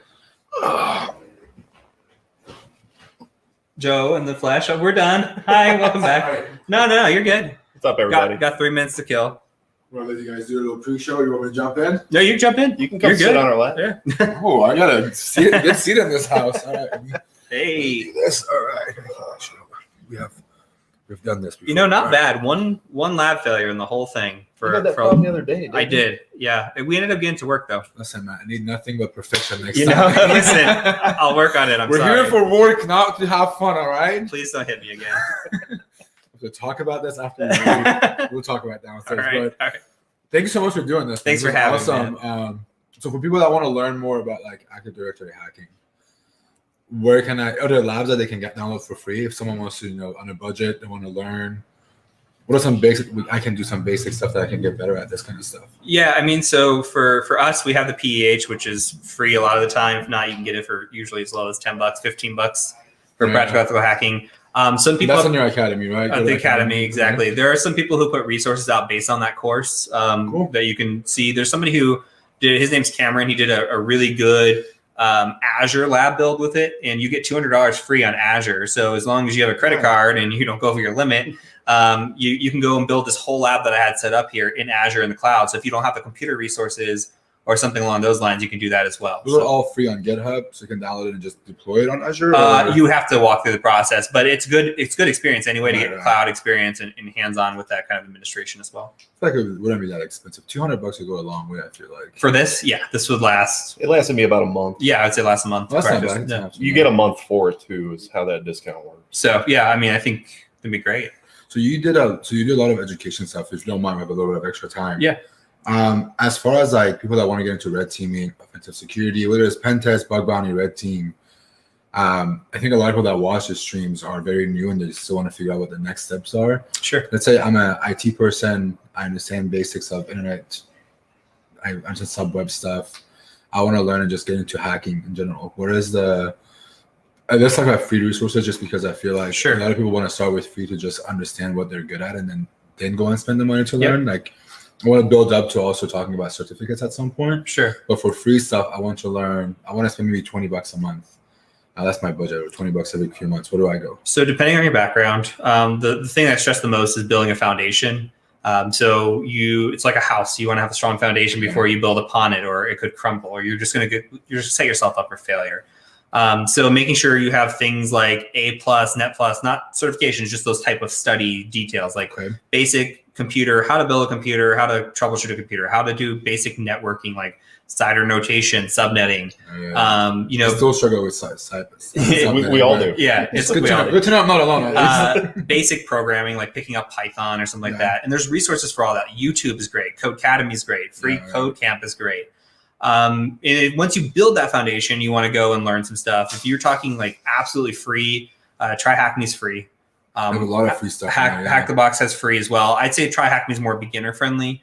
And then it's only $10 a month. If you have a $20 a month budget, it's $10 a month, and you get access to like your own VPN, and it's a lot more stable, and you get access to more machines and networks as well. So they have those paths that you can learn like specific things. Right? Exactly. Like network fundamental. Yeah.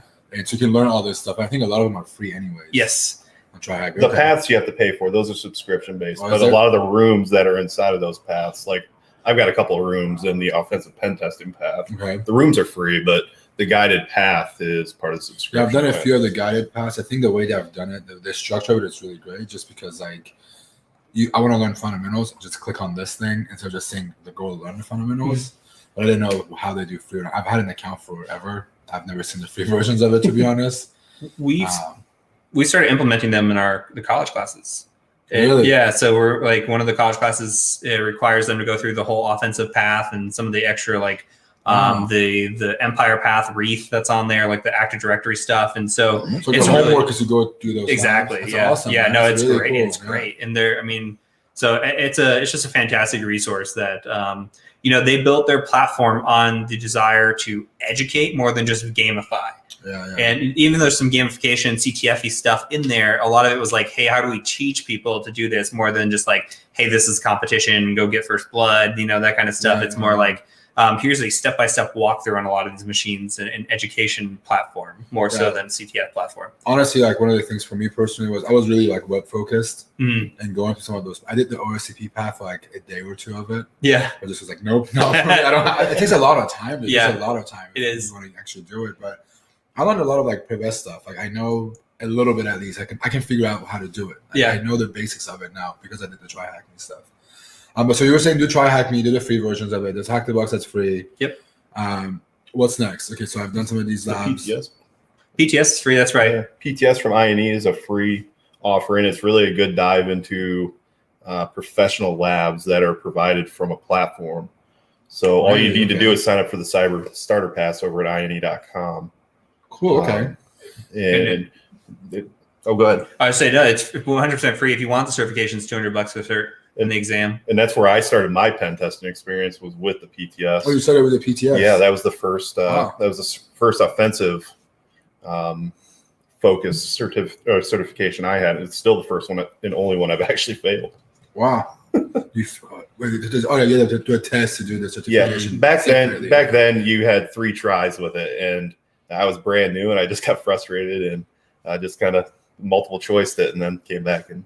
I mean, you did finally, right? Yeah, I passed it, but it was a great, good foundational pen testing course. Okay.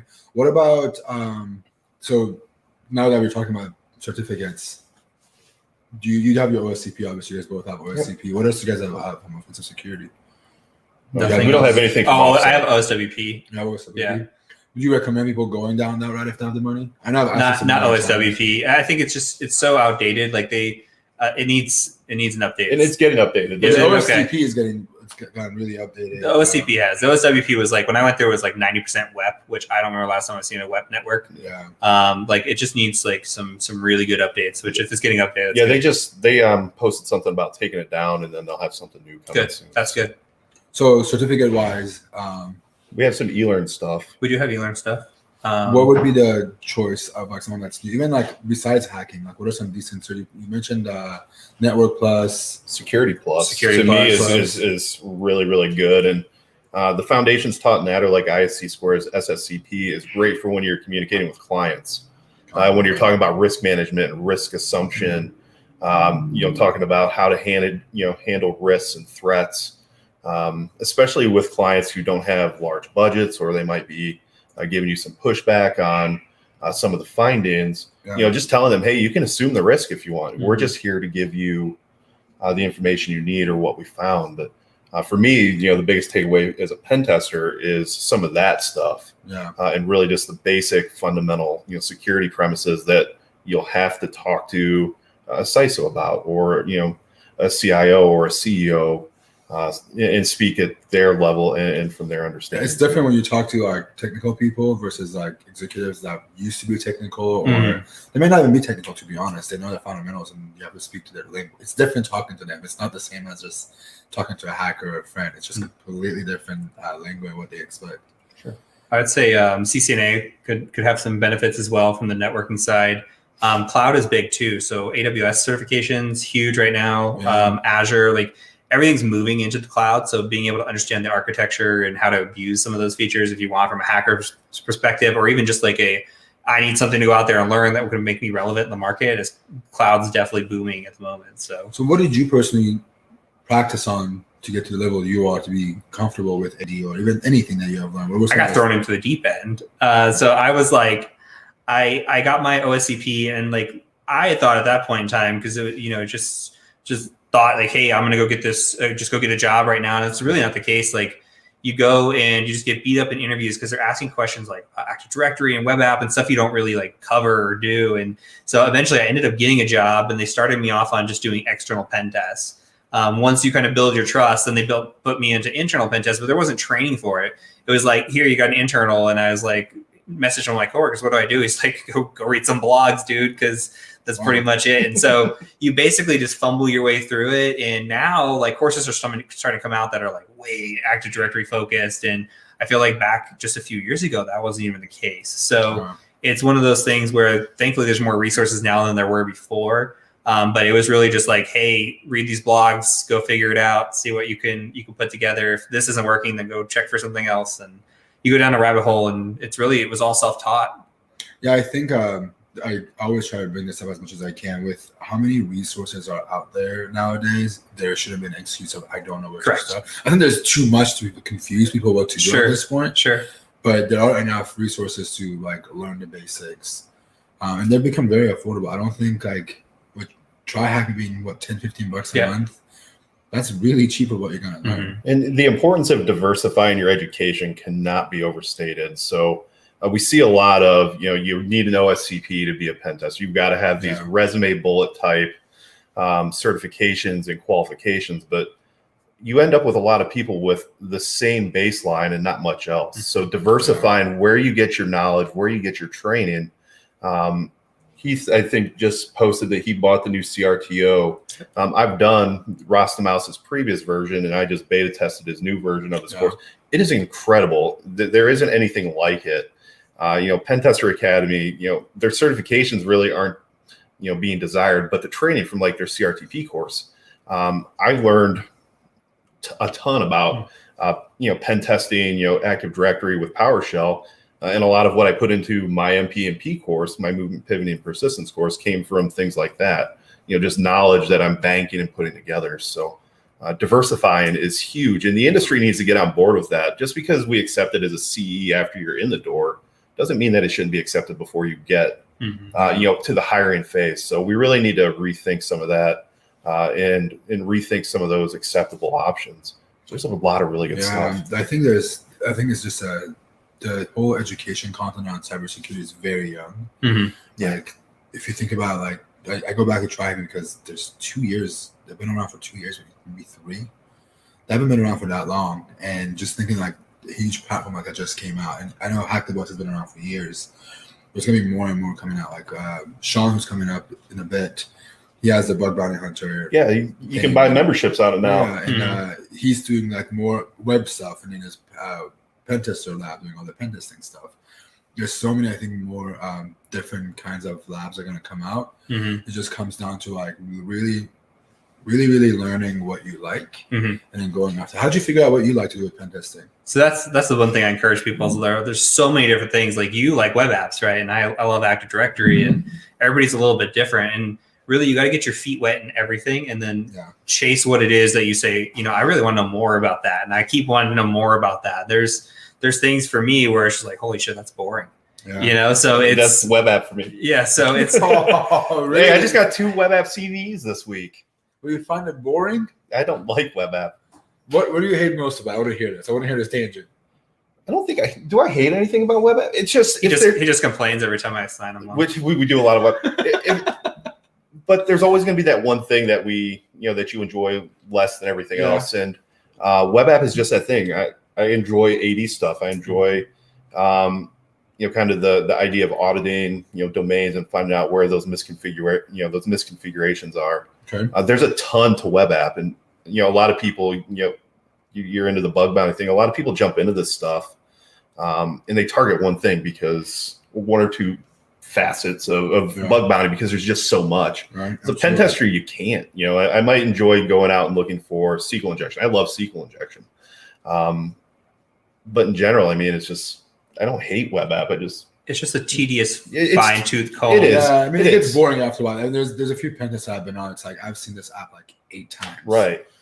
What else do I cover? Right. And the first thing I go check my old bugs to see if they've been fixed, bypass those. Right. But I get it. It's just I want to see like if there was a particular reason or like it's boring or like it's not as fun because of these reasons versus like it's just I enjoy it less and you're not chasing impact, right? You're right. Right. Web app is very checklisty too. Yeah, so it becomes tedious. It becomes, I don't want to say monotonous, but kind of we go down OWASP top 10. We go down our internal checklists and look at we're going to check for this, this, and this.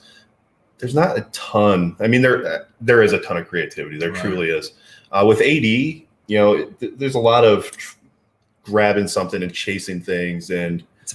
Yeah, I mean, there's puzzle pieces. It's puzzle pieces. It is. But with OWASP top 10 specifically, unless you're getting an A1 injection or server-side request forgery of some sort, the rest of them was pretty copy-paste fine. I get it.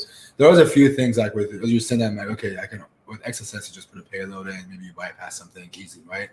There's only a few things like SSRF is one of those puzzle ones. Like that's why I go after them. It's more of a, can I do this thing? Can I bypass it? Can I trick into doing that? I compare the two in that sense.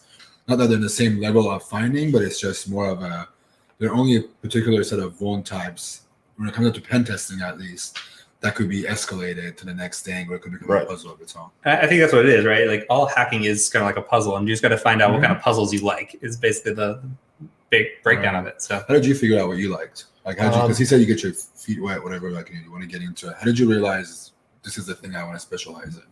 Like pen testing, or just what I like in pen? If it's about what I like in pen testing, I attribute it to him. When I was interning with Heath, at that time we just had a ton of internals. Yeah. I will say though that professionally, I've had more success on web app. I still get the most excited when I find a really cool web app finding. Right. Like I found an LFI in a real application once. I'm like, holy crap, this is actually real, right? I can't believe this is something that is real because you see it, you see it in labs, right? And I had a bona fide LFI come out and actually was able to dump files. And I was so excited. And I get the same way as SQL injection. Yeah. Really with a domain, the only time if we're talking about like internals, the only time I really get like that is, you find a credential you can pass, or, you've taken over the, the controller completely. Externals, it's when you find, a credential, with externals, there's not a whole lot to it. It's cut dry. You bypass MFA, you're like, yes. But I get the most excited with web app, but it's also the thing I least enjoy doing. Yeah, I think you have to think. My perspective is most like bug bounties, and we just chase random stuff all day. Yeah. But with pandas, I can see it becoming boring, especially if it's a returning customer.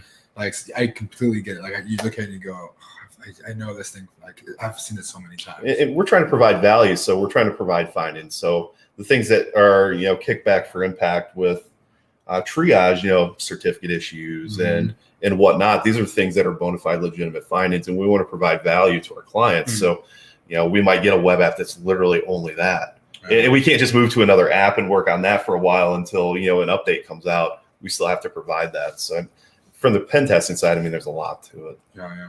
So do you have any advice, just to wrap this up, because I know we went like 15 minutes over, both of you guys. Maybe we start with you, Heath. Any advice for people that want to get into the offensive security, they want to build a career out of it? Anything like you wish you knew 2 years ago, 3 years ago, that you would go back in time and tell yourself? So the big advice that I give people is that like there's a lot of comparison issues I think people put themselves through. And the quote I heard not that long ago that I've stolen now is, comparison is the thief of joy. Yeah. And you really cannot worry about what other people are doing. And you really can't, like, social media is so bad about like putting the best, here's a 50,000 bug from whatever that we just saw recently. Here's that bug. Okay, yeah, that gets upvoted. But what about all the failures that person had looking for that bug? They don't talk about it.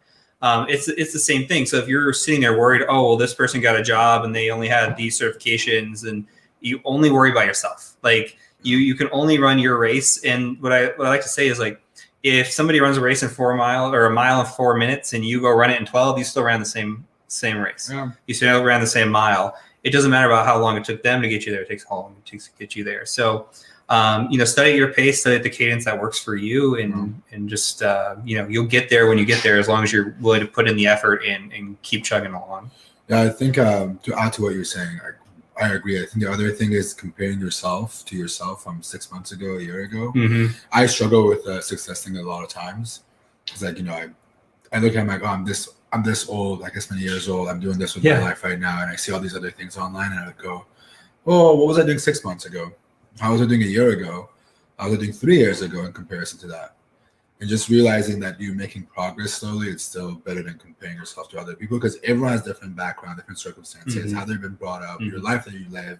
The struggles that you have is unique to you, and just doing that comparison is the thing that's been super helpful for me. And I think that's what people don't realize is, like, they look at us and like, you're famous, popular hackers, and that we don't struggle with the same mental. We get frustrated all the time. Worse, man. And imposter syndrome is huge. Like, try working for you.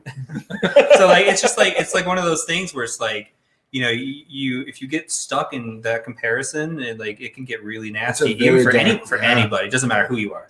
So I think the pressure is even worse where you're trying to teach other people, because you have to make sure you make sense. The thing that sometimes I watch my videos and I go, that's not what I was trying to explain.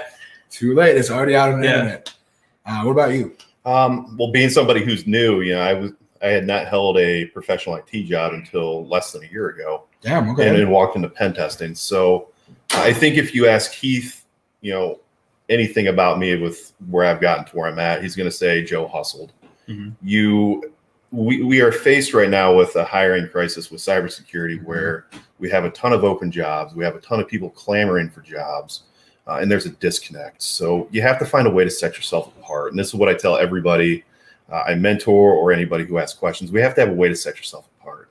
Yeah. Again, we talked a little bit on OSCP and the value of certifications in college degrees are resume bullet, value at this point for many hiring managers. And we have to find a way to set apart you from the other 100 people who are applying for the job. Yeah. So if that means that you need to find a side door into an organization by streaming, by tweeting. You're going to have to do more than 2 years ago, where the blog and the GitHub repo was getting you noticed. Everybody's got a blog now. Everybody's got a GitHub repo. Everybody's more and more people have OSCP. The value of these face value for hiring managers is starting to diminish, and we have to find ways to set people apart. with their peers, and we are peers, so if that means you have to chase down those other, we're talking about diversifying education, if you have to chase down those other educational opportunities, if you have to create an actual project, if you put up a free code camp video, they're open to submission. If you're contacting those, doing those things and trying to put yourself out there and be noticed. And then finally, don't be afraid to ask for help. It can be hard to cry out for help. And that's what got me my job interviews last year when I finally started being noticed. If you ask anybody, I was frustrated. Nobody would hire me. I'm streaming. I'm, making rooms and whatnot. And I finally said, look, what's going on here? I need some help. Don't be afraid to ask for it. Don't be afraid to use social media. Don't be afraid to leverage your connections in your network. Because going in the front door right now through the HR process isn't working. Yeah, it's really hard to get through the HR process with like the keywords they look for and everything they expect, because they don't get the technicality of it, right? It's just giving a list, just cross it off. And then once you're in the door, prop the damn thing open for everybody else after you. Right. Don't forget where you came from in those struggles, because I think there's a lot of people. There's a lot of people getting into the industry and they had a one-way mindset. And we need to remember what those struggles were like, and we need to make sure that we're preparing that next generation for entrance, because at some point we're going to be old, crusty guys who are just grumpy. I'm already old and crusty. Yeah, well, that's because you haven't showered. We're going to be just grumpy at some point, and we're not going to care. But we need to remember, and training is important. We need to train and groom people for those next positions, and we need to take pride in it again. I think the people on this couch do. I think the industry needs to take a hard look at taking pride in training. Yeah, I think there's a lot that the industry as a whole could do, but also I think with the age of just having social media now, using social media less for the highlight reel, and more for like empowering people. Like if you go down my social media for now, I post more about my struggles now than I do with the things that I've done as a success thing, just because I realize people have this like weird image of you that like overnight woke up and did this. No, just like literally 7 years ago, I was at DEF CON by myself. Didn't know a single person. This is my first one. This is your first time at DEF CON? Yeah. Holy shit. A year ago, I was never in IT. Damn. Yeah. See, like just coming here and like realizing like, dude, I was here 7 years ago. Yeah. I didn't know anybody. I literally showed up by myself. I would set the talks and then find happy hours to go to. The year later, I met HackerOne. The year later, I came as a HackerOne employee. Just building on top of that. And just you network with people, and it's hard at first, but networking is really key in this industry, man. It's who you know. It could help you. Like if it wasn't for, so I always talk about this person named Andrew. I worked at Verizon Media at Yahoo back in the day. He helped me with my first resume because I was applying for an internship with Yahoo, and he's like, "Dude, your resume doesn't look good. I know you're better than this." And he spent an hour, 2 hours with me on Twitter, just showing me how to do a resume. And that resume got me my next job. I didn't get the job with Yahoo, but my next job, I learned how to do it, like how to get through HR with that resume. I'm on this couch because of networking. I sent him a LinkedIn message. Oh, that's true. Yes. That's true. Because we grew up there, at one point during his childhood and mine, we lived 30 minutes apart. I just thought it was interesting. Yeah. You guys don't need to know each other at all? No, I still got the message in my inbox. Yeah, we should do a video on how you guys met. We have, I think. Kind of. Have we talked about it before? Yeah. Just do a vlog of like how you guys met, showing this message and stuff like that. It's powerful, man. People need to see like one message could change everything. I was telling Stoke earlier, if I wasn't for messaging Zayed on Twitter randomly just for a bug, I would have never talked to him. If it wasn't reaching out to you to host something together, I would have never met you. Sure. Same thing with John. If it wasn't for you introducing us to, I would have never met John Hammond, right? Just the effect of like just meeting people and more people. I would not have met you if it wasn't for him today, right? You said you were back in the day. You were marketing, right? Like I did a lot of cloud marketing. stuff, or, I did a lot of just marketing in general. You're real good at that. That's the thing that you are like good at, just going out. And I think that's where people can learn too. Is like you don't have to be an extrovert. Like I'm introverted as all hell. I'm introverted too. I'm really shy, but I've learned to get over it. Yeah, you just have to you have to plant as many seeds as possible because you don't know where it's going to grow. It could be 5 years later that you talk to somebody that's like, "Hey, I got a job for you." So you just gotta put yourself out there, and it's hard at first, but if you keep doing it, like I was very, very shy at like my 19 or early 20s. Yeah, but I had someone show me networking, and it's like, dude, listen, like I have this job because I went to this one meeting, and everything changed. I was like, holy shit, I want to do this. You never know who's going to be the next opportunity. So, and in this industry, it's as big as the community is. The industry, we're still small industry. Tiny, yeah. Everyone knows each other. Everyone could vouch for the other person. Words go around really quick. Yeah. So keep that in mind, good and bad. Yeah. It's not just for the good stuff. You can make good and bad impact, but try to make your good impacts. I agree. Well, thank you guys both. We're not going to quick. I Thanks. think Omar's still going to take over for, what do we have, 7 minutes till our next guest. We're going to jump off really quickly, let Omar do his thing. I think you guys have more updates for the CTF, and then we'll be back in like 7 minutes. Thank you, guys. I really appreciate it. Thank you. Thanks for having everybody. us. Thanks. All right. So we do have a few announcements to make. The first one is that we just released a new wave of CTF challenges a few minutes ago. So please hack away, hack the planet. The other thing is that we're giving away another AWAE course. So in order for you to win, go to redteamvillage.io/giveaway, and we will be announcing the next winner. We have 2 more to do today. So this one and one more. So we will announce the winners after the break. So with that, let's go in a quick break, and we'll be live in a few minutes.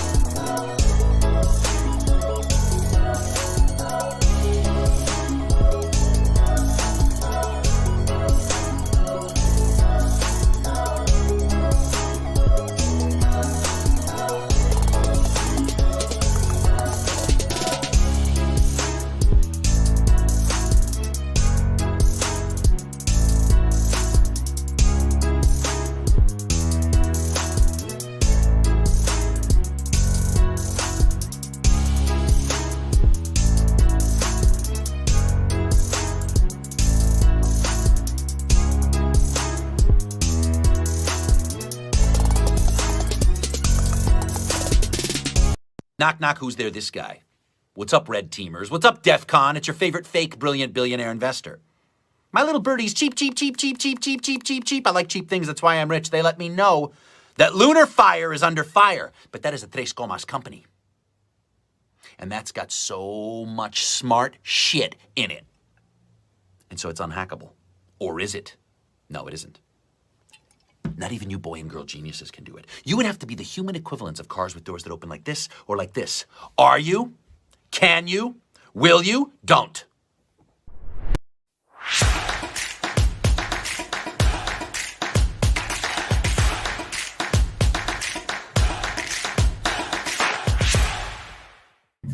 Hello, everyone. I'm Barry Darnell from the Red Team Village, and today we are here with Omar Santos from the Red Team Village, as well as our guest Ipsec from Hack the Box. Hey guys, what's going on? Oh, Ipsec, Hack the Box has been a longtime supporter of the Village. Can you tell me more about the company? Yeah, Hack the Box is a hands-on security training platform, and our main goal is to make good training readily available to anyone in the world. If you're new to a topic or just the field in general, we have Hack the Box Academy, and it's a guided learning experience, which just means we have written material and hands-on labs. And again, when building this, accessibility was our number one desire. So we created the Pwn Box, which allows you to have a whole operating system in your browser. So the machine you're doing this learning on doesn't even have to be powerful. You can do it on like a Chromebook. If for some reason you want to do it on a phone, you can. I wouldn't recommend that. But everything's done within a web browser. If you want to bring your own OS, we also provide a VPN pack for you, so you can join your OS to the VPN and go on learning. In addition to the Academy, we have unguided learning, which is what we're most famous for. This is the weekly challenges machines or entire like networks we put out on the platform, and that we ask people not to publicly talk about these challenges until they retire, which is typically 20 weeks. This is my favorite and what I credit most of my success to, because it really enforces building good social relationships that not only help get you the help when you need it, but also when teaching, it often validates your understanding of it, and it's proven to help memory retention.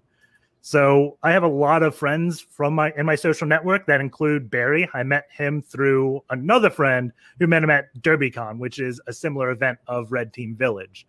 And the funny thing is, both my other friend Kyle and Barry all lived within like 30 miles of each other, but we met like hundreds of miles away. So definitely like important to go view and travel and experience the community, because you'll never know who you find and how close people may be. It's a small world. Absolutely. I think we've all been cooped up these last few months here. I think a lot of people are excited to go in person to Las Vegas to attend DEF CON. And so we're really excited to see some of our old friends and make some new ones. Speaking of that community, you know, Hack the Box is a very vibrant community, both on their Discord as well as all over Twitter. Can you tell me a little bit more about the people behind Hack the Box, maybe some projects that you might be working on? Yeah, we have a innovation team that's designed at like pushing what we think is the limit. So typically, most of our stuff is either a Docker or a VMware image. And the innovation team is looking into Google Cloud, AWS, and Azure to provide a pro lab called Black Sky, which is just based upon those types of features. So if you want to exploit IAM or do a lot of those unique cloud things, Black Sky Lab is going to be that. We also have, as you said, the Discord community. We have Roadrunner who runs that, and they help provide a lot of good support and just learning to anyone, in addition to a bunch of CTFs. I think we run a CTF like every other month or something. It's insane. Well, talking about the CTF and talking about all the activities, you know, throughout the years, you guys have supported the Red Team Village tremendously. So first of all, thank you, and thank you, Hack the Box. So I got a couple of questions, right? So one of the questions is, you know, what would you say that is the best part about sponsoring community efforts like the Red Team Village CTF this year? I mean, obviously it helps the community grow, and most of my like relationships, I can credit almost all my professional success as to leeching off my friends' knowledge, because no one can know everything. And I can't speak for anyone at Hack the Box, but I know a bunch of my friends at Hack the Box are super excited to play a CTF built by other people. And we've played the Red Team Village CTFs for quite a while. I vaguely remember one, I think 2 years ago, that involved exploiting a printer, which was new to all of us. We were all like big binary exploit people, and then it threw a different architecture at us that we never really experimented with, and it was just a lot of fun to play. So super excited to sponsor an event that we can participate in and learn new things to hopefully put out on our platform in the future. Thank you. Appreciate that. And I think that you're hitting my next question, which is, why do you think sponsoring the Red Team Village this year is so important for the community? Yeah, number one, it's important to, like, with COVID and all, we want to increase our socialization and everything. We've been all cooped up. And the Red Team Village incorporates all of Hack the Box's things. The main thing was being accessible. If you can't travel, you can do it online and form a team. And additionally, if you want, it's available for the high cost of $0, which aligns with kind of our methodology and what we want. All our machines are available for free for a time, and then once they retire, then you have to pay a small fee to gain access to it, because hosting 150 images permanently would just be expensive. Can't do that for free. Additionally, I believe InfoSec is a unique profession where team building activities have immeasurable impact. If you look at the non-InfoSec teams, they still do team building activities. Like, you have that gimmicky trust fall and escape room, etc. And they're doing them just to help build that social bond between coworkers. So you know it's valuable, since that's the only thing they care about. In the InfoSec world, we have CTFs that is just like that on steroids. It has all that same social bonding benefits. Like I mentioned earlier, I play CTS with Barry. I've played CTS with OXDF, Mr. Ben, John Hammond, a bunch of people. I just have a lot of fun with playing these CTFs along with coworkers. And in addition to that social bond that you build, it also gives you a lot of techniques that you may be able to immediately provide your work value, because you're joining hands with a bunch of other companies to learn things. It wouldn't surprise me if you do the CTF and then find something that you can immediately turn around to do on your job. I remember doing almost any pro lab. I'll use offshore as an example, where the foothold involves exploiting Splunk. And I had a pen test that I kept missing this vector on because I just didn't know it, and Mr. Ben put it in that pro lab. So when I did that, it was just like an eye-opening thing of, oh God, what have I been missing? So definitely the big social aspect is huge here. Awesome.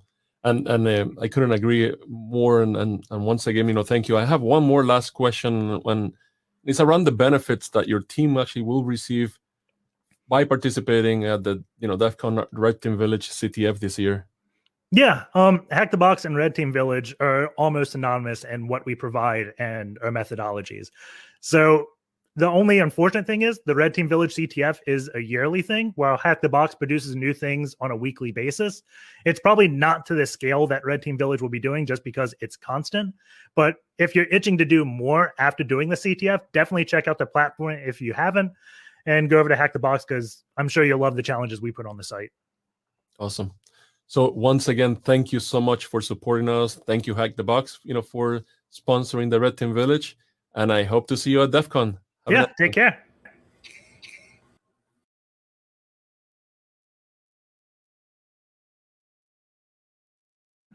I was not paying attention. I think Sean is doing something with his camera.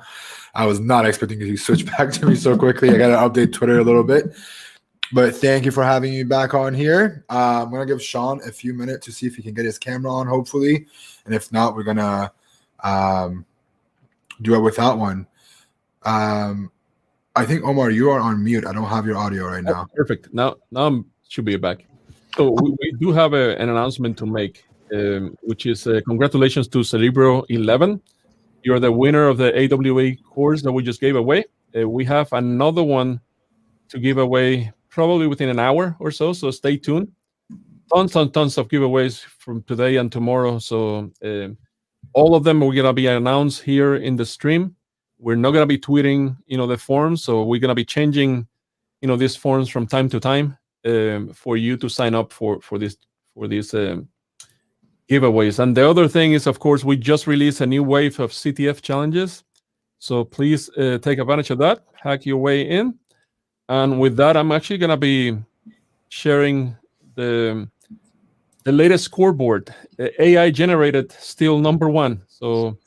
But Neutrino Cannon and EPT are not far behind. So tons and tons of activities, tons of flags actually being submitted as we speak. So So it's going pretty well. So thank you for everybody close participating. All right, so I'll pass it back to you, Namsek. Thank you so much. I appreciate it. I think Sean's almost ready. Sean, can you hear me okay? Move myself back. Don't know if I have Sean's audio, but for people that are listening in, thank you for sticking around. I know we're almost at the end of the day. I have Sean, aka Zshano, on here, but before I bring him on, I see a lot of people using emotes. Do I still have any of my homies in the chat? I saw a few people spamming my emotes earlier, but I want to see if anyone's still here. I think Sean's here. Can you hear me okay? Yeah, I can hear you. Can you hear me? Yeah, I can hear you. Thanks for joining, dude. I know it's really late your time. No, it's only like 11:15. I mean, that's still early for me, if I'm honest. I know, but I mean, it's a Friday night, and then you giving us your time at 11 p.m., man. I really, really appreciate it. I should have done a better time of having you on earlier, but it's just been, we're doing a mobile stream, so things are a little hectic. I'm glad that things are going smooth, but I'm happy to have you on here regardless. But for those of our viewers that are watching this, I know who you are. I'm very familiar with your work, but kind of give us your background. Who are you, and how long have you been doing this stuff? Yeah, sure. So I mean, I messed around with hacking and developing and things a little bit like long before bug bounties came around, but I heard of bug bounties around 2015, and I always had a bit of, I wouldn't say expertise in XSS, but I knew what XSS was and things. So I was a bit like, I'm going to give this a go. Found an XSS and got paid for it. And I was a bit like, okay, wow, this is really cool. So I stopped developing and put a lot of my focus into like web app security and like how to actually break these websites and find more bugs and things like that. So I went basically ham on bug bounties for a good few years and rose up the leaderboards, just focused on one program and kind of learned how to do it as such, because I don't know, the way I looked at bug bounties was, it's no like job interview. There's no way for somebody to tell you how to do your job or anything. It's, you have to figure it out for yourself and work out how things work basically. But where I'm at right now is, I mean, I feel like I can look at any website and begin to uncover vulnerabilities once I learn it. And I really want to help people also replicate that. So that's where I'm at now, helping people hack as well. What made you want to get into the teaching and helping others get involved with hacking and bug bounties? Completely honest, the amount of DMs I would receive for the same questions and people were asking the same things, and it was at first like, okay, I need to create something where people can just go to and get their questions answered, so I don't have to keep repeating myself. Right. And from there, it was kind of like, I actually enjoy what I'm building here. I actually enjoy seeing people progress and things. I mean, I've triaged over 7,000 issues on Bug Bounty Hunter, and watching the progression, like people progress through Barker and actually understand how things work. And it's just been amazing to see. So I really love the feeling of I'm helping people, really. Yeah, I think just the feeling of being able to like open up doors for a lot of people through like just teaching them is very powerful to like just kind of talk about. But I want to also talk about, you mentioned you can look at a web application now and pretty much find a vulnerability within a few hours, whatever that time frame is. How did you get to that point? What were some things you did to practice and get to a point of how comfortable you are with your bug hunting, and people that want to, that's aspiring people that want to become like you or learn from you? What are some things that they need to practice? Well, in all honesty, it just comes with experience. I mean, most websites are built pretty much the same. They take information, handle it, reflect it out, store it, do whatever. So it's literally a case of seriously just jump straight in, understand the common vulnerabilities you find on web applications. So XSS, leaking OAuth tokens and things like that. But then you get the extra where you can, when you dive deep, where these developers have created custom code to be able to interact with a certain feature. For example, if they need to make a request to a website, and you can control this parameter, and then you can start making it hit internal things. And you start then getting an understanding as to, okay, well, if you can simply input like a local IP there and start querying internal things, the developer who made this had no idea about how to protect this. Whereas if there is some filtering and they have attempted to patch it, then, do you know what I mean? The hacker in you sort of lights up, and you really want to understand how can I bypass this, or can I bypass it, and things like that. it really does come with experience. I mean, think of yourself like a baby. I mean, when you're born, you don't know how to walk and all this and that. You've got to start at the beginning and just believe in yourself and trust yourself and enjoy the experience and time. Yeah, I think the learning aspect of it is interesting to like not look at it as just talking to Stoke about the same thing, like not looking at bug bounties for a way to make money in the beginning, which I know eventually everyone wants to make money. That's why they're doing it, right? But it's more of a realizing that you're doing this to learn versus just earn money from it. And then the earnings come later, right? Like it's going to get there eventually, but it's just going to take time and you just have to enjoy what you're doing on this. If you don't do it, it's going to be very exhausting and you're going to get burnt out very quick. Yeah, I mean, that's actually why I designed Barker how it is, for example, because there's no disrespect to any other training websites, but a lot of them is like, hey, there's XSS here, there's SSRF here. Yeah. Can you find it? I mean, go find the flags and do whatever you got to do. Whereas on Barker, I mean, I get a lot of people message me and they're like, well, okay, what do I do here, Sean? I've got the website, but what do I do? And it's like, that's exactly what you're going to be asking yourself on a real bug bounty target. What do I do here? What do I look at first? So that's why I designed Barker the way it is, because it forces you to start playing and understand and focus on one target and kind of understand how things work. And like you say, the earning side of things comes later on. But again, that's why I introduced my hack events and things like that on there to motivate them a little bit. But yeah. So I know we have a little bit of time left, and that's okay. If that's okay with you, I was gonna say maybe we can open up like a site. I think Airbnb may be a good one, or we can do like a Snapchat, maybe whatever one you're more comfortable with, and kind of just walking through. I don't want to look for bugs, but I want to kind of pick your brain on like, okay, what would you do? What would you look at first? How would you approach this application if you're okay with it? Yeah, sure. I'm more than happy to do that. Let's do it. So we'll have you share your screen. I think Omar, if you're still here, and once Sean shares his screen and we can bring him on, that'll be great. So this way we can walk through it. I don't know if you have an account with Airbnb. We can make a fake one maybe at some point. I think people would get some really good value out of just seeing what your thought process is. We're not going to look for the actual phones, but just saying like, nice, like you were doing a few months ago with me. Like I see this thing. This is what I test for. This is what I look for. I think a lot of people would get value out of it. Yeah, I mean, similar to what we was doing on Rockstar Games, basically. Yeah.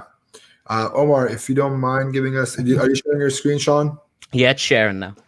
Let me see if I can get Omar, our producer, to help us out. Let's have a look at some targets. So I actually have something coming out based on HackerOne's public programs. So I've been logging the public programs, how many hackers thanked and things like that. And I can see that there's a few programs where there's no more like new hackers thanked. However, the reports received is going up. So it says to me that some hackers out there are sticking to some certain programs. Yeah. So is that being added to the website, or is it added to Barker? How does that look? Yeah, no. So it's public and free for everyone. I've added a little bit at the moment. So if you actually visit bugbountyhunter.com/disclosed, you can view by vulnerability type. So for example, if you choose cross-site request forgery, you can see that Mail RU has had 20 reports received on that. And you can see who's disclosed the most reports when they were launched. But as well as that, you can start seeing how many hackers have been thanked, how many reports they receive over the 90 days each time we check it and things like that. It's quite interesting to see, really. Do you read a lot of the disclosures? Yeah, all the time, especially if it's a program. I mean, I'll just pull it up right now quickly. I mean, if like, for example, if it's a program that I'm really interested in, I'm focusing on, then I'm going to keep looking at. I'm going to look at disclosure reports to see what everyone's found and things like that. So this is what I got. I mean, you can see here, back in April, 1,300 hackers thanked, whereas now there's been 100 new hackers that have found a bug on Mail RU in the last 2 months. They've resolved around 200 reports. You can see here where people are clearly finding some stuff, because on the 2nd of June, there was 800 reports received, but then on the second day, there was 842. So somebody had some fun over that time. Do you know what I mean? Yeah. So this is for any program. You can just type in the program name and it'll be shown. Yes, so I'm currently finishing off a program directory, and for those, I mean, everyone's into cryptocurrency these days. It's a little bit like cryptocurrency, where, I mean, if I show you what cryptocurrency looks like, for example, where you can see what the coin is, market cap, and you've got this little chart here. So I've been building something where you can see all of the programs, and the idea behind it and why I'm building it is for those people who like to stick to one vulnerability type, is you can find the programs where your favorite vulnerability type has been found the most on. And you can see basically as well whether a program's receiving any activity, things like that. So let's say, for example, Shopify. I mean, let's have a look at Shopify actually. If I type Shopify.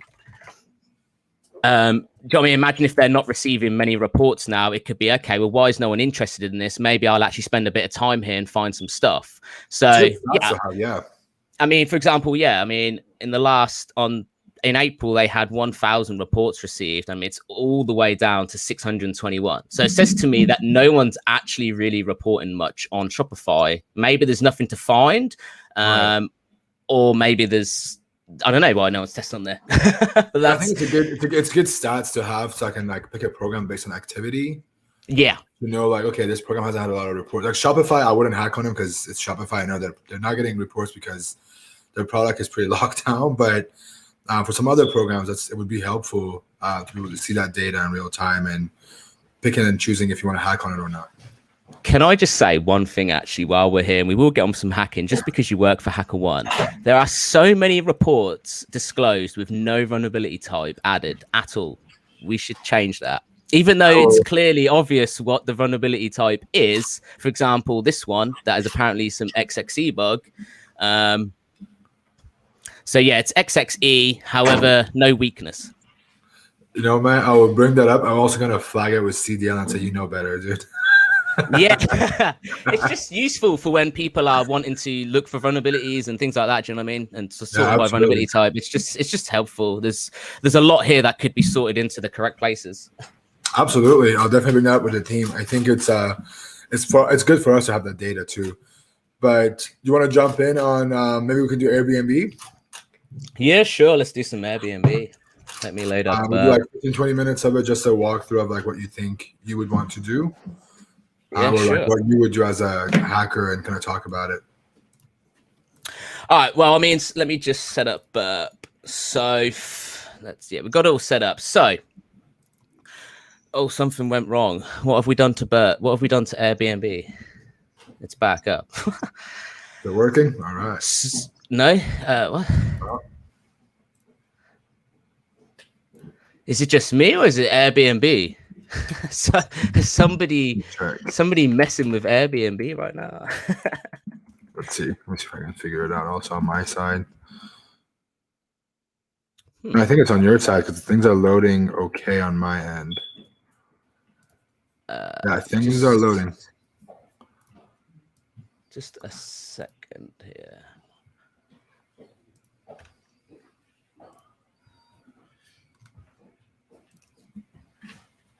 All right, seems to be working. And we're doing a live stream. Things could go wrong and will go wrong. So far, it's been manageable, so we are good. It's all good. It's all good. So, I mean, first of all, my first thought with Airbnb is, again, it's a big website. So my first thought with big websites is they want to make it easy for users to sign in and things like that. So my first thought is there's probably potentially going to be, okay, this is annoying. There's probably going to be some sort of way, some sort of OAuth type login, for example. So let's actually have a look on Google to see if there is anything disclosed with this. So Airbnb, HackerOne, OAuth. So yeah, we've got one in 2019. There's actually one from one of your streams, believe it or not, and one in 2017. So it says to me that this was actually here on Airbnb at one point. So misconfigured OAuth. You look at like old reports to see what's been disclosed on that thing that you're looking for. Yeah, well, it's just given me an indication as to this is more than likely going to be something on here. Like if they've made this mistake once, what I've learned from experience is these developers don't tend, I mean, a lot of developers do learn, but some developers don't tend to learn from their mistake, or the developer who made this certain feature has actually then left the company, and someone else takes over and they don't have as much knowledge or security knowledge as them, etc., etc. Right. So we can see here, this was back in 2017, so it's a while ago. However, Arnie Swinnon, who's an amazing, talented hacker, found, so we have Airbnb.cat, OAuth Connect. So instantly, for me as a hacker right now, I want to, I mean, this is where I'd start going to do some dorking. What am I on, .co.uk? Yes. So Arnie found his on .cat. First of all, what is .cat? Is that anything different, or... Okay. So it's just different language. Yeah. So again, it says to me as a hacker, is there different code base being used across all of these? So at first thought, you might, at like first glance, they might look all the same. However, there's a few popular programs out there where if you actually start messing around with what country you're from, then different features actually come up and different ways to log in. For example, in China, it's very popular for people to log in via WeChat. And I've messed around with WeChat, and yeah, I don't want to say something in case it's vulnerable as such, but there's something interesting there. So yeah, anyway, sorry, let's carry on. So my second thing would be to basically, again, I'm not even looked at Airbnb and seen what features are available for me, but I can already sit here and feel like the hacker in me kind of like priming up as such, because I'm now going to basically start looking for if they have any old OAuth things left around, hanging around, and see how they work. Do you know what I mean? Because that's, again, so nothing actually works here at all. I really hate using Firefox for this because it never pretty prints things, does it? Wrap long lines, there we go. So just literally looking around, we don't have anything interesting here, in my opinion. I mean, the URL is actually interesting because there's an action there. However, there's no submit button or anything like that. So, I mean, if, for example, if I was to be able to input my URL there or some sort of JavaScript URI, then, you know what I mean, I might be able to get XSS. However, there's no actual submit button. So it says to me instantly as a hacker that I'm probably not going to actually spend that much time here or anything, because there's no way for me to do anything here at the moment. If that makes sense to people. Yeah, so you see a parameter, the value for that parameter is being reflected in the source. You mess with it pretty much. Well, yeah, but I instantly know to not spend like as much time as such, because there's no, I mean, it's, for example, it's reflected here on a form with the action, and I can control this action according to this. So if I was to put /test, it actually doesn't like that. So it says to me that it's probably looking for OAuth Connect, and it doesn't actually care about what's there. And yeah, so for me as a hacker, it says to me that one, Airbnb probably use filtering like this in different places of the website. So they're enforcing that this has to be /OAuth_connect. So if I was going to spend time here trying to bypass this, it would give me a bit of a foothold and understanding as to how they're actually enforcing that value to be that. Does that make sense? Yeah, absolutely. So it's a pattern recognition, right? You want to recognize this pattern and see if they use it other places, and if they've made a mistake that you can change.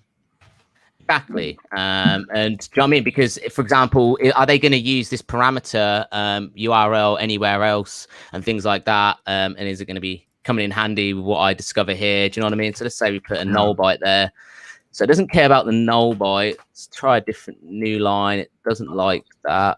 So this is where you see something, you see a pattern, you start fuzzing it to see if there is any way of escaping out of it, tricking into doing something you want. Yeah, essentially, and just kind of seeing how things work. Okay. Fair enough. So I can't see much for .co.uk. I'll try .com.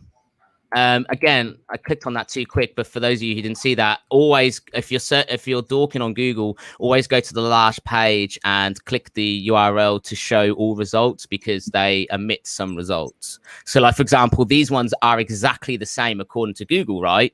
However, to you as a hacker, you don't care if they're the same. You want to see what's different. So these URLs are the same. However, the from is different. If you look at the bottom, it says from Facebook sign up. That one's Google sign up, Facebook login. Yeah. So I'm getting a little bit of intel that you can log in via your Google account and Facebook account. And again, let's actually, if I could get Airbnb to work, let's try.com. Do you look for a lot of OAuth stuff usually? Do you spend a good amount of time on OAuth? For me, it's the feature. I mean, like I say, I'm looking for the feature. So I've looked at Airbnb and I've instantly thought to myself, they're a big company, so they're going to want to make it easy as possible to use their website for these users. So they want to sign in and log in. They don't want to have to make them enter loads of information and things like that. So it said to me instantly, there's probably going to be some, here we go, Facebook sign in, Google, Apple, and things like that. So again, I know what that leads to with OAuth and things like that. And I've already, in my opinion, feel like I've got like a foothold and a little bit of understanding. But then that's where, again, you've then got to actually sign up and understand how things work. So I don't have a Google, a Facebook account or things like that. So I'm actually just going to sign up as normal, although, let's go with email. Yeah.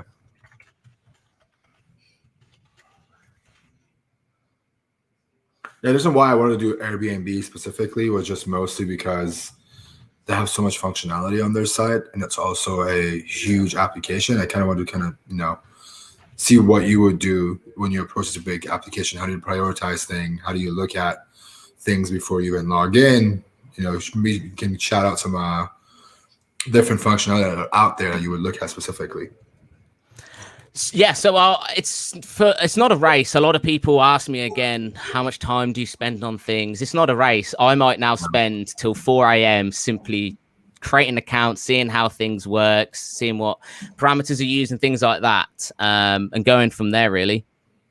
Okay. So it's probably not anything interesting, but it's replying here with account existed true. So you might be able to, as a hacker, start testing whether other people's accounts work. But again, it's not really that impactful, so you wouldn't really care. But it would, again, give you a little bit of insight. So who's another? You've not signed up with NARMSEC on here, Ben. I was hoping. I'm signed up with so many emails that I don't know, to be honest. It's no mistake. No, he's not on there. Somebody will be on there potentially, unless it simply actually isn't vulnerable. I don't know. Let's actually test. Let's find. Let's try. What's Ron Chan's username? I bet you he's on here. Who? Sorry. Ron Chan, NGAL. Yeah, Ron Chan. Or Peter Yaworski, maybe his email. No. Interesting. I think maybe try Yaworsk. He's got. Yeah, I just did. Oh.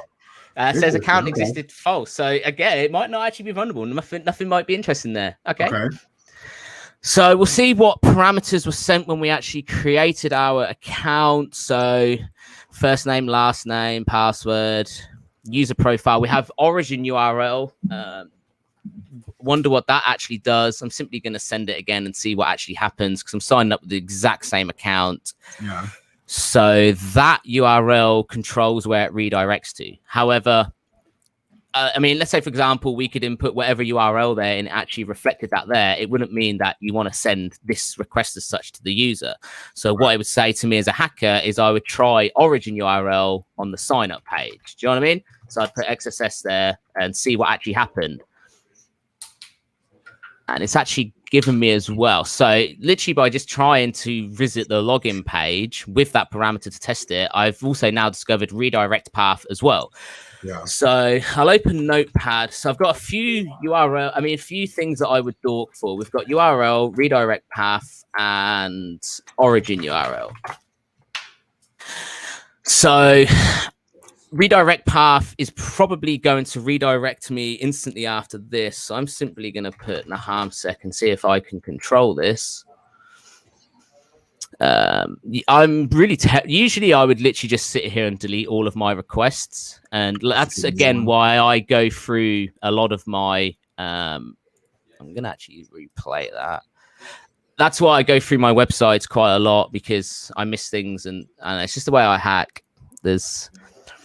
Everyone has their own way of hacking. But anyway, so I'm going to see what happens. We press agree and continue. So it actually did redirect to the URL that I inputted there. So I'm simply going to revisit it again, and it instantly redirects me. So it says to me, how is this being controlled? So it's a 302 redirect. So probably not going to be able to get any XSS. Okay, so it doesn't like if you put. What happens if I find a bug live on the stream, by the way, or anything? We're about to find out soon enough. I guess I just want to see how things actually. So you have a mental checklist of characters you want to put in there. Yeah, I mean the typical ones that I want to see if what they're filtering, whether they're filtering like, so for example, okay, so I did think that their filter was looking for a / and then simply A to Z characters, but that isn't the case because I'm trying just random ones, and some of them it doesn't like, but some of them it doesn't care about. Okay, so let's try.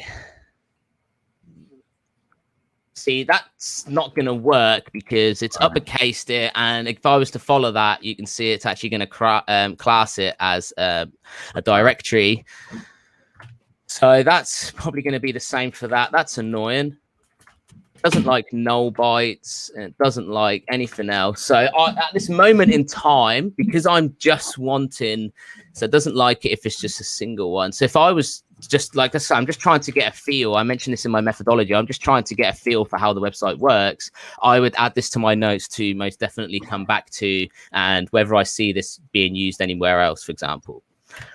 Well, I mean, what would you try here? Is there anything I'm missing here? Actually, there's something else. The next step for me would have been like doing the same things as you did, and then also trying to see if I could put an @ sign to redirect it to another site.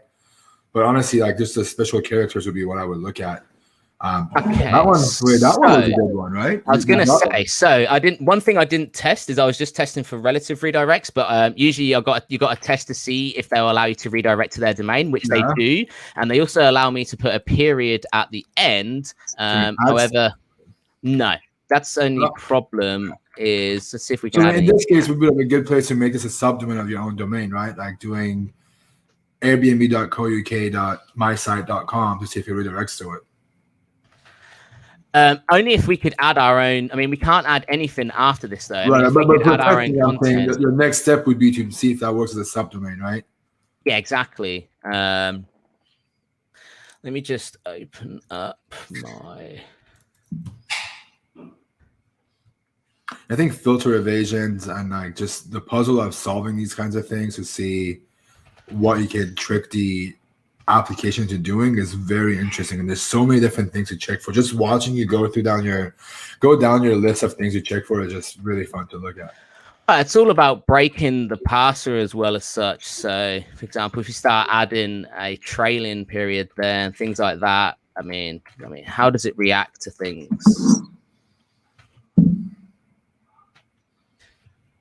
Because it doesn't let me use a hashtag there. It doesn't let me use it there, but doesn't let me use it after. No, it doesn't. So it doesn't like the hashtag value at all, even double encoding, for example. Null byte, it doesn't like at the end. No, so it doesn't seem... Okay. Yeah, I would... Okay, so I didn't actually test to see if they care about this, which they do. So it has to either be HTTP or HTTPS because, I mean, nothing else is going to be interesting anyway to me. Right. Oops.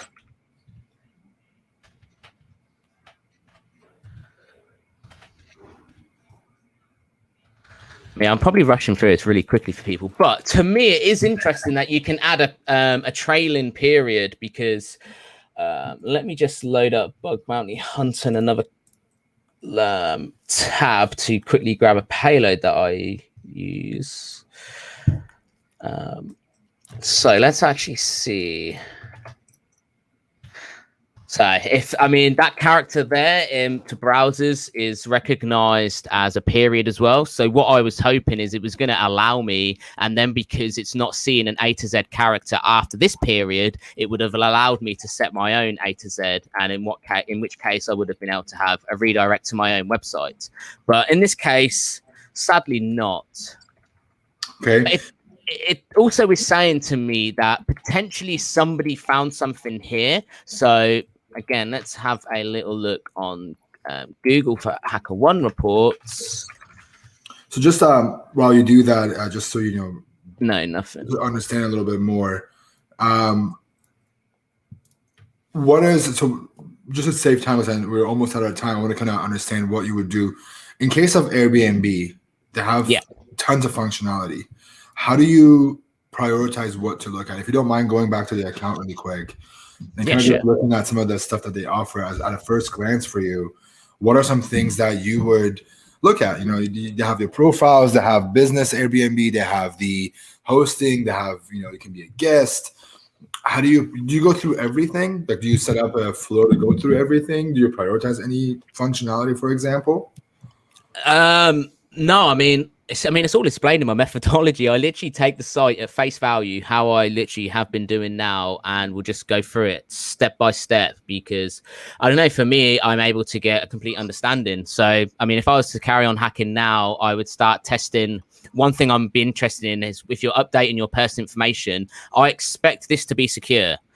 First of all, what caught my eye there was a loading image where it obviously loaded my information from somewhere else. It pulled in my information from somewhere else. It didn't just reflect my information here as such. Does that make sense? Yeah. So if I refresh, yes. So, sorry, what were you saying? No, I was gonna say, so you're gonna look at how it's making calls to load that information for you. Yeah. It seemed to make a request, but it didn't actually. So I saw it loading as such. So let's have a look. I mean, I don't, unless at first I don't go for the functionality as such. I want to get my head around how Airbnb is put together. So let's say, for example, if I do just edit my account information and I can see what cross-site request forgery tokens are used, how is that thing actually put together? And let's say it actually does look secure. So it pretty much does. I mean, it's a put request. You've got a key, which is interesting. I'd see what's happened there. You've got cross-site request forgery token header and things like that. I mean, like I say, I expected it to be secure, so it is. But that's then when I would probably start changing my mindset. And I mean, you can become a host. So I would start seeing if non-hosts can access only host things. Have the developers made that application mistake rather than the coding error and not fixing something from XSS or cross-site request forgery? Have they not, when they developed a certain feature, did they not consider what could actually be done here, for example? Okay, so when you when there are different permission levels for for Airbnb's case, there is a lot of user types, right? You have the good,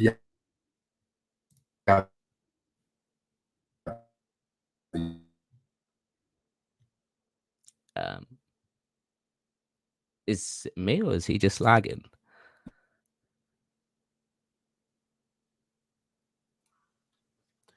Yeah, I think that we had some problems with Naham's.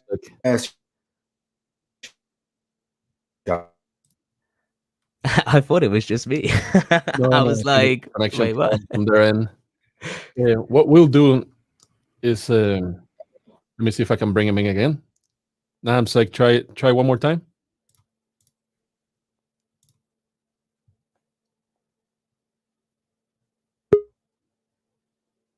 Sorry, I'm going to use my phone if you don't mind adding me, Omar. Yeah, you're on. Cool, awesome. Yeah, I think the laptop you're using at the at our venue right now here, it's running out of battery and the charger isn't supporting it. We're having some issues with it, but I'm going to join from my phone. Sorry, Sean. No worries at all, man. What I was asking was, how do you approach different permission levels? Like, how do you know, because with Airbnb, there's a host, there's a guest, there is a business. Do you make different accounts and test against each other? Do you prioritize one over the other based on functionality? How does that look? So no, I mean, I'd sign up for 2 accounts. I mean, for some reason, when I actually press try hosting, it actually let me do anything. I don't know why Airbnb doesn't work for me. Yeah, but specifically, you have to like verify your ID and stuff to get access to it. Okay. Yeah, it's a weird. So, well, just from mentioning that, I would obviously you've got to go through the process to understand how it works. But I would then start to see if I can access ways to become a host without verifying my identity. But I would basically look around what features are available to these hosts. So I can assume that they take messages from these guests. They can manage bookings and things like that. That's without signing up and looking. So I would see basically how these work, what requests are made, what information is reflected, and then start considering, can normal users access these URLs? If I set certain cookie headers and things like this, can I access it? And basically, how is this protected? How is this verifying that I am actually a host, basically? And there's so much to hacking. You know how it is. That's why I enjoy the process, and it's not a race, it's not a rush, and it can take you months to actually understand. I mean, I went through TripAdvisor 5 times, and I was still missing bugs that Mongo was finding. So it is what it is. To hear everyone's perspective on how they approach targets, everything is huge, right? Like, how do you approach a giant? Hey, Nams, we cannot hear you now, Ben. I was about to say. Can you hear me now? Now it's better. Yeah. Sorry. It's always cool to hear everyone's perspective and to understand how they approach different targets. Just because like an application like Airbnb is huge, right? When you were doing TripAdvisor, that's a huge application. So it's cool to hear how other people do these things and how they get different access and how do they check for different things, how do they prioritize things, how do they just go through the entire workflow of this particular application. I know we didn't have a whole lot of time to do this, but it's still good to see like the things that you test for. I think people get value in having, I was telling Heath, having the looking over your shoulder kind of thing is the best type of mentorship, right? Yeah, definitely. And yeah, like I say, just enjoy the process. It's not a race, is it? I feel like a lot of people feel like it is, but it's not. Yeah. So before I let you go, since I've kept you a little bit over time already, and I know it's getting late for you, do you have any advice? The thing that the theme so far today has been, if you could go back to Zshano 3-4 years ago and give yourself an advice on something you have learned that a mistake you would avoid, what would it be? So 2 things. One, I would have probably spent a lot more time at doing bug bounties. I kind of took a chilled approach to it. I feel like I wish I put a lot more time and effort. So I feel like those who are young, I mean, if you've left college, university, doing whatever, put the time in. If you've got no commitments and responsibilities right now, definitely put the time in, and yeah, because it can change your life. And second advice that I wish I give myself is to not get emotionally attached to any of my reports and that, and to kind of just treat it at face value. You found a bug, ship the report, walk away. And yeah, that's good advice, man. I think the attachment thing is very, very good to say. And also, one thing that Stokes said was like taking things personal and understanding, like you said, take everything as face value. It's important to remind yourself of that. And I think people hearing this would probably appreciate hearing that from someone like you that's been doing this for years. Yeah, definitely. But also, with that said, don't kind of be afraid to stick up for yourself as well. I mean, I feel like I didn't stick up for myself in some situations where I look back and wish I did. But now, like I said, I take things at face value, and yeah, it's a lot better, a lot happier, I think. Yeah, man, you're doing amazing work too. Kudos to you. For everyone not familiar with Zshano, give him a follow on Twitter. It's at Zshano. You also have your bugbountyhunter.com. If you want to get more involved with bug bounty hunting, check him out. Other than that, man, I just want to say thank you for being here so much. I really appreciate you always being willing to help us out. Me personally, always hanging out with us. I appreciate you so much, and thanks for being a part of the stream. I appreciate you inviting me on, Ben, and always much love as well, mate. Thank you. Awesome. Thank you so much, man. We'll talk soon. Take care, everyone. See you, dude. All right, I'm going to take a 5-minute break to figure out our technical difficulty we're having at our studio and Airbnb really quickly. We'll be back in 5 minutes. I know Jason Haddix is in the green room right now. Give me 5 minutes. Omar's going to take over for us, and we'll hopefully figure it out by then, and I'll be right back. You might be on mute, Omar, but I'll be right back. Absolutely, and thank you everybody for joining again. As always, please continue the conversation in Discord. The Discord channel at the DEF CON official Discord server is in the bottom of the screen. We also gonna be announcing another giveaway in a few minutes. So we're gonna have 2 more giveaways. Actually, 1 more today and several other tomorrow. And as Ben mentioned, we're gonna go in a quick break, and we'll talk to you in about 5 minutes or so. Thanks.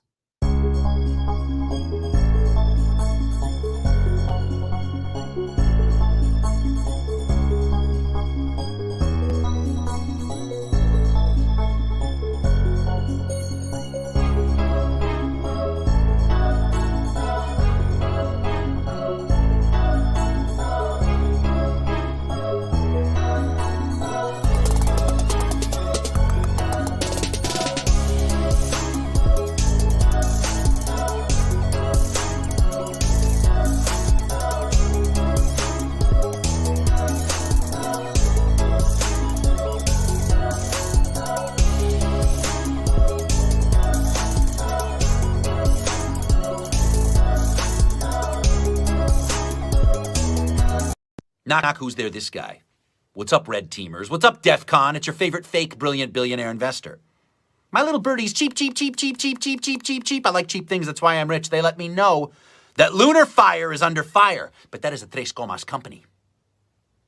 And that's got so much smart shit in it. And so it's unhackable. Or is it? No, it isn't. Not even you boy and girl geniuses can do it. You would have to be the human equivalents of cars with doors that open like this or like this. Are you? Can you? Will you? Don't.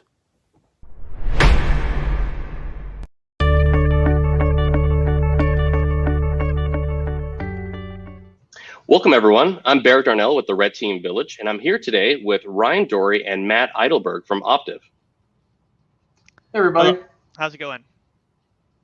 Ryan and Matt, thank you so much for being here today, and I want to thank Optiv for being a sponsor for the Red Team Village CTF this year. Your support really helps, and it goes a long way at allowing us to provide a big event both in person and virtually. Can you tell me a little bit more about Optiv? Yeah, absolutely. So to put it very simply, Optiv is a pure play cybersecurity partner. And what does that mean? We aim to do all security all the time, right? We can help in ways of advisory, deployment, and even manage operations, right? So ultimately, our goal is very simply to help organizations realize a more effective security program and posture. And for both of you specifically, what do you do at Optiv? So I am a senior director inside of threat management, which is a larger umbrella, but I specifically have the privilege of leading our attack and pen team. So my focus is on the direction of success of that team, and I achieve this largely by enabling the great folks around me, such as Mr. Eidelberg here. And I'm a technical manager under Attack and Pen. My primary role is leading the adversarial simulation services. This is our branch that focuses primarily on red and purple team operations. My role in there is not only executing these types of engagements, but also focusing on helping to innovate the team and grow more operators to perform these types of engagements. All right, and for that Attack and Pen practice, why do you like working there? Yeah, so for me, first and foremost, it's the close family atmosphere that we have on the team. And what I mean by that is I've been on the team for almost 9 years now. I've been in Attack and Pen the entire time, and I'm not alone in that. There's several other individuals on the team that have been here for a similar amount of time, such as Matt himself. So what that's yielded is a really good dynamic of folks to work well together while we simultaneously, pursue our passion of offensive security. And just to add on to that, I would say in a single word, the community. The team itself honestly strives constantly to push the boundaries, to teach each other new things, whether or not it's failures from previous engagements to help educate for future kind of tests, or even success stories. It's all about sharing and kind of bolstering each other through knowledge sharing. Absolutely, and and a plug for that giving back to the community aspect. I was on your GitHub the other day, and I was looking into Scarecrow, and I know I've got that on my list to do a deep dive on after DEF CON. Love the fact that a lot of big players in information security share that research, share that tooling that they create. Yep, that's what we strive to do here. And for your team, what types of people work there? What are their backgrounds? So it's a good variety of backgrounds, right? So we have folks, some from being a good part of us being veterans, to business-minded folks, to engineering folks, et cetera, right? But like I mentioned earlier, there's the ultimate commonality, right, of a shared objective of offensive and passion for offensive security testing. And then what we qualify that success really is helping leave our clients better than we found them at the end of the day. And of course, folks have a very specific or can have a specific subset of interest inside the team. That could be IoT to embedded to wireless to low-level Windows stuff to evasion, et cetera, right? So there's definitely some sub-pockets for people to really go a mile deep on. Great. And with such a diverse group, what makes somebody a success in A&P? So aside from technical acumen, which obviously is held, it's an important quality on this specific role, right, is the ability to show ownership and leadership and give back to the team. Really, owning a specific service or an offering, helping others, mentoring, et cetera. We hold that in incredibly high value. And then, as we mentioned earlier, with regard to like Source Zero and Scarecrow, right, is the public thought leadership to help the team immediately, and then also give back to the community as well. Yep. And just to add on to that, I would say the eagerness to learn and improve your trade craft. Honestly, the ones we see that excel the most are the ones that not only focus on themselves, but also make sure that they help their fellow teammates or coworkers, whether or not they're struggling with something, or helping to help them also pursue and grow their talents. Those are the ones that I see often have the base success here. That's great. Absolutely. I mean, this is a team sport, doing what we do. Yep. For the Red Team Village, one thing that we really love to do is offer a lot of environments for training. We do workshops. We participate in a lot of different cons. And one thing we want to do is bring as many people into this community as possible. And so I'd like to ask for both of you, what is your advice for people who are interested in cybersecurity as a profession? Yeah, absolutely. So I mean, I'll speak to the path that I took to get here, and I think it holds true to the question, right? But I think it's very important or imperative for folks to have a deep foundational understanding as to how things work, right? So what I mean by that is, how does Active Directory work? How does networking function? How can you manipulate these things to maybe work outside the bounds it was intended to, right? So that can apply to even development, web applications, etc. Oftentimes I get asked by people that are a bit younger, say in college or whatever, and they're like, hey, should I take this security class? I'm gonna become a pen tester. Well, I would really encourage folks to get a lot of those more foundational understandings to how things work before they move to the stage of trying to, move to that adversarial emulation type part. Yep, and I would just add to not just focus when you're learning on red team tactics. It's incredibly valuable in the current landscape to focus on both blue and red team. Having that ability to speak both can really augment your skill set. And, this is very much a cat and mouse game-based industry. And just knowing both sides, their playbooks, can really help you understand the strengths and weaknesses of both sides. So when you're coming up against, say, a red team or a blue team, you know what they are great at and what their weaknesses are to really help plan out those attacks, or even your knowledge set to improve on. That is phenomenal advice. This industry is a challenge because there's so much breadth and depth that you can take. Not to mention that it's evolving every single day. So it's impossible to keep up. So you've got to have that thirst for knowledge. And without that foundation, it is quite difficult. I mean, you might throw that exploit and get that shell back, but then the question is, what do you do next, right? And so, great advice. I want to thank both of you for being here today. Thank you again for the sponsorship. Looking forward to meeting you in person, and also with DEF CON right around the corner. Looking to engage with old friends and make some new ones. So thank you again. Absolutely. Thank you for the opportunity, and we're looking forward to seeing some folks out at DEF CON. Yep. Thank you. Oh, and I forgot to plug. Optiv is actually throwing a party at, right? And you've got an invitation out there. Yeah, absolutely. So come check out some of the Source Zero folks. I believe it's Friday night and the 26th floor, if I remember right. So come by and say hi. Excellent. Looking forward to that.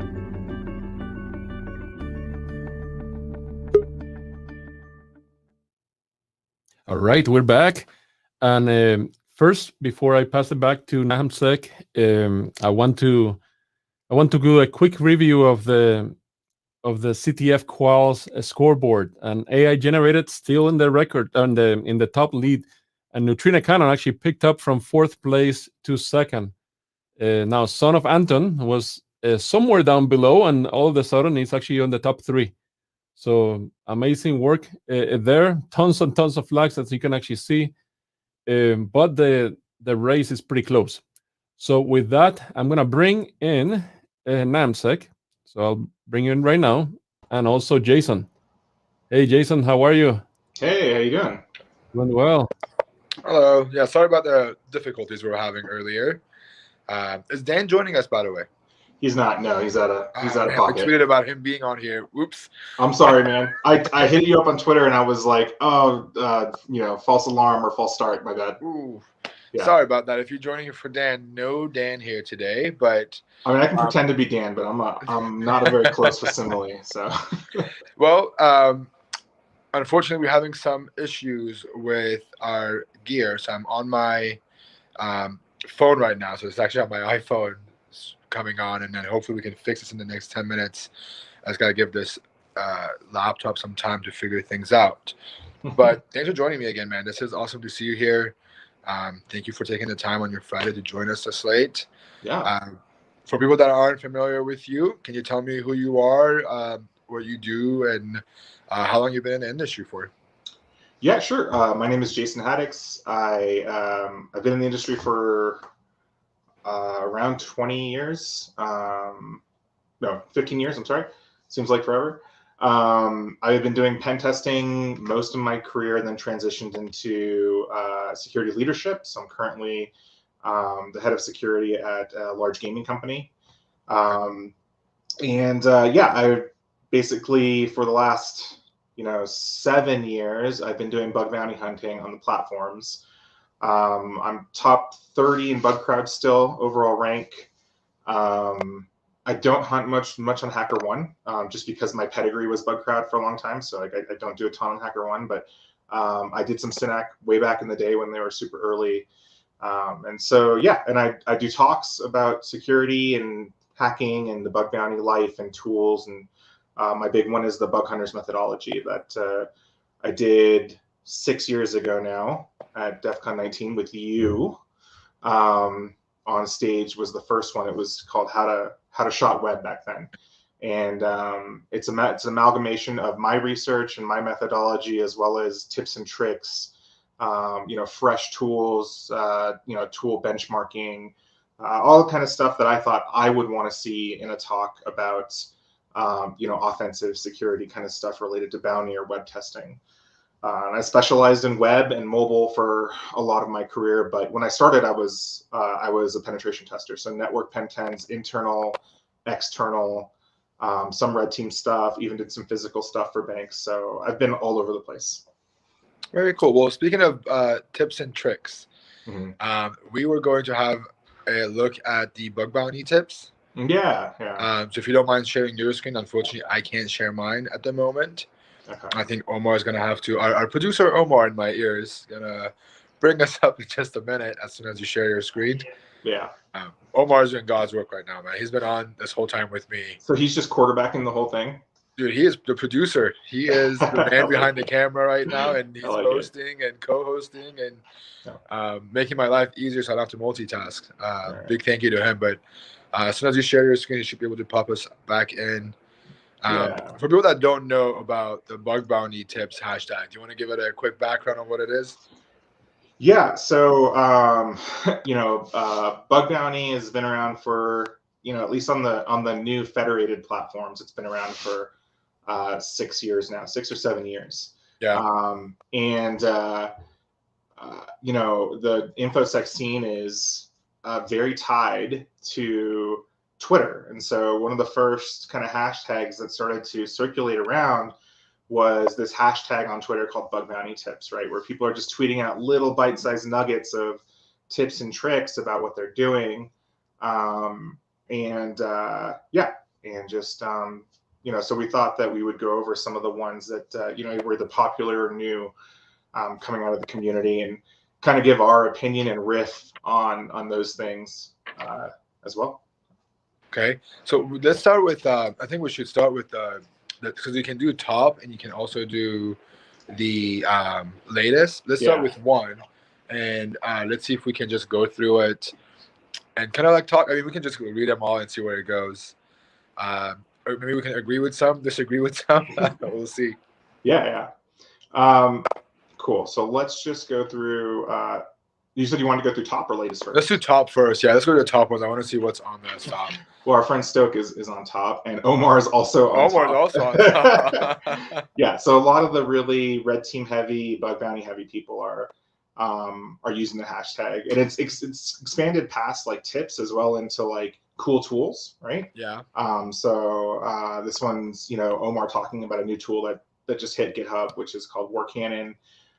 It's a common crawl regex XP and Node.js. I actually haven't used this yet, so okay. Joe, who was on the screen earlier. Yeah, Joe is also here. Let's see what this is. He said, oh yeah, he was just talking about those. Yeah, he found 2 CVEs, he said. Yeah, it was his first time, I think, getting a few CVEs. Yeah. Okay. I love how so far we know everybody on here. Let's this one. Just rewarded for a simple bug with critical impact. All right, what is it? User can purchase digital after completing the payment process. The user was reading a success page. In the background, there was another request to server that confirms the payment was successful. After the request was sent, the digital product was given to the user. Yeah, so this is like the worst implementation of a multi-phase, purchasing. Multi-step checkout. Yeah, multi-step checkout, right? Where this is probably like someone that didn't buy a vetted e-commerce platform or didn't use a vetted e-commerce platform. In fact, PayPal, way back in the day, when it first came out, was subject to this vulnerability. Wow, really? Yeah, way back in the day. I remember seeing a tweet about it. And yeah, so like it's not, the validation of whether the user just purchased is actually a request sent from a redirect in the flow, but you could capture it and see it with Burp because it's instigated from your browser, and then you repeat the request, and you could purchase multiple products. Or you could just capture that request, change the product name or the product ID, and purchase another product for free. And so I think it's still common in some of the new, not the e-commerce platforms that are obviously like Shopify and those bigger ones, but a lot of the custom like purchasing sites.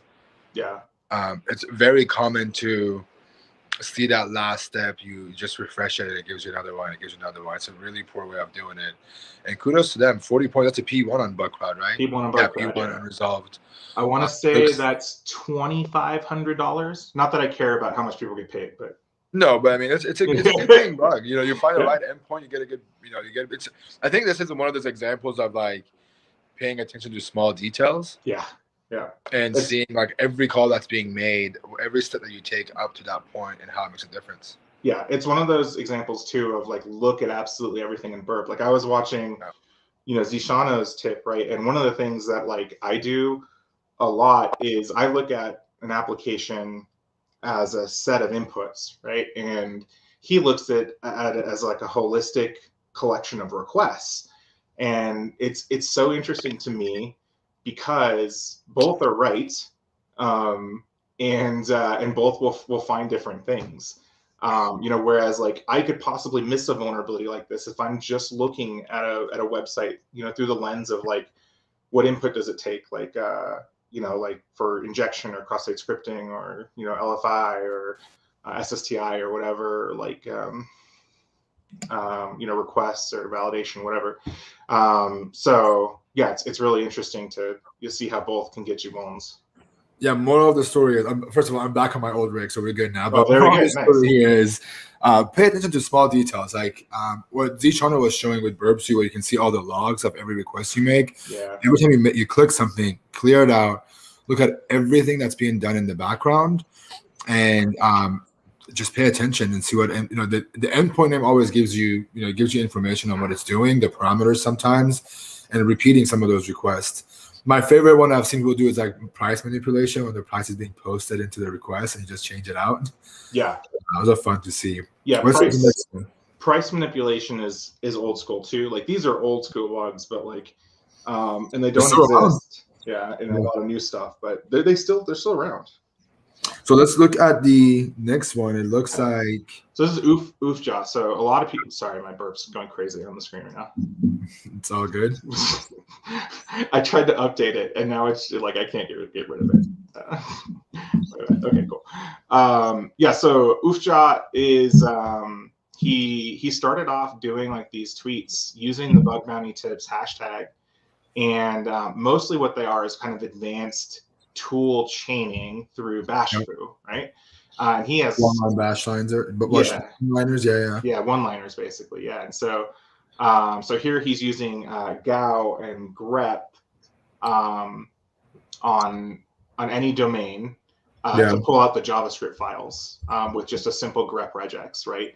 And so this would be in place of a tool that goes out and is purpose built for that, right? Which there are some new ones that have come out really recently that do the job of grabbing JavaScript files. But this is an intermediate part of the methodology when you're on an app is you need to find all the JavaScript files on that app. You're going to see a lot of them in your traffic logs in Burp and stuff like that. And you can filter in Burp, but GAO is another way to gather URLs from other sources and look for JavaScript files as well. I think one of the things that I would do with that grep specifically is I would go beyond JS. Like I would go ask if I know a site use PHP or uses PHP, I would throw PHP in there and see if some of those open points are still there. Yep. It'd be cool to chain grep for PHP and then grab the status code, for example, with another tool to see if it comes back as 200, 400, and so on. And that'll be an interesting approach. It's cool seeing all these one-liners coming out of things you can do with Bash, just chaining things after another, Yeah, for sure. I mean, he has hundreds of these, right? He has a GitHub repository of these tool chains, like one tool into another, a lot of tom-nom-nom stuff that he chains into bash foo. It's very similar to kind of what Dan does in his automation, is chaining these things together. I've seen you do it on stream too, right? When you want to be quick and dirty about something, it's like, this just works, right? Yeah, I mean, it's just a bunch of pipes, right? Yeah, exactly, right? Yeah. Next thing you look at, it's like 10 lines of just command pipe to each other, and then you're debugging which one went wrong, which one has the wrong syntax in it. Yeah. Dude, AEM security, that's a good one. AEM is it's a fun. Do you come across AEMs a lot? I did when I was so the program is now on HackerOne, but on Forward. When Forward was on BugCrowd, I used it as a training ground to train some of my students and people I was mentoring, and it was a VDP, but boy, was Forward vulnerable, right? Like just like they were an open scope VDP, they got absolutely crushed. And they had a lot of AEM, so it was what I learned AEM on, right? Was like what it was. It stands for, if you don't know, it's Adobe Experience Manager. It's basically a blog platform or a website platform, like a content management system run by Adobe. And just like WordPress or anything else like that, it has a bunch of vulnerabilities in it and misconfigurations that you can find. And so the first ones that you can find in AEM are like that JSON file that discloses the creds or the admin names if you don't lock it down. There was some default cross-site scripting in the beginning. I think a lot of those have been patched. But yeah, have you done much AEM stuff? So my first time finding AEM, I have no idea what it was. This is like years ago. Yeah. Donut slides me a bypass. The bypass was to get the actual user interface to load for AEM instead of going off with JSON and all the different endpoints. So we're loading. We found the bypass. It was $.css after the /crx/de/index.jsp $.css. It would load the actual page for you, but then the problem would be every time you would click on something, it would break, right? It wouldn't work anymore. So the next question was, okay, what do we do to be making up pretty much creating a match and repeat or replace and repeat rule and Burp Suite itself, and then getting that to work. And then once we got it to work, actually, we automated it so we could, have just a rule repeat itself. Yeah.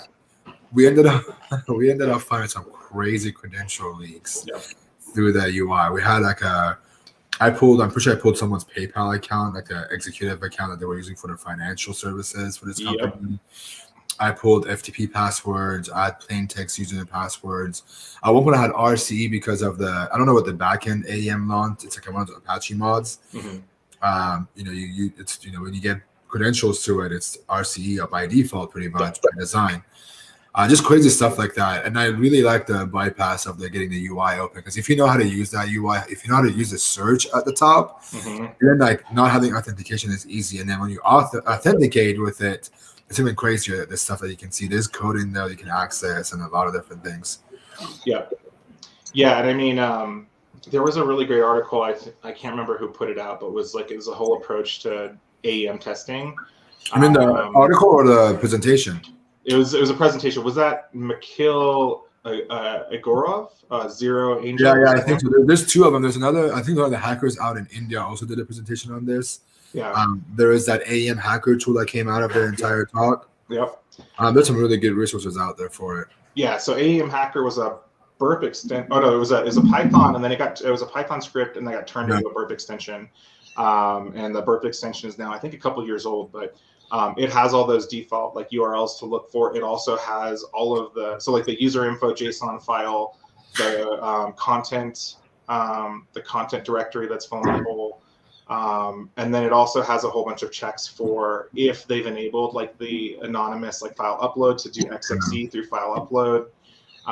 So yeah, it's got a whole bunch of stuff. It's a good one-stop tool. I still use that tool. I have it on my personal box. Yeah. Just running it if you see it AEM, doing the content.json if it comes up, and then feeding out a tool. Yeah. Sorry. Enough to AEM. I feel like we could talk forever with AEM. Omar is back at it again with the password from LDAP, retrieving passwords. So this is an extraction tool for LDAP. I'm not going to cover a lot of NetPen stuff because it's not my specialty these days. Yes. So we'll just stick to web stuff that's specialized with bug bounty. Yeah. So Clint, if none of you follow Clint, Clint's been on fire lately. Like Clint Gibber, he's a contact of mine. I wouldn't say we're like super great friends, but I look forward to spending some time with him, building a friendship. But Clint has this like, he's basically has a newsletter that goes over all of like the AppSec focused tools, and they cross over to bug bounty tools and stuff like that. Right. And so if you follow Clint, he's putting out a lot of content on Twitter just about like new stuff. So this one is about Raider, which I heard of this tool. I haven't used it yet, but basically it's an authentication testing framework for web testers. Okay. You've never used this? I haven't used it yet. No, it's in my bookmarks. My default move is to see stuff like this, and then put it in my Twitter bookmarks, and then see, and then come back to them like on the weekend and like check them out. So I wonder what kind of like when it says like operations. I wonder if there's a list of like what it does exactly. I want to know what the features are on this thing. That would be cool. How does it work? Let's see. The Raider treats the application finance machine. Open the configuration rate over power. Installation. What is this written in? Is it Python, Go? Ruby? Go. Okay. Oh wait, is it Go? Wait, go back. I think it says what it is in the when we're doing installation. It's got to be something with webs. Let's see. Oh, Python. Okay. Yeah. Philosophy. Let's see. Oh, okay. To abstract authentication concept using Python objects, authentication users to make it easy to add new features for users. I'll be interested to see what this does and how it really works. Yeah, so I mean, this will be something I play around with, but it's actually written in Highlang, which I haven't had any exposure to at all. But yeah, I'd be interested in setting up and seeing how this works, right? Like most of my authentication testing happens inside of Burp, which is saying that it's, like that's good, but it's not enough. Yeah, and it's really like manual to do too. It's a super manual process to learn, and I think it's so much to do there. It's good to have a framework around it, right? Yeah, this would almost be something you'd put into like a test harness in like DevSecOps, right? Like when I'm doing bug bounty, I'm probably focusing less on setting up a template for a specific site like this than just using Burp for it. But it looks like this provides more of a individual inspection per request for the authentication workflow, and that would be, maybe that offers some benefits, and something like this could help. So. What else is on here? Omar, we're going to skip you. You are active on the bug bounty hashtags. Let's see. Starting in security and 1 year later. That's amazing. Yeah. Oh, that can be true sometimes. So, yeah. Clint, it's the same thing on Raider. TPL map is a good one. Yeah, TPL map for template injection. So if you guys ever have template injection, TPL map is probably the best automated way to check it out. Just throw a bunch of different templates in there and see what comes back out of it. Yeah, exactly. Well, first it'll do identification. Like if you know you're up against a template site for some reason, like the parameter structure looks like it's templating, or you put in brackets and like you get like a templating error back. TPL map has like a whole bunch of fingerprint checks that will tell you first what templating system you're up against, and then second, it will then find that and try to look for template injection for that specific framework. It identifies what framework it's working on. Yeah. Okay. Yeah, so you're not just throwing all the shit against the wall, right? Oh wait, I've used it a few times, but it reminds me of that. I think it's like I think Burps has a really good visualization of how to do all these checks. Yeah. But it's like checking every single one of those things is so boring and so manual. And I think having something like TPL map is very, very good. Yeah, for sure. Okay, so this one I think is you might have touched on earlier today. I've been watching the stream on and off. I was actually live streaming your live stream for a little while. I know. I was gonna come in and say hi, and I said you live about 4 minutes before I joined your stream. Yeah. I was gonna do like an inception of like live stream to live stream to live stream. Yeah, that's the first time I streamed in a year, I think. So it was fun. Yeah. Okay, so Yasser is talking here about you need to show the impact of your finding in your report if you want to make money, and there's at least in my history, and I'm sure in your history too, since you have access to some of the back end, or we worked in triage before, this is absolutely true, right? Like the more time you spend writing up your finding and proving your impact, which is probably the most important part about the finding, and you guys talked about it earlier, not like explaining it to someone who's not a security person or just a regular IT person, like writing to that level can make you more money than the technical finding itself, right? Like, yeah, I think people underestimate the value in a good write-up and how much you explain. And I've seen a ton of companies pay extra as a bonus because you found such a good bug and then you explain it so well, where they knew what was wrong, how to fix it, what the impact was. And some of these vulns that come in are super, super complex, right? Like, I really just sit there, I go, there's been so many times I sit there, I go, how do I explain this in a write-up? Yeah. Like, how do I, it's like 30 steps. Yeah. How do I explain this thing? And then sitting there and just saying, okay, just forget everything about the bug, recreate it, write everything down. I write a giant blob first of everything you have to do, and then I organize it. I was telling Stoke, I literally say, go to domain xyz.whatever.com. Walk them through. Log in. The second thing is log in or sign up, log in. Super like step by step. You have to make sure they know, like, you can't assume they know, like, well, DAW is authenticated. They don't know that. What if it's an on-off bug, right? Yeah. One of the ones I had, which was personal to me, was one of my first bugs on the BugCrowd platform before I worked for them. So this was years ago.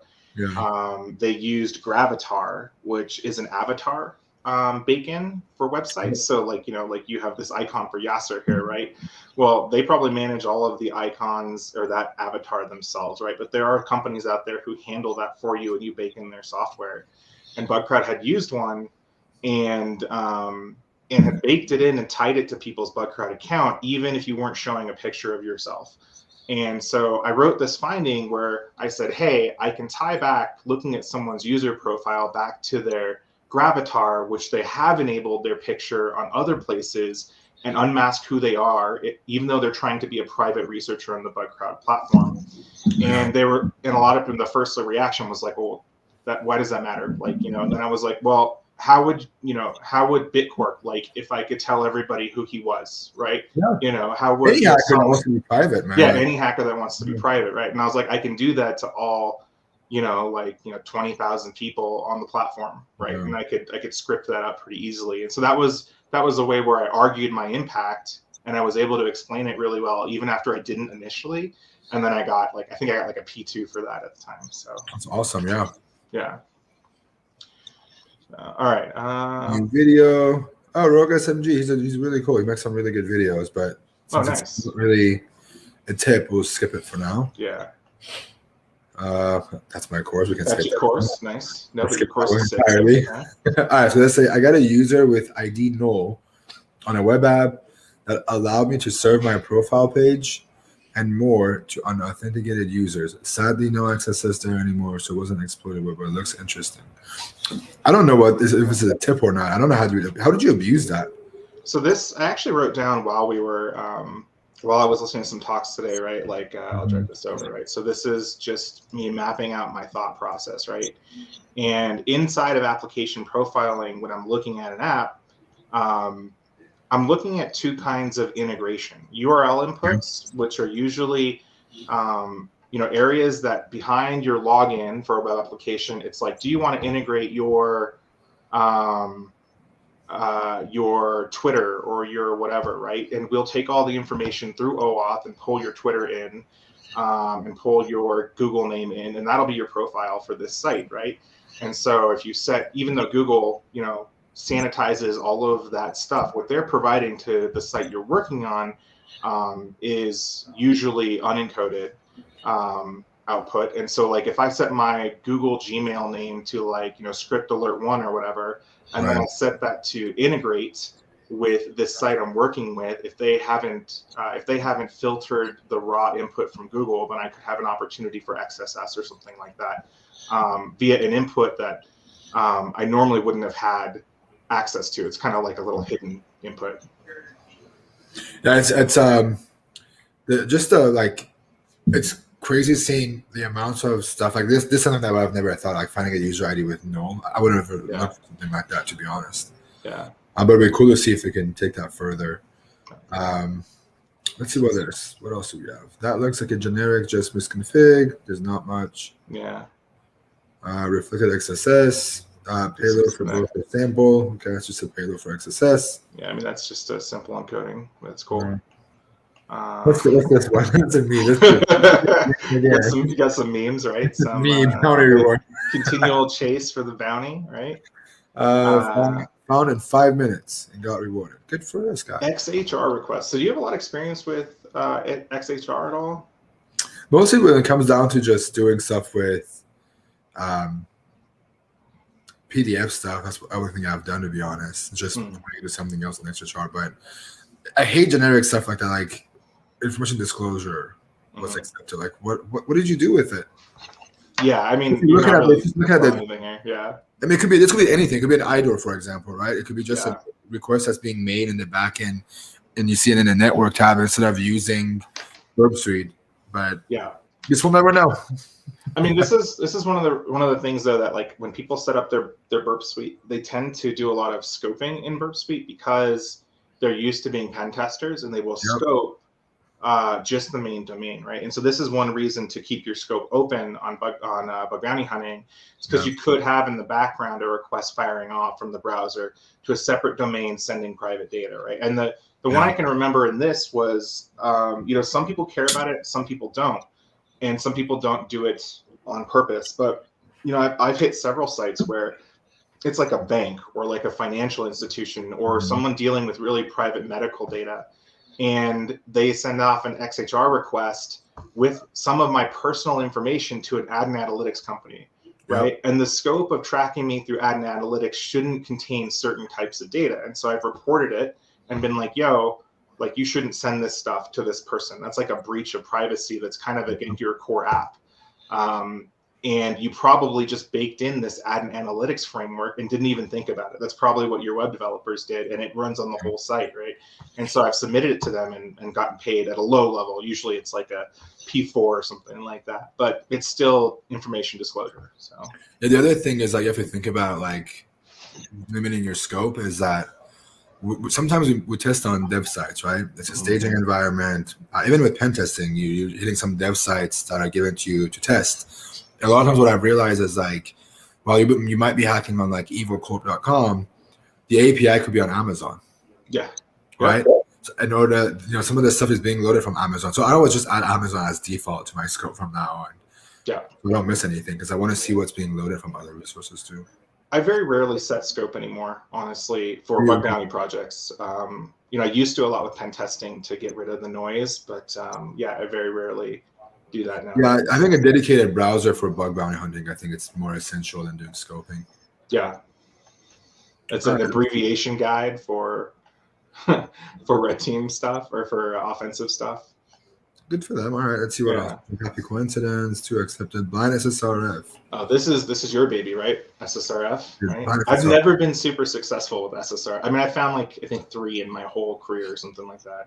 Dude, I live for the time where I see a ping coming from a when I see that 30 or 50 range or 3 range IP coming, it's when I am the happiest during my day of hacking. It's just, I don't even care if it's a real SSRF, but the joy of seeing anything but my IP making that request is it just gets me excited, and it's like it becomes a puzzle. I was just talking to Joe and the Cyber Mentor about how like, to them, web app hacking is boring because I saw that. I thought that was so funny. Oh my god! I think the opposite. I was like, I'm affected by this. Yeah, I think the exact opposite, right? Like, I came from a network pen testing background, and doing that testing to me is so repetitive. Like it's like You scanning see through both sides of it, though. Yeah, Like, right. most people are- I find app testing way more dynamic. I mean, it is checklisty sometimes, but Right. like you're testing against different frameworks all the time. There's only so many times you can get domain admin, right? Before you're like, okay, I use the same thing, like LMS responder, like okay, like I got the hashes, now I crack them. Like that's how I feel about NetPen sometimes. But the thing like I told them was like, when you get an RCE, when you get like SSRF or an RCE, those are the things that's the same thing as an like it's not the same thing as an AD, but it's the same puzzle thing as an AD. Like, you know, if I think there's an RCE here trying to solve it. There was a time I got an RCE, dude, and it was like the super weird RCE where I could only send stuff over DNS, but I was limited with the character. No, it gets worse, dude. Luckily it was for a pen test, so like I didn't have to show so much impact for it. I just dumped it to the internal team. I was like, hey, you guys deal with this RCE. I just found it for you guys. You do the rest. But it was not only limited to sending one line over, but the limitation was I couldn't use a lot of different characters. I couldn't use spaces. It was rough, dude. It was hard. But you see something like that, and I at that point for me, it's no longer about the RCE. It's personal. I need to figure this out. Same thing with SSRF. When that IP hits and it might not be SSRF, it might be a design, but I want to, you know, I'm going to go as far as I can. I'm going to try anything in my arsenal that I can to make sure I can escalate this to an RCE. Yep. No, I know the passion. There's been many times it's like, you know, that cusp of like 1:30 a.m. and you're supposed to be already asleep, and then you're working on a bug, and it's like you're up until like 4 a.m. trying to get that bug. And you know, my wife comes downstairs and she's like, "Are you still awake?" And I'm like, "Yeah, I was hacking. Sorry." I've gotten used to like saying no to myself, like go to sleep, dude. It's 1 o'clock, 2 o'clock when I have work. What I've gotten smart about is I drop the vuln in there when I know I can escalate it. And I tell them, please, like, give me another. I literally say it's 2 a.m. I have work tomorrow. I just want to report this to you, and I'll come back and fix it. That's actually a great idea. Do people accept that if you haven't found like complete exploitability yet? Yeah, well, I mean, if you tell, hey, I have an RCE, but it's like 3 a.m. I don't make sense anymore in my own life right now. Can I go to bed? They'll be patient with you. Okay. Or sometimes there was a time where this guy came back. I did this on like a Sunday. I went to sleep. I had the day off the next morning, and I woke up and I came back to a whole heap of information that they've provided to me. Oh, nice. How this application's workflow wise, and I use it to do the rest of it. So it depends on the program, obviously, and how mature the program is or how much they're involved with the bug bounty program. But yeah, I've learned like it's not worth losing sleep. Sometimes it is because you get 15, 20K for it. But I've learned like I need my sleep, especially if I have work the next day. Yeah, I was going to ask you, for your SSRF stuff, are you using mostly like burps responder or whatever they call it? I'm literally living in repeater. Oh, you're living in repeater. Okay. I don't know why I buy Burp Suite, to be honest. I just literally use it for proxy, repeater, and intruder. Okay. All right. My plugin game with Burp Suite is trash. So out of band requests that are coming to your web server, and you're tracking that. I saw with a netcat, like an NC connection to confirm it. Okay. Then when I want to do some like JS, I want to pull HTML to JS to see if it like loads a JS. I do a HTML tag with JS on a Python web server. And then I just escalate from there. I also, like, you don't have to do NC. You can use Collaborator for the initial part of it to see if the connection comes in. But with the netcat thing, it's just easier to see if you can do FTP or other stuff. Yeah. And I just go from there. I got to like sit down and write my step-by-step things that I check for. Dude, I would check that out for sure. Yeah.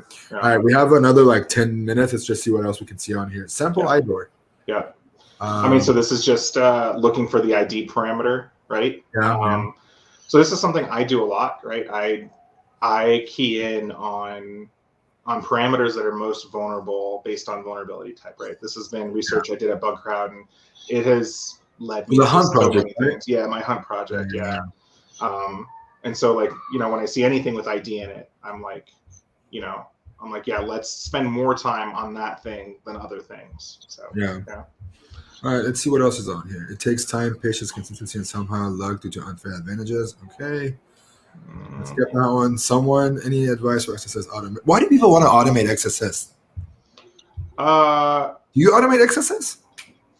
I mean, okay, let's be super real here, right? So like when I start my testing process, I do have a profile for only scanning for XSS and burp, right? And I run that with all my other automation at the beginning.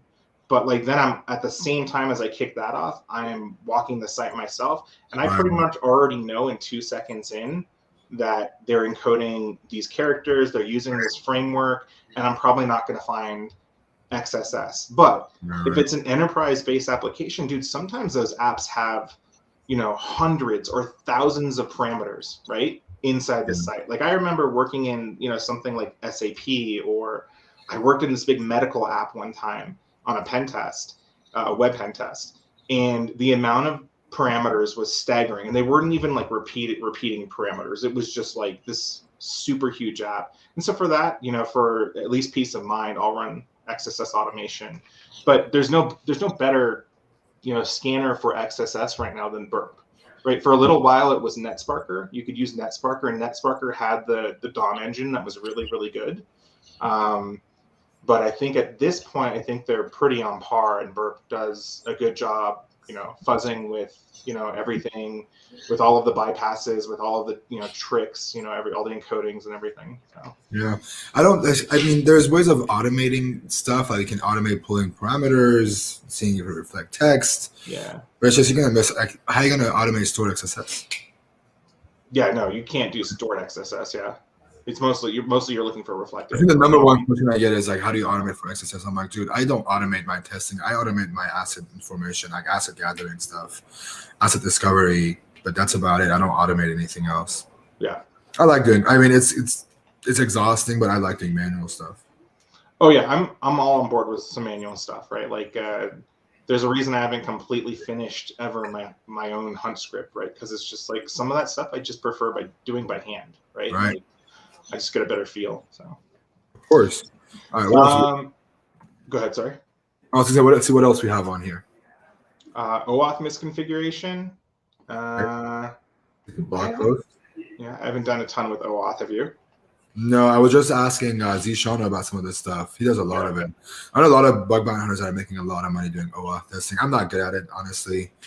It's one of the things that's been on my to-do list to do, look at more, but I've just never gone to it. Yeah. So this one's on BugCrowd. I bet this is one of those like leakage of tokens through a redirect. Let's see. Okay, so here's a callback. Here's the OAuth callback request, right? So there's no CSRF token. Okay. After insert dropped, create a simple CSRF page. So he found CSRF. Okay. And lots of GIFs. You gotta love it. So CSRF one, or there was a post message with. I'm very confused by this thing. Post message has been sent. Lots of GIFs. I love it. I mean, this is how people are like doing like Medium posts now, is just with like lots of GIFs. So I think I limit my I limit my GIFs like 1 to 3. Even with my talks now, I've tried to like stop it. Like it distracts people. I still don't understand how this works so far. I'm trying to. It might be too technical for the stream, like doing it live. I'll tell that I'm also confused of like what they're doing with these. Okay, so this is parameter language. Okay. Oh, so they're doing it through post message, isn't it? Yeah. Okay. Luckily, the pictures. Oh my god, they're changing the click jacking to this too. It's a great iframe. Is it an exploit chain at the end that shows how to do it? There we go. So yeah, so they're redirecting the next URL to example.com. There's the app ID. When I open the SDK, it is initialized. So I create a simple HTML page that loads a crafted URL and opens up. Okay. So I think they're just stealing cookies, right? That would, but yeah. Well, this is like their CSRF proof of concept. Yeah. iframe that'll redirect you. I honestly. That was the longest thing. We'll just skip it. We'll go back to Twitter. Yeah. Let's see. Let's do a few more. We have 5 more minutes before I gotta wrap this up, and I got no problem, man. So this is just PHP code injection. That's got to be some old site that's running. Doesn't allow you to just inject PHP on Yeah, there? just raw PHP injection. All right, let's see. Start on Synag, decide a program after a month. This is just people showing off their bounty amounts. It's not a tip. Let's keep going. What else? So tip here is parsing parameter values and endpoints from JavaScript is absolutely probably where I find a majority of my bugs these days, right? Like JavaScript files disclosing and parts of endpoints or parts of parameters that I then add into fuzzing, or I just visit and stuff falls out. Like the stuff people hide in JavaScript files that they think people will never see is just baffling to me. J's a gold mine, man. It's a gold. My favorite thing is like black box testing when you can't log in, but you hit the JavaScript and all the endpoints are dumped. Yeah. You don't have to authenticate to any of it. This is like this is one to grep out like all the endpoints from a JavaScript file. If you don't, adding this would be cool to the one that Oathjaw was talking about. Yeah, pull all the JavaScript files, then parse out all the endpoints. Yeah, that's a good one to do. Subfinder walkthrough. LFI. Hold up. What is this one? No, that's just LFI at the bottom. File name fuzz, giving it. It's just a curl. So you're just so they're using FUF. Yeah. To match the response to see if the LFI worked. Yeah, with a file with LFI. Why are people complicating this? Why do you complicate it? Just do it in Burp Suite and look at the freaking content type or the content size. I mean, you can even use Intruder, right? Like Intruder has a built-in LFI fuzzing list, right? So like just throw that thing at a parameter. Anything that you see that has a parameter name of like file, anything that says file in the parameter name, throw the LFI list there and see what comes back. And that's like the manual part of web testing, right? That like people want to abstract away from, but I'm totally down to do things like that. I mean, if you're automating something like that, you better hope you have a good payload list, right? Yeah, you do. Yeah, luckily they're pretty good. So. Account takeover, don't know what that is. I want the tip, I want tips, not people just posting screenshots, dude. Yeah, I mean the tip has gotten kind of co-opted a little bit, but SSL pinning, that's more mobile. XML RPC, nope, not even touching that one. Bounty Thursday. Dude, look at those glasses. I know, dude. Oh, I love those. He's got swagger like no other. Yeah. That's a cool one. Here we go. Here's one. So many people write this one. We'll use that one. So this is a good one to use at the end. This is in my this is actually in my IDOR talk. I've seen people do some crazy stuff with this. Outside of just a URL, like the path, I've seen people do some crazy stuff in like API. Sam's really good at this kind of shit. Oh, really? My mind, I think that he's done with this. Yeah. Do you test this a lot? Yeah, I do. So double forward slashes, double backslashes on any type of user ID, or on any type of path that's an authenticated directory. I have a list of characters I try to get past, like basic htaccess or basic web app. What about traversing? Protections for traversing. Or do you traverse in and out of to see if it works with traversing out of a directory and back into it? Yeah, sometimes I will. Yeah, I mean. I've only seen that once, and it wasn't me. It was like one of these things, like a bug bounty tip, someone talking about it. But I always try it. It never has worked for me. But I've seen it a few times, not just for IDORs, but just bypassing folders like that has been a really interesting one. Sam has some crazy ones that I've seen him pull off. Yeah, I don't understand how people. Dude, Sam was supposed to come to my house for dinner on Friday before he got here because he road tripped from his home all the way to he's downstairs. I hope he hears you right now. Click on Haddock, Sam. No, he's just gonna have to come back another day. So. You have to drive back, dude. Dude, Julia made him steak and everything, man. We're all ready. No, I don't want to make him feel bad. You make that steak, I'll take his spot. It's no worries. Okay. I'll take a steak dinner with you. All right. We'll do more of this later, though. I think you have to go, right? Yeah, I think I gotta go downstairs and grab our next set of guests. But I want to say thank you so much. But I gotta, if Omar could put us back on without the screen being shared, I wanted to ask you. The theme is that I've asked everybody for bug hunting.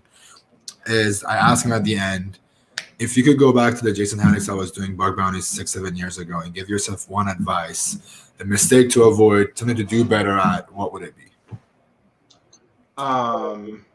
Probably two. I mean, there's not much about my career that I'm super sad about. So like, I really like how everything turned out. I'm super fortunate and privileged. So like, I want to recognize that first. In the beginning of my career, when I was a pen tester and I had gotten kind of some notoriety and done some cool stuff, I was kind of a jerk to other people. And I thought I was better than them because of my level of technical skill. And that quickly caught up with me. Very quickly caught up with me. And I had some people who I thought were friends kind of just be like, yo, dude, you're being an asshole. And so I had reoriented my whole approach to people differently. And if I would have had the opportunity, I would have told myself from the get-go, just like, don't do that. That's good advice, man. It's you never know where you're going to end up in a few years. And I keep seeing this pattern of things. Either like, don't take things personal, be nicer to people. I think it's just it's something you learn eventually in your life as, you know.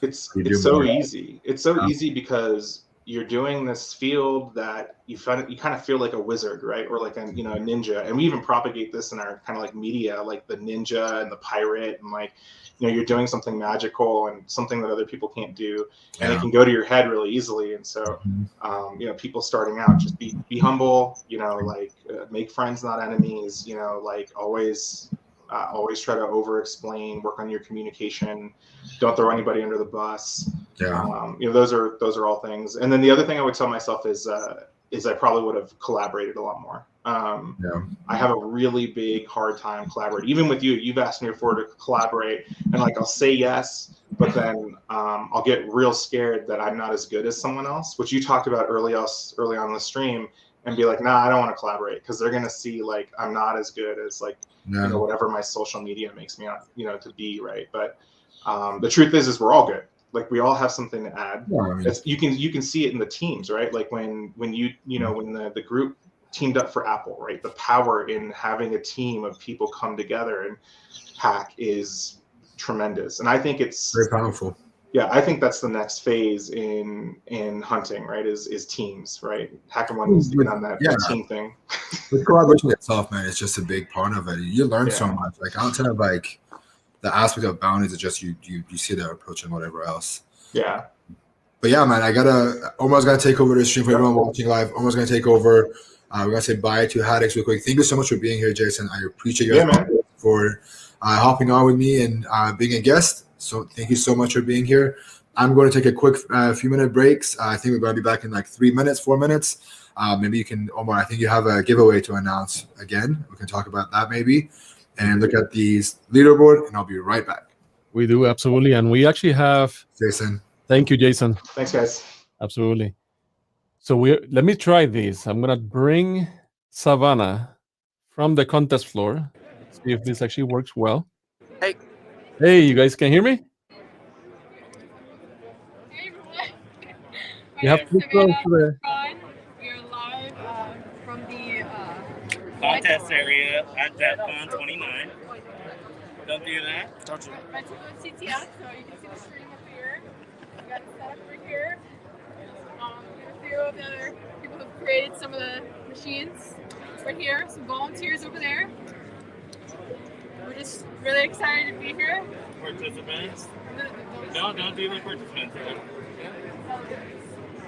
Yeah, we're really excited to be here. We'll go ahead and pass it back to Omar. Thanks for coming. Thank you guys. Appreciate it. So hopefully everybody was able to actually hear them. They are live at DEF CON in Las Vegas, in the contest floor.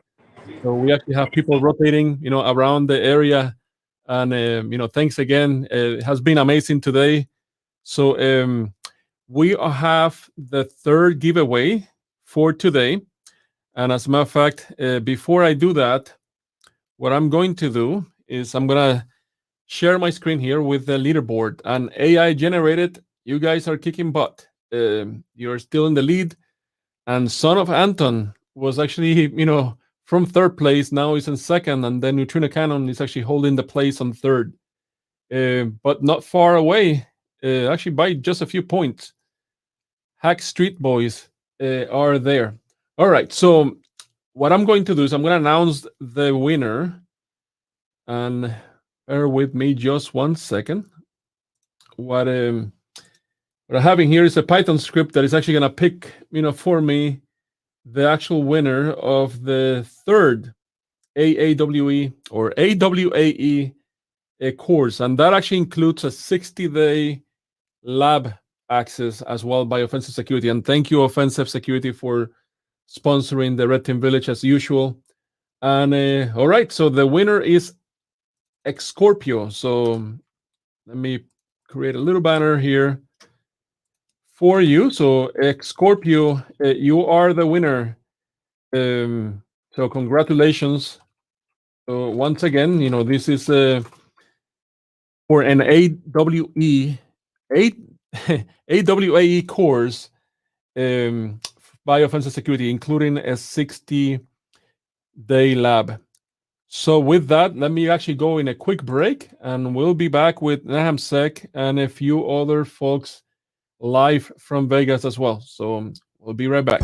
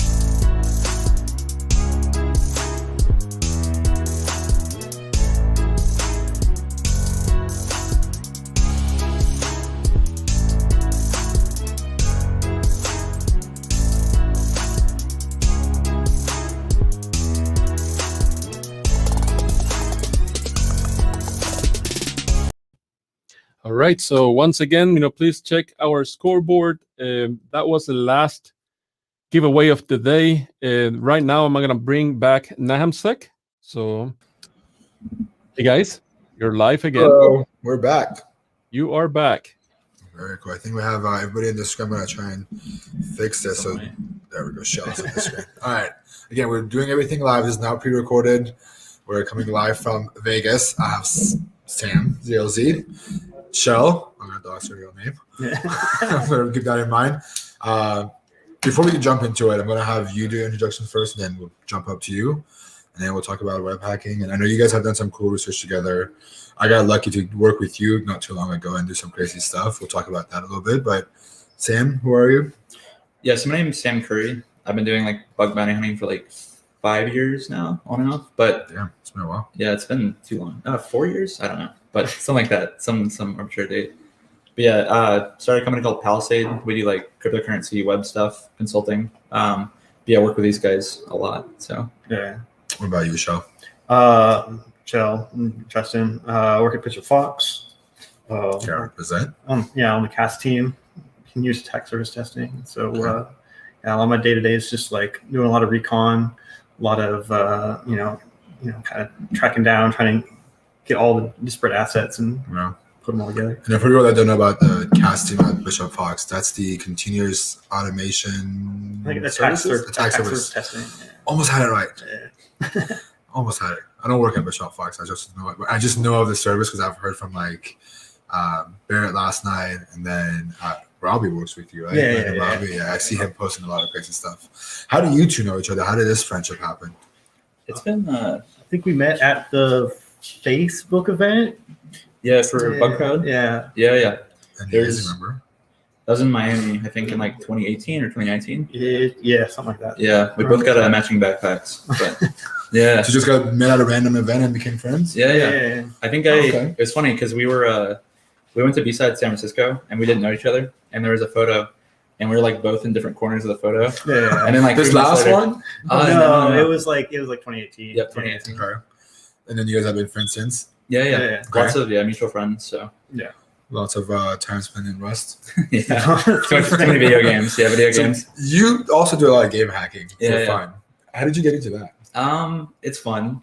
It's really fun. So I've been doing it since I was like maybe like 12 or 13, but we were just, I mean, you're sitting around all day with like nothing else to do. So it's like, this is a funny thing to do. But there's a lot of like online forums, and it kind of like is what led to web hacking. But yeah, there's this game called RuneScape, and you're just trying to make some money. Yeah. Can I talk about how you made Rust really fun to watch with? Yeah, sure. So I show up to they have a group that they hang out in. I pop in once in a while to say hi, and they always stream one of their games or whatever they're doing. Someone's streaming. I joined the chat, and if you play Rust, you can build stuff and put them down, and you build a building, you go raid, whatever it is. I show up to Sam just putting up thousands, if not 10,000, of just towers across the entire map. And people are calling admins on them. And legally, they can't do anything because no one said you can't build random stuff around the game. Yeah. How many towers do you think you guys put down? I think it was you guys both, Donut. I think Brett was out there. How many do you think, what much was the damage? If we had like a team of 5 people, or 3 or 4 people maybe, but probably like a few thousand, 5,000. You could like walk in from the outside and like you could just see your frame rate dropping and dropping and dropping. No, it was bad. We got banned. Yeah. The admin saw it was like, this isn't good. I mean, there's like if you know anything about Rust, there's like a whole section of map which is like a grid. Yeah. It's maybe like 16 by 16, but we had watchtowers like covering at least like 2 or 3 of the grids. So the map is just like crashing. But, so how did you get into the continuous attack surface management stuff and like recon? It's just like kind of an extension of like I've always loved doing like a lot of the recon stuff. It's always right. Like there's so many different pathways like to find like disparate assets. Like one of the big things I've been working on recently is like doing like searching for select certs across like AWS, right? Like you have the EC2 space and you like mass scan or TLS scan. Just across all of that, and you can pull out a lot of things that don't necessarily have like actual like subdomains pointing to them, but you can like through like the alt names or whatever. TLS hunting is probably one of the most fun parts of doing recon manually and going through the data. Yeah, that's kind of what I've been. But I've always just kind of been into that, right? It's like I feel like most people like stumble into like security in some way or another. So it's just like kind of like falling up the stairs. What was your how did you get like exposure to security and hacking? I was like always into it as a kid. Like I had some friends who were like into security stuff, but I come from like a really small town, right? And so kind of just reached on the internet, like found forums, obviously like many years ago before the internet was kind of what it was, right? When there's still like PHP forum. Oh god, rest in peace. Yeah, and so just kind of stumbled into it and just kind of like worked my way from there. And so it's like as security's become like a more mature industry, and like bug bounties started being a thing, and started doing more of that. Okay. Do you do a lot of bug hunting? I do a lot with like Sam and those guys. Well, how did you get into bug hunting? How did you hear about bug bounty hunting and stuff? Yeah, this was like I think in 2016 or 2017, somebody in like a game hacking forum was like, "Hey, you can report vulnerabilities to Pornhub." So we're like, all right. So we had like a competition to see who could report the first vulnerability, and everybody gave up. But I was like, whatever. I found something, reported it, and they paid like $500. But at the time, I was working at like a fast food restaurant, and I was like, "Oh, sure, okay." Oh, that was like a week's paycheck. Yeah, exactly. Yeah. And I was like, well, I guess I'll put more time into it. And then basically failed my last year of high school, is trying to do bug bounty stuff. But yeah, so you were doing this in high school. Yeah, at the end of high school last year. But I found a bug bounty forum. I think. Look at my name. Somebody I reached out to via Twitter DM, and I was explaining a bug, and they invited me to Bug Bounty forum. And then I met like DoggyG. I did a lot of work with Tommy. Yeah, and then a lot of other like really great people like Jack Cable, just doing like a lot of collaboration stuff. And yeah, now somehow I ended up here doing stream with you guys. How did you go from like just finding bugs and like how did that learning process work for you to learn? There's a different because you have to start from somewhere, right? Like, how did you learn all these things? Yeah, so I mean, we did like it's really fun because like the game hacking community is like very like cloak and dagger in the sense that every website's ran by like a 16-year-old kid, So like if you can technically illegal or whatever, but it's like it's a community of people. Like there's like drama between people. Right. Everybody's trying to hack each other's website. So like I was always around those people who are like, man, Matt said something mean. Like let's target try to take over their accounts or whatever. Okay. So those guys were always like doing like just like funny game stuff. But I started spending a lot of time on like the web security after someone found I think it was PHPBB. They like took over a forum. I'm like, how did they do that? Like defacing your forum. Yeah, exactly. They're like, hey guys, change your password. The database was leaked. I'm like, what does that mean? How does that work? But so it's like getting your forum that you were a part of getting hacked is what you're like, oh, I want to know how to do this kind of thing. Yeah, exactly. Okay. What about you? How did you get that kind of exposure to it? I used to do like web dev, right? Okay. And that was like kind of in high school. So I used to do like PHP, and I was just talking about this the other day, but it was, you wake up one day and you find C99.php where you didn't leave it, right? Oh, rough. And I was like, this is neat. How did this get here? And I learned about, remote file inclusion, right? Why you don't do like page equals like index.php. Or old school RFIs back in the day. Oof. Yeah. So it was like, that was kind of my first step. And then like I learned a lot about hosting like PHP proxies and stuff to like get around like the content filters at school. Right. And I hear that story about schools a lot. Everyone wanted to like bypass stuff at school. Okay. Yeah. And I learned about you can cache requests right on your PHP proxy, like get other people's information. Yeah. So yours was more of a developer turning into a hacker, and yours was just game drama. Yeah. Game drama. Also, I see Smeagol's in the chat. He said bug bounty farmer. He pops in. I don't know if he's still in here, but if you are, Olivia, what's up, dude? Cool. So you guys did some recent research together. Tell me, what was it? How'd you guys come across it? Yeah, so we worked on Apple for like 3 months. There's like a blog post about it or whatever, but it kind of started when I'm really, really close with Zayat. At the time we weren't like super close, but I saw there was like $100,000 reward from Apple for like an OAuth vulnerability. So I was like, it's really weird because like previously the Apple program is like strictly device security. So I was like, that's really weird. So I decided like, let's just take a chance and like throw a bunch of time at Apple, and we'll see if they're like receptive to paying stuff. So I think I spammed Zayat enough where he was like, okay, fine, like I'll look at stuff. And so he hops in, and if it was just the two of us, we're like, well, maybe we get more people. So we kind of just like got Irby Sam, Zayat, or Shishel, and everybody together, and we went at it for like 2 months before we even got paid. But then once we started getting paid, we just like went at it like full time, and then everything was kind of just like a Discord chat. So it all worked out. What was the thing that you guys found? You guys found a particular CVE together? Oh yeah. It was the auth bypass in Pega Infinity. Yeah. And so like you could just reset the password of any like the default admin users that they don't like allow you to delete. Yep. And so they're on every install, and use that, and then it's just from there it's just flat RCE. Yep. And that was just an Apple case. So you guys OD'd something just for Apple's sake.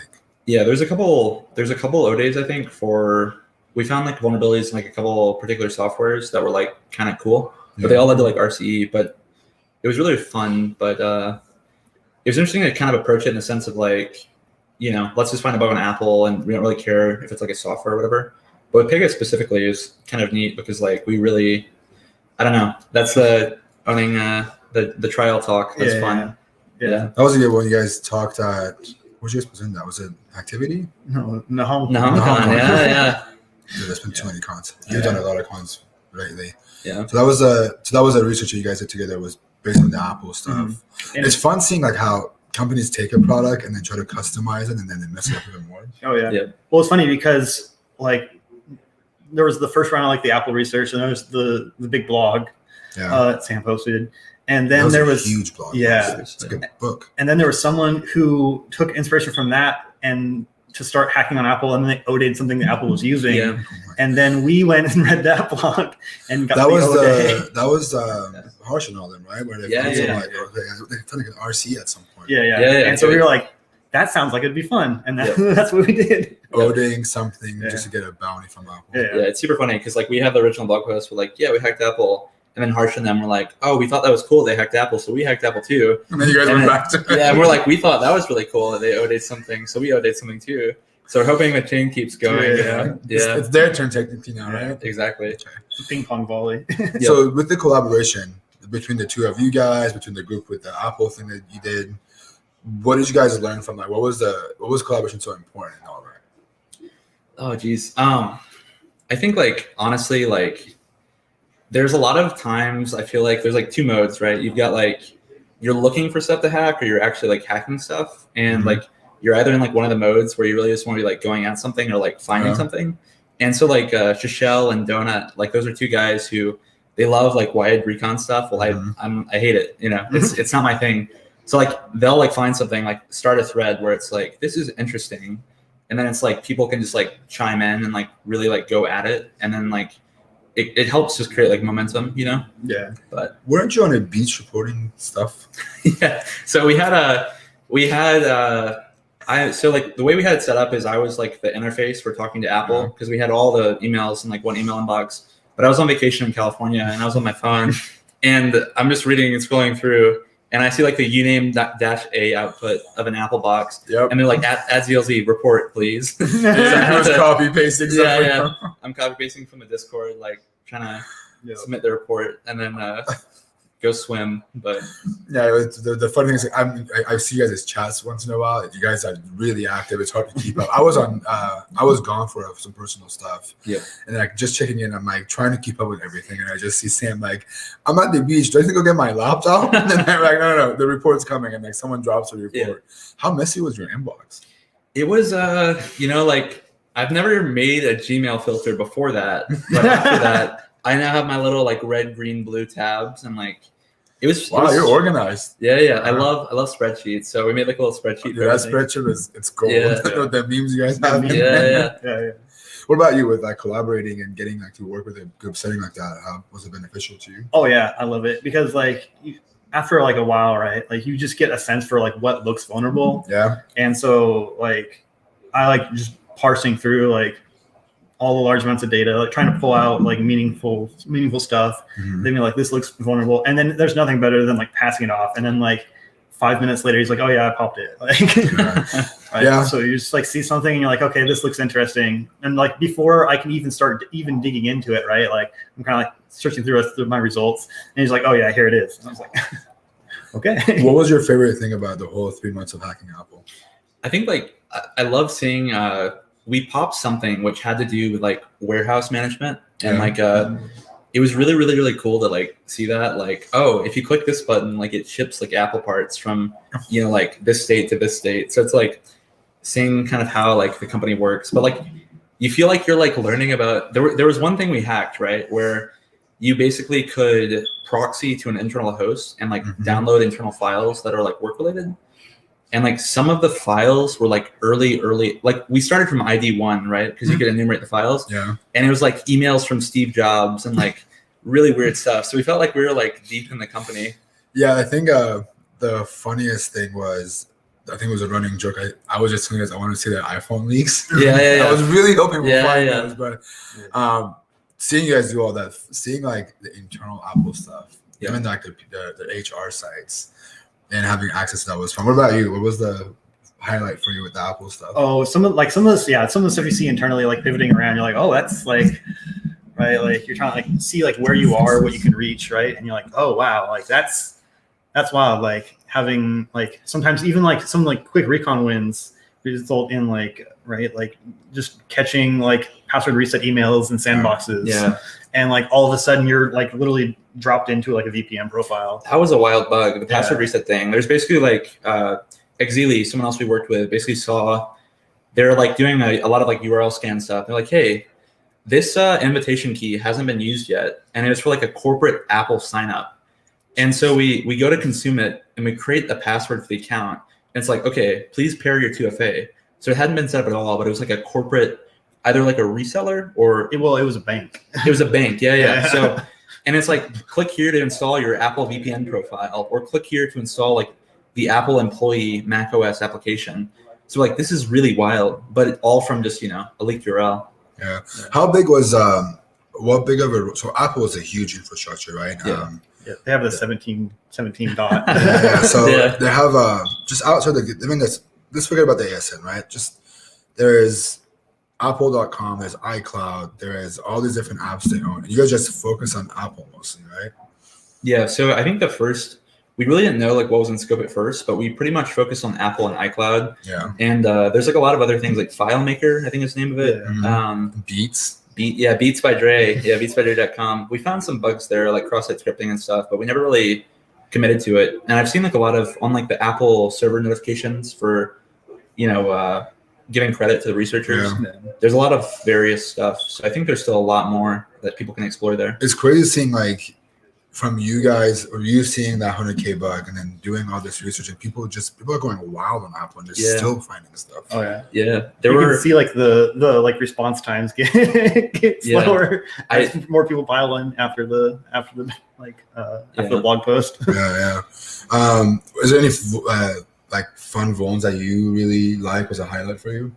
Yeah, so there's one where it's literally when you use the iPhone, it creates like a key that's the authorization bearer for a lot of the internal APIs or the APIs for like your user account. Yeah.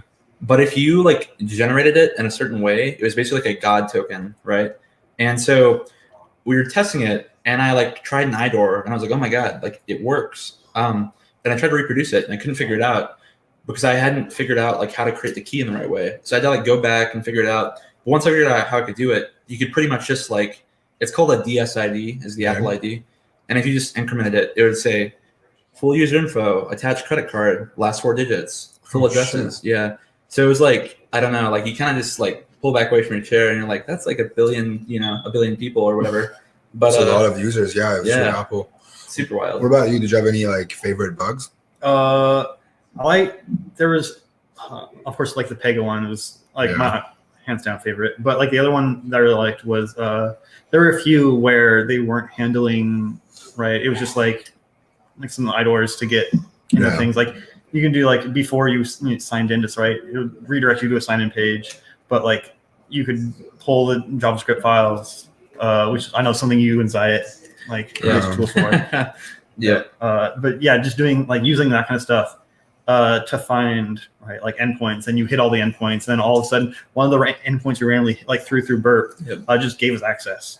Yeah. And it's like, and it was to all these like manufacturing machines. This entire thing was like, for like testing, all these like different testing machines. Like they're like, multi-million-dollar machines. Yeah. It's admin panel that just controls where like how things are like sent between all of them. So 1 second. Sorry about that. Did you think like going through did you think you gotta get that many vulns on Apple? It's wild, dude. Like some of the stuff that we saw, like I saw you guys reporting especially, was like it raised an eyebrow. Yeah, I mean we had like hundreds of vulns. I think like somewhere over 100 vulns. Yeah, it's definitely like wild to think because like the Pega thing was for like Apple phone notifications. I think it was for some like setting up your own store type of thing. Yeah. But I remember, I don't know, like it was weird getting close to like the infrastructure. We never really like. What I really wanted was iPhone links. Yeah, iPhone links. Those are top list. But I don't know. Just like I wanted to get kind of close. It's just like to the meat of being able to like do something where it's like if I send Ben a text message, something bad happens, right? I mean, the iCloud one was pretty risky. The XSS. Yeah, that one was fun. The email XSS was like super interesting. It's like when you like iCloud too, right? Yeah, our POC basically pulled the last 10 photos in your iCloud account and like put them in the email. It's like, hey guys, yeah. But absolutely insane. All right, so we've talked about a lot of like actual like doing the hacking parts of it. What were some of the things you used to like learn hacking and get like how do you practice to become good at your level? I think honestly, like I remember it's really hard because I feel like this advice are like kind of this conversation is always like so hard to try to figure out. But I think honestly, like when I first started, I only knew about like one or two, like a lot of other people, 1 or 2 vulnerability types, like cross-site scripting and like SQL injection. But like what really helped was like just looking for those two things, right? Right. And then like when you're like looking at like different, like through Burp Suite, right? Like you just can't help but pay attention, like all the stuff coming in, and you just want to mess with it, right? Like you see all the stuff and you're like, how do I mess with this? I don't know. I would call it like that was kind of vague, but like almost like goal-oriented hacking. At one of the live hacking events, they had the challenge of like, here's an account that we want you to access. Do that and we'll pay you $50,000. This was the Yahoo, right? Years gone. Yeah. So, but what was really interesting about that was a couple researchers were like, okay, you know, how am I gonna do that where I take over the account? And it just the whole time they thought about that, and they eventually found like this really, really novel like, you know, account takeover, and it was just like super, super wild. You're saying like setting up a goal to accomplish something. Yeah. So saying I want to like the unit was account takeover. I want to get an account takeover on this company, and just really focusing on it. Yeah, like it's really interesting because like a lot of the conversation I feel like is like, oh, you know, vulnerability types, but like I feel like the core of it is like, what does the company care about, right? Like, so if you have that conversation with yourself, it's like, well, how can I possibly do that? Like, and what are the ways you can kind of like take a step back and like kind of like fall up the stairs, as Shell said, like understanding like how you can possibly do that, and it makes it a lot more like goal oriented and like you're actually getting somewhere, you know. But I think knowing what you want to do and just working towards it is a very good way of like learning. Yeah. In your case, you do a lot of recon. I think students having a little bit of issue. James, can you help us out with that really quick? We're doing things live again. Things are going to go wrong. Your case is a little bit different because like you're doing recon, but how do you learn new techniques for like your recon to be better or to do like to find more assets, find them faster, and that sort of thing? Yeah. I always say like it's all about like anything in like security, right? It's all about like understanding the systems and like all the systems involved and how they interact and like relationships between that.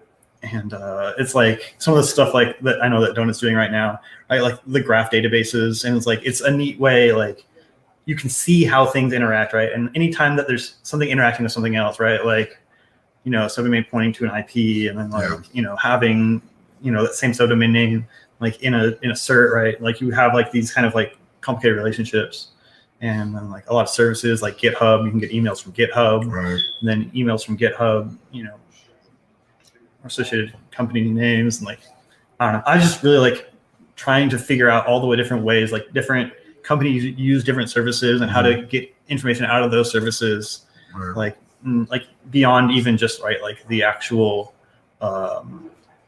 sort of like assets you can see, right? Like traditionally. What about you when it comes down to like new techniques that you want to learn? How do you do that? I'm kind of always on Twitter, right? So I'm seeing all the stuff that comes in with people, like learning those techniques. So one thing I've been doing recently is like request smuggling stuff. So I kind of just like no life watched all the Albanowax content, right? And pretty much just like I from a high level, it's always weird, but like I'm pretty much just sitting in repeater all day and like Burp Suite repeater stuff, just kind of fuzzing around, like kind of understand these things. But I don't know, like learning new stuff is always it's like a weird challenge. But I'm honestly always just like on bug bounty programs. I don't do a lot of like sandbox training stuff. So like just like so one example, right?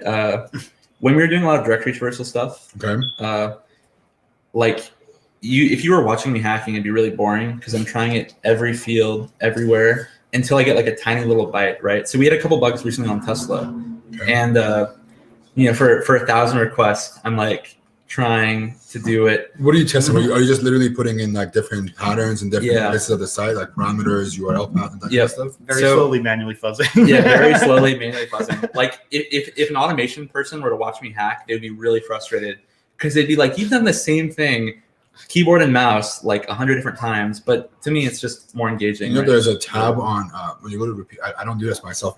I'm with you, but there's a tab called intruder. Yep. I use it. Just make sure you know it exists. All right. Yeah. But the thing with Tesla, right, is like they have a pretty crazy WAF for directory traversal stuff. But we learned you could do like if you encode the period, it turns to %2e, and then you re-encode it, and it double encodes it or whatever. It worked for a couple endpoints where you could pass it. So we started passing that everywhere. And then eventually we found a place where it was really interesting because it was parsing an integer in a path. And when it parses the integer, what's really interesting is that like if you send like 1, 2, 3, ABC, 4, 5, 6, and you run like parseInt in certain languages, it only pulls 1, 2, 3, right? Okay. So if you sent, parseInt path, if parseInt path 1, 2, 3 ABC 4, 5, 6 equals 1, 2, 3 thumbs up, it would go to 1, 2, 3, right? Okay. So what we figured out is you could do like 1, 2, 3, where 1, 2, 3 is like your ID, right? And then .. / 1, 2, 4, where 1, 2, 4 is the victim ID. Mm-hmm. And we were trying that in a lot of places, but it worked. It passed their check, and it was like proxied to an internal request. So like after 20 hours of just manually fuzzing this, we 20 hours. It worked. It worked. So we sent the report in. I mean, there's a point there too, right? Yeah. If that was automated, you wouldn't have known. Yeah, no, that's the thing. Like, especially with WAFs with that stuff, like it was wild because like Tesla specifically, again, like their status codes don't make sense. Like it'll say like 404 not found, when in reality it's like a 403 authorization error, or like 302. It was really weird. But automation is really hard with those like complicated environments. The edge cases seem to be the most interesting ones, and you can't automate them. Yeah, 100%. And there's something to be said there about like being familiar with the program and being familiar with like systems and like how everything interacts, because like Apple and Tesla, for example, are just wildly different. Yeah. Like, and like just approaching in wildly different ways. But like knowing, like I said, like the directory traversal thing, like knowing that it's there and knowing what else like sort of that indicates. Yeah. And like how like this, how their systems are set up through like a bunch of like reverse proxies. Yeah. Like, and where the bugs will be in that. Yeah. Specifically. One really, really interesting thing, if you're going to go and like hack Tesla, one really interesting thing is if you see an ID, it's like, let's say there's /profiles /123 /photo. A lot of times you can give it the and symbol, and it'll, let's say you change like 123 to 123 and, it'll like work. But if you change it to 123 question mark or %3f, depending on what you're doing, it'll fail, because what they're doing is they're taking that ID parameter, passing it to an internal host, as adding the and. Yeah, exactly. So they spend a lot of time fuzzing these. Yeah, I love them. Listen, I'm like, I love them. I see the connection of what you're saying, but I'm just like, how much time do you have? Yeah. That's a lot of fucking fuzzings. Yeah. It's fun. I enjoy it. You can just watch them go through and like look at all his request log and go to every single thing with a parameter and like tinker with it. How many repeater tabs do you have? Were you always one tab? There was I was at a college hacking event one time, and I was showing something on like a laptop. Okay. And he saw my burp repeater tab, and he's like, there's no way each request what they're doing. Because it was like 250, 300 tabs. And I was like, no, I'm manually fuzzing all of these. Like, I'm trying my best. So we have a special guest in our stream right now. Donut is also in the chat. You guys said his name. He's hello, here. Donut. Hello.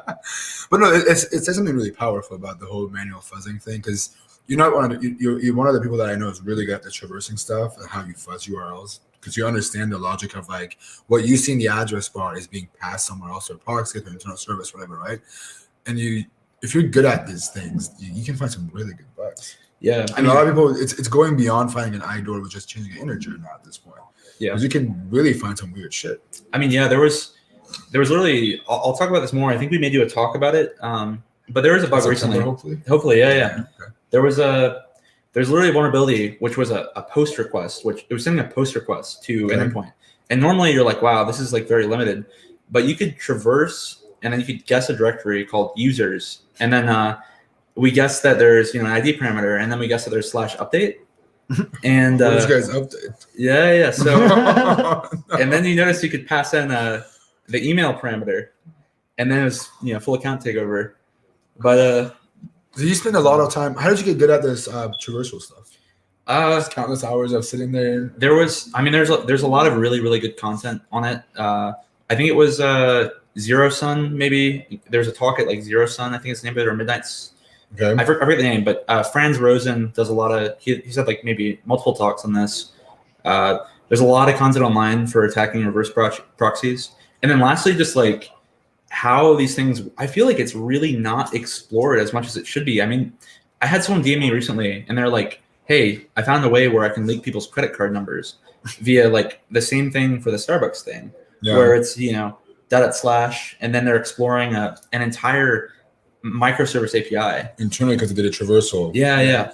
I mean, they were lucky enough to hit a root directory and just dumped everything for them. Yeah. I mean, it's super interesting because it's like all the external hosts are like super hard, and people think but internal hosts, you have like a developer who's like, nobody's going to see this. I'm going to spin up a /test, which is literally a shell or something, but it's just weird. That's crazy. I gotta spend some more time on this. I've seen you talk about this a lot. I've popped into the streams a few times. I know exactly what you're talking about when you say like I'm sitting there for hours, just didn't realize like you are seriously just countless hours trying to figure out a way to just bypass this thing, get something to be dumped out of it. Yeah. What was that cookie one with the directory reversal? I'm trying to think. I remember it wasn't by chance the chess.com stuff because that's different. No, the chess.com. It was one of the crypto things. So we worked with I can't say like specifically the name of the customer, but we worked with a company, and it was really interesting because there was the cookie itself was being passed to they had a host that was meant for session handling and APIs. So if you did authorization bearer, 64 character string, they were literally taking that and passing it to an internal API, which controlled your like user account. Yeah. It's, who you are. But there was like a lot of interesting behavior where like basically you traverse to the root and you can like, override the API call. But what's really interesting is that if you pass in to a like redirect parameter, it would like redirect it, and it would pass the server would pass, when it redirected to your host, it would pass in like a server controlled authorization bearer. Okay. But that authorization bearer is like their God token, right? So we were exploring the API like normally, like the external API, and we're hitting endpoints, and it's like, oh, you're not authorized, you can't hit this. And we're like, well, it's really weird because we are authorized. And then we pass in like the God token, and it's like, oh, you can update anybody's email now. So it's just like, oh, full account takeover. All right. There goes to show like just we were talking about HADEX, like manual approaches. I asked, unrelated, but I was just like, why do people ask me, or there was a bug bounty tweet thing, like how to automate XSS? Like, why do you want to automate stuff like that? You're going to miss so much stuff if you automate it. Yeah, I love automation. I think automation is absolutely great for, the general task of bug hunting. I love recon. Like, it's such a fun thing to do, but honestly, like I can never commit to learning and doing it because I'm with Shell and Donut, who are absolutely like experts, right?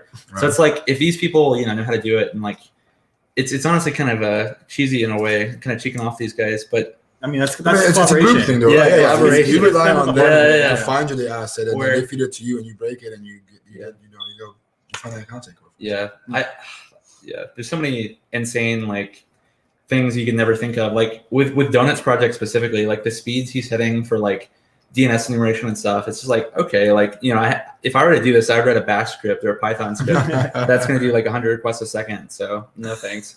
Well, we're almost out of time. I got to hand this back to Omar and say, but I've been ending every stream with the same question. I ask everybody for bug hunters at least, or even in your career, if you could go back to talk to Sam from 4 or 5 years ago and give yourself an advice, same thing with you, Shal, what would you tell yourself? What mistake to avoid, or what thing to be better at? But technical, non-technical. So like one trap I always found myself in was like, it's really funny. There's a guy who's younger than me. He's maybe like 16 or 17, and he spends his whole day like having a really good time, like messing with stuff, or like sometimes he's messing with stuff he's maybe not supposed to be messing with. Okay. But the thing is, like, he's having a blast doing it, and he'll message me. He's like, man, I'm really trying to read this book, and I can't force myself to read the book. I'm afraid I'm not learning. But it's like, no. Like, you're having fun doing hacking stuff. Like, you don't have to force yourself to like consume like content or like take a course, or, like do whatever. Like, as long as you're enjoying like what you're doing, exploring that, I feel like that is the most important part. And I think there was like maybe like 6 months at a time where I would just get super, super, super depressed that I'm not making progress and like setting goals or whatever. But like, I should just like kind of relax a little bit and enjoy it. But that's what I'd say. I don't know. It's a good advice, man. It's like you have to have fun with it. The passion has to be there for you want to do it. Yeah, exactly. If you want to do 20 hours of fuzzing something, the passion has to be there, dude. Hey, that's true. What about you, Sean? I would say like my biggest thing was just like going and doing it, right? Like meeting people, like, right? Because like it's hacking by yourself, like when you don't have people to talk about stuff with, or like it's not nearly as fun. Like the fun comes from like having friends who are also doing the thing, who you can like hack with, and like find your group of people. And also, yeah, just doing the thing, right? You can sit there and like, I love reading stuff. I love reading and like watching talks and like for an unlimited amount of time. But like, there's a period of time where I was like not actually like hacking anything, right? Like, there's a lot of stuff that just you can only learn by going out there, seeing how something responds, and like playing around with it. Like, because while there's a lot of things you can reuse and whatnot, like nothing that you read for the most part, you're going to just be able to like reuse just like flat out. Practical versus hands-on. Yeah, I get it. It's different. I think people get stuck in the theoretical reading and digesting all this information and then forgetting to actually go into hands-on stuff, right? Can I add to that a little bit? Like, I was having a conversation with someone, and it's their first DEF CON, and they're like, I'm going to go to this talk, but I'm going to have absolutely no idea what's going on. But it's like, that's the point. Like, there's no prerequisite. It's going to register when you see it. Yeah, exactly. Exactly. Like, I'm sure when you see something for like, you've seen these talks, you didn't know how to do it, but then you started registering, seeing all these things happen on the website, and then wanted to test it out. Right? 1,000,000%. Yeah. That's, I think, really good advice between the two of you guys. I think it's just taking things, learning them, and then being willing to put in the time to actually get experience on a program or actually doing whatever it is you want to do. It doesn't have to be bug bounties. It's just wanting to put in the time to do it. Yeah, and also like being okay with being bad at something, right? Like you're not going to be great. Like I think like the first bug I submitted was like rate limiting, right? Like, you've done it though. It's a progression of like being bad at something and then progressively getting better at it. Yeah, and so it's just like right, like because the other thing is like bug hunting is like a very different thing, right? Than just like you can find like a lot of stuff, but like finding stuff that's reportable and finding stuff, right? Like learning how to do write reports and what companies care about. It's like a big thing too. Yeah, learning the biggest thing for me to learn was understanding that bug bounty is about impact. Yeah, not so much of like theoretically I can do this thing. No one cares. Yeah. Can you freaking do it or not? 100%. Well, I think that's all we had for today's stream. Thank you guys both so much for coming out here and sitting down with me for a little bit and giving me some of your Friday night or Friday afternoon. Omar, we're going to pass it back to you. Awesome. And let you guys do some wrap up. Tomorrow we'll be back again in the morning with the Red Team Village stream. I think Barrett and everybody on the Red Team Village are going to be live. I'm going to pop in and say hello once in a while, be on the back end and help you guys. Other than this, I've been here since 9 on this stream. I'm going to take it, with Omar. Omar has been running this entire thing this whole time, but I want to thank you so much for having me. Thank you guys for joining me. Thanks to all the guests, Addix, Stokes, Zishano, the Cyber Mentor, Joe, John Hammond, everybody watching, everyone in the chat that's tuned in. Thank you for having me here, and I'll give it back to you, Omar. Thank you so much, and thank you guys again. And once again, Nahamsek, you're a lifesaver. I appreciate it. Thank you for having me. Absolutely, absolutely.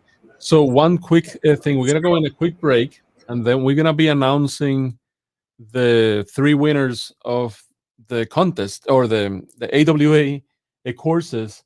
And we have a special guest that is going to be announcing those winners in a second. So we're going to go in a quick break, and then I'll pass it back to that special guest.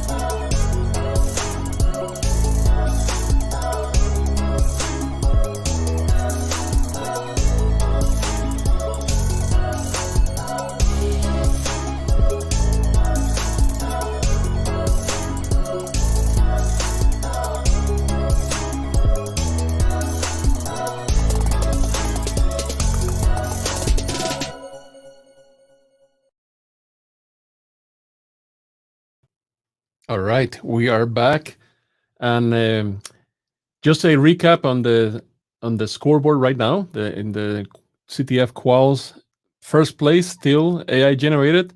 However, just in the last few minutes, EPT is actually now in second place, and Son of Anton is in third place. Nutriden Cannon just moved down to fourth place. No pressure, but as we stand right now, AI generated is actually leading the scoreboard.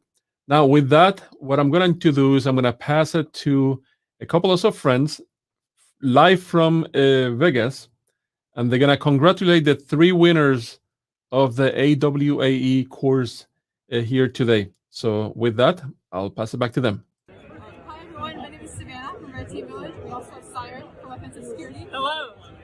And should I give a quick shout out to some of the AWAE winners? Absolutely. So shout out to all the AWAE winners. We love to have you. Thank you so much for taking our courses and getting the vouchers, whatever it may be. Congratulations.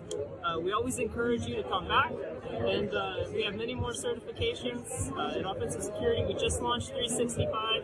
So that's year round for many, many things and a 20% discount. So by all means, swing by the website, check it out, and congratulations to each and every one of you who actually got it. Thumbs up, man. Alright, bye everyone. Awesome. Thank you, guys, and I really appreciate your help in there. I know that it's being amazing, in Vegas right now in the contest floor. And once again, thank you to Ben or Nahamsek for leading a lot of the conversations here today. Today has been amazing. Now, tomorrow, we're going to start at the same time, 9:45 Pacific time. So all this is in Vegas time. So all this is Pacific. And we're going to start with the qualifiers part 2. And then we're going to have several interviews, especially Matt is going to join us at 10:30 with different Red Team interviews. And, we're going to go over many, many different conversations tomorrow related to CTF, related to bug bounties, related to, Red Teaming as well. We're going to have a panel at 3 p.m. with Bruce Schneider, which I'm actually going to be participating on, and in collaboration with the AI Village as well.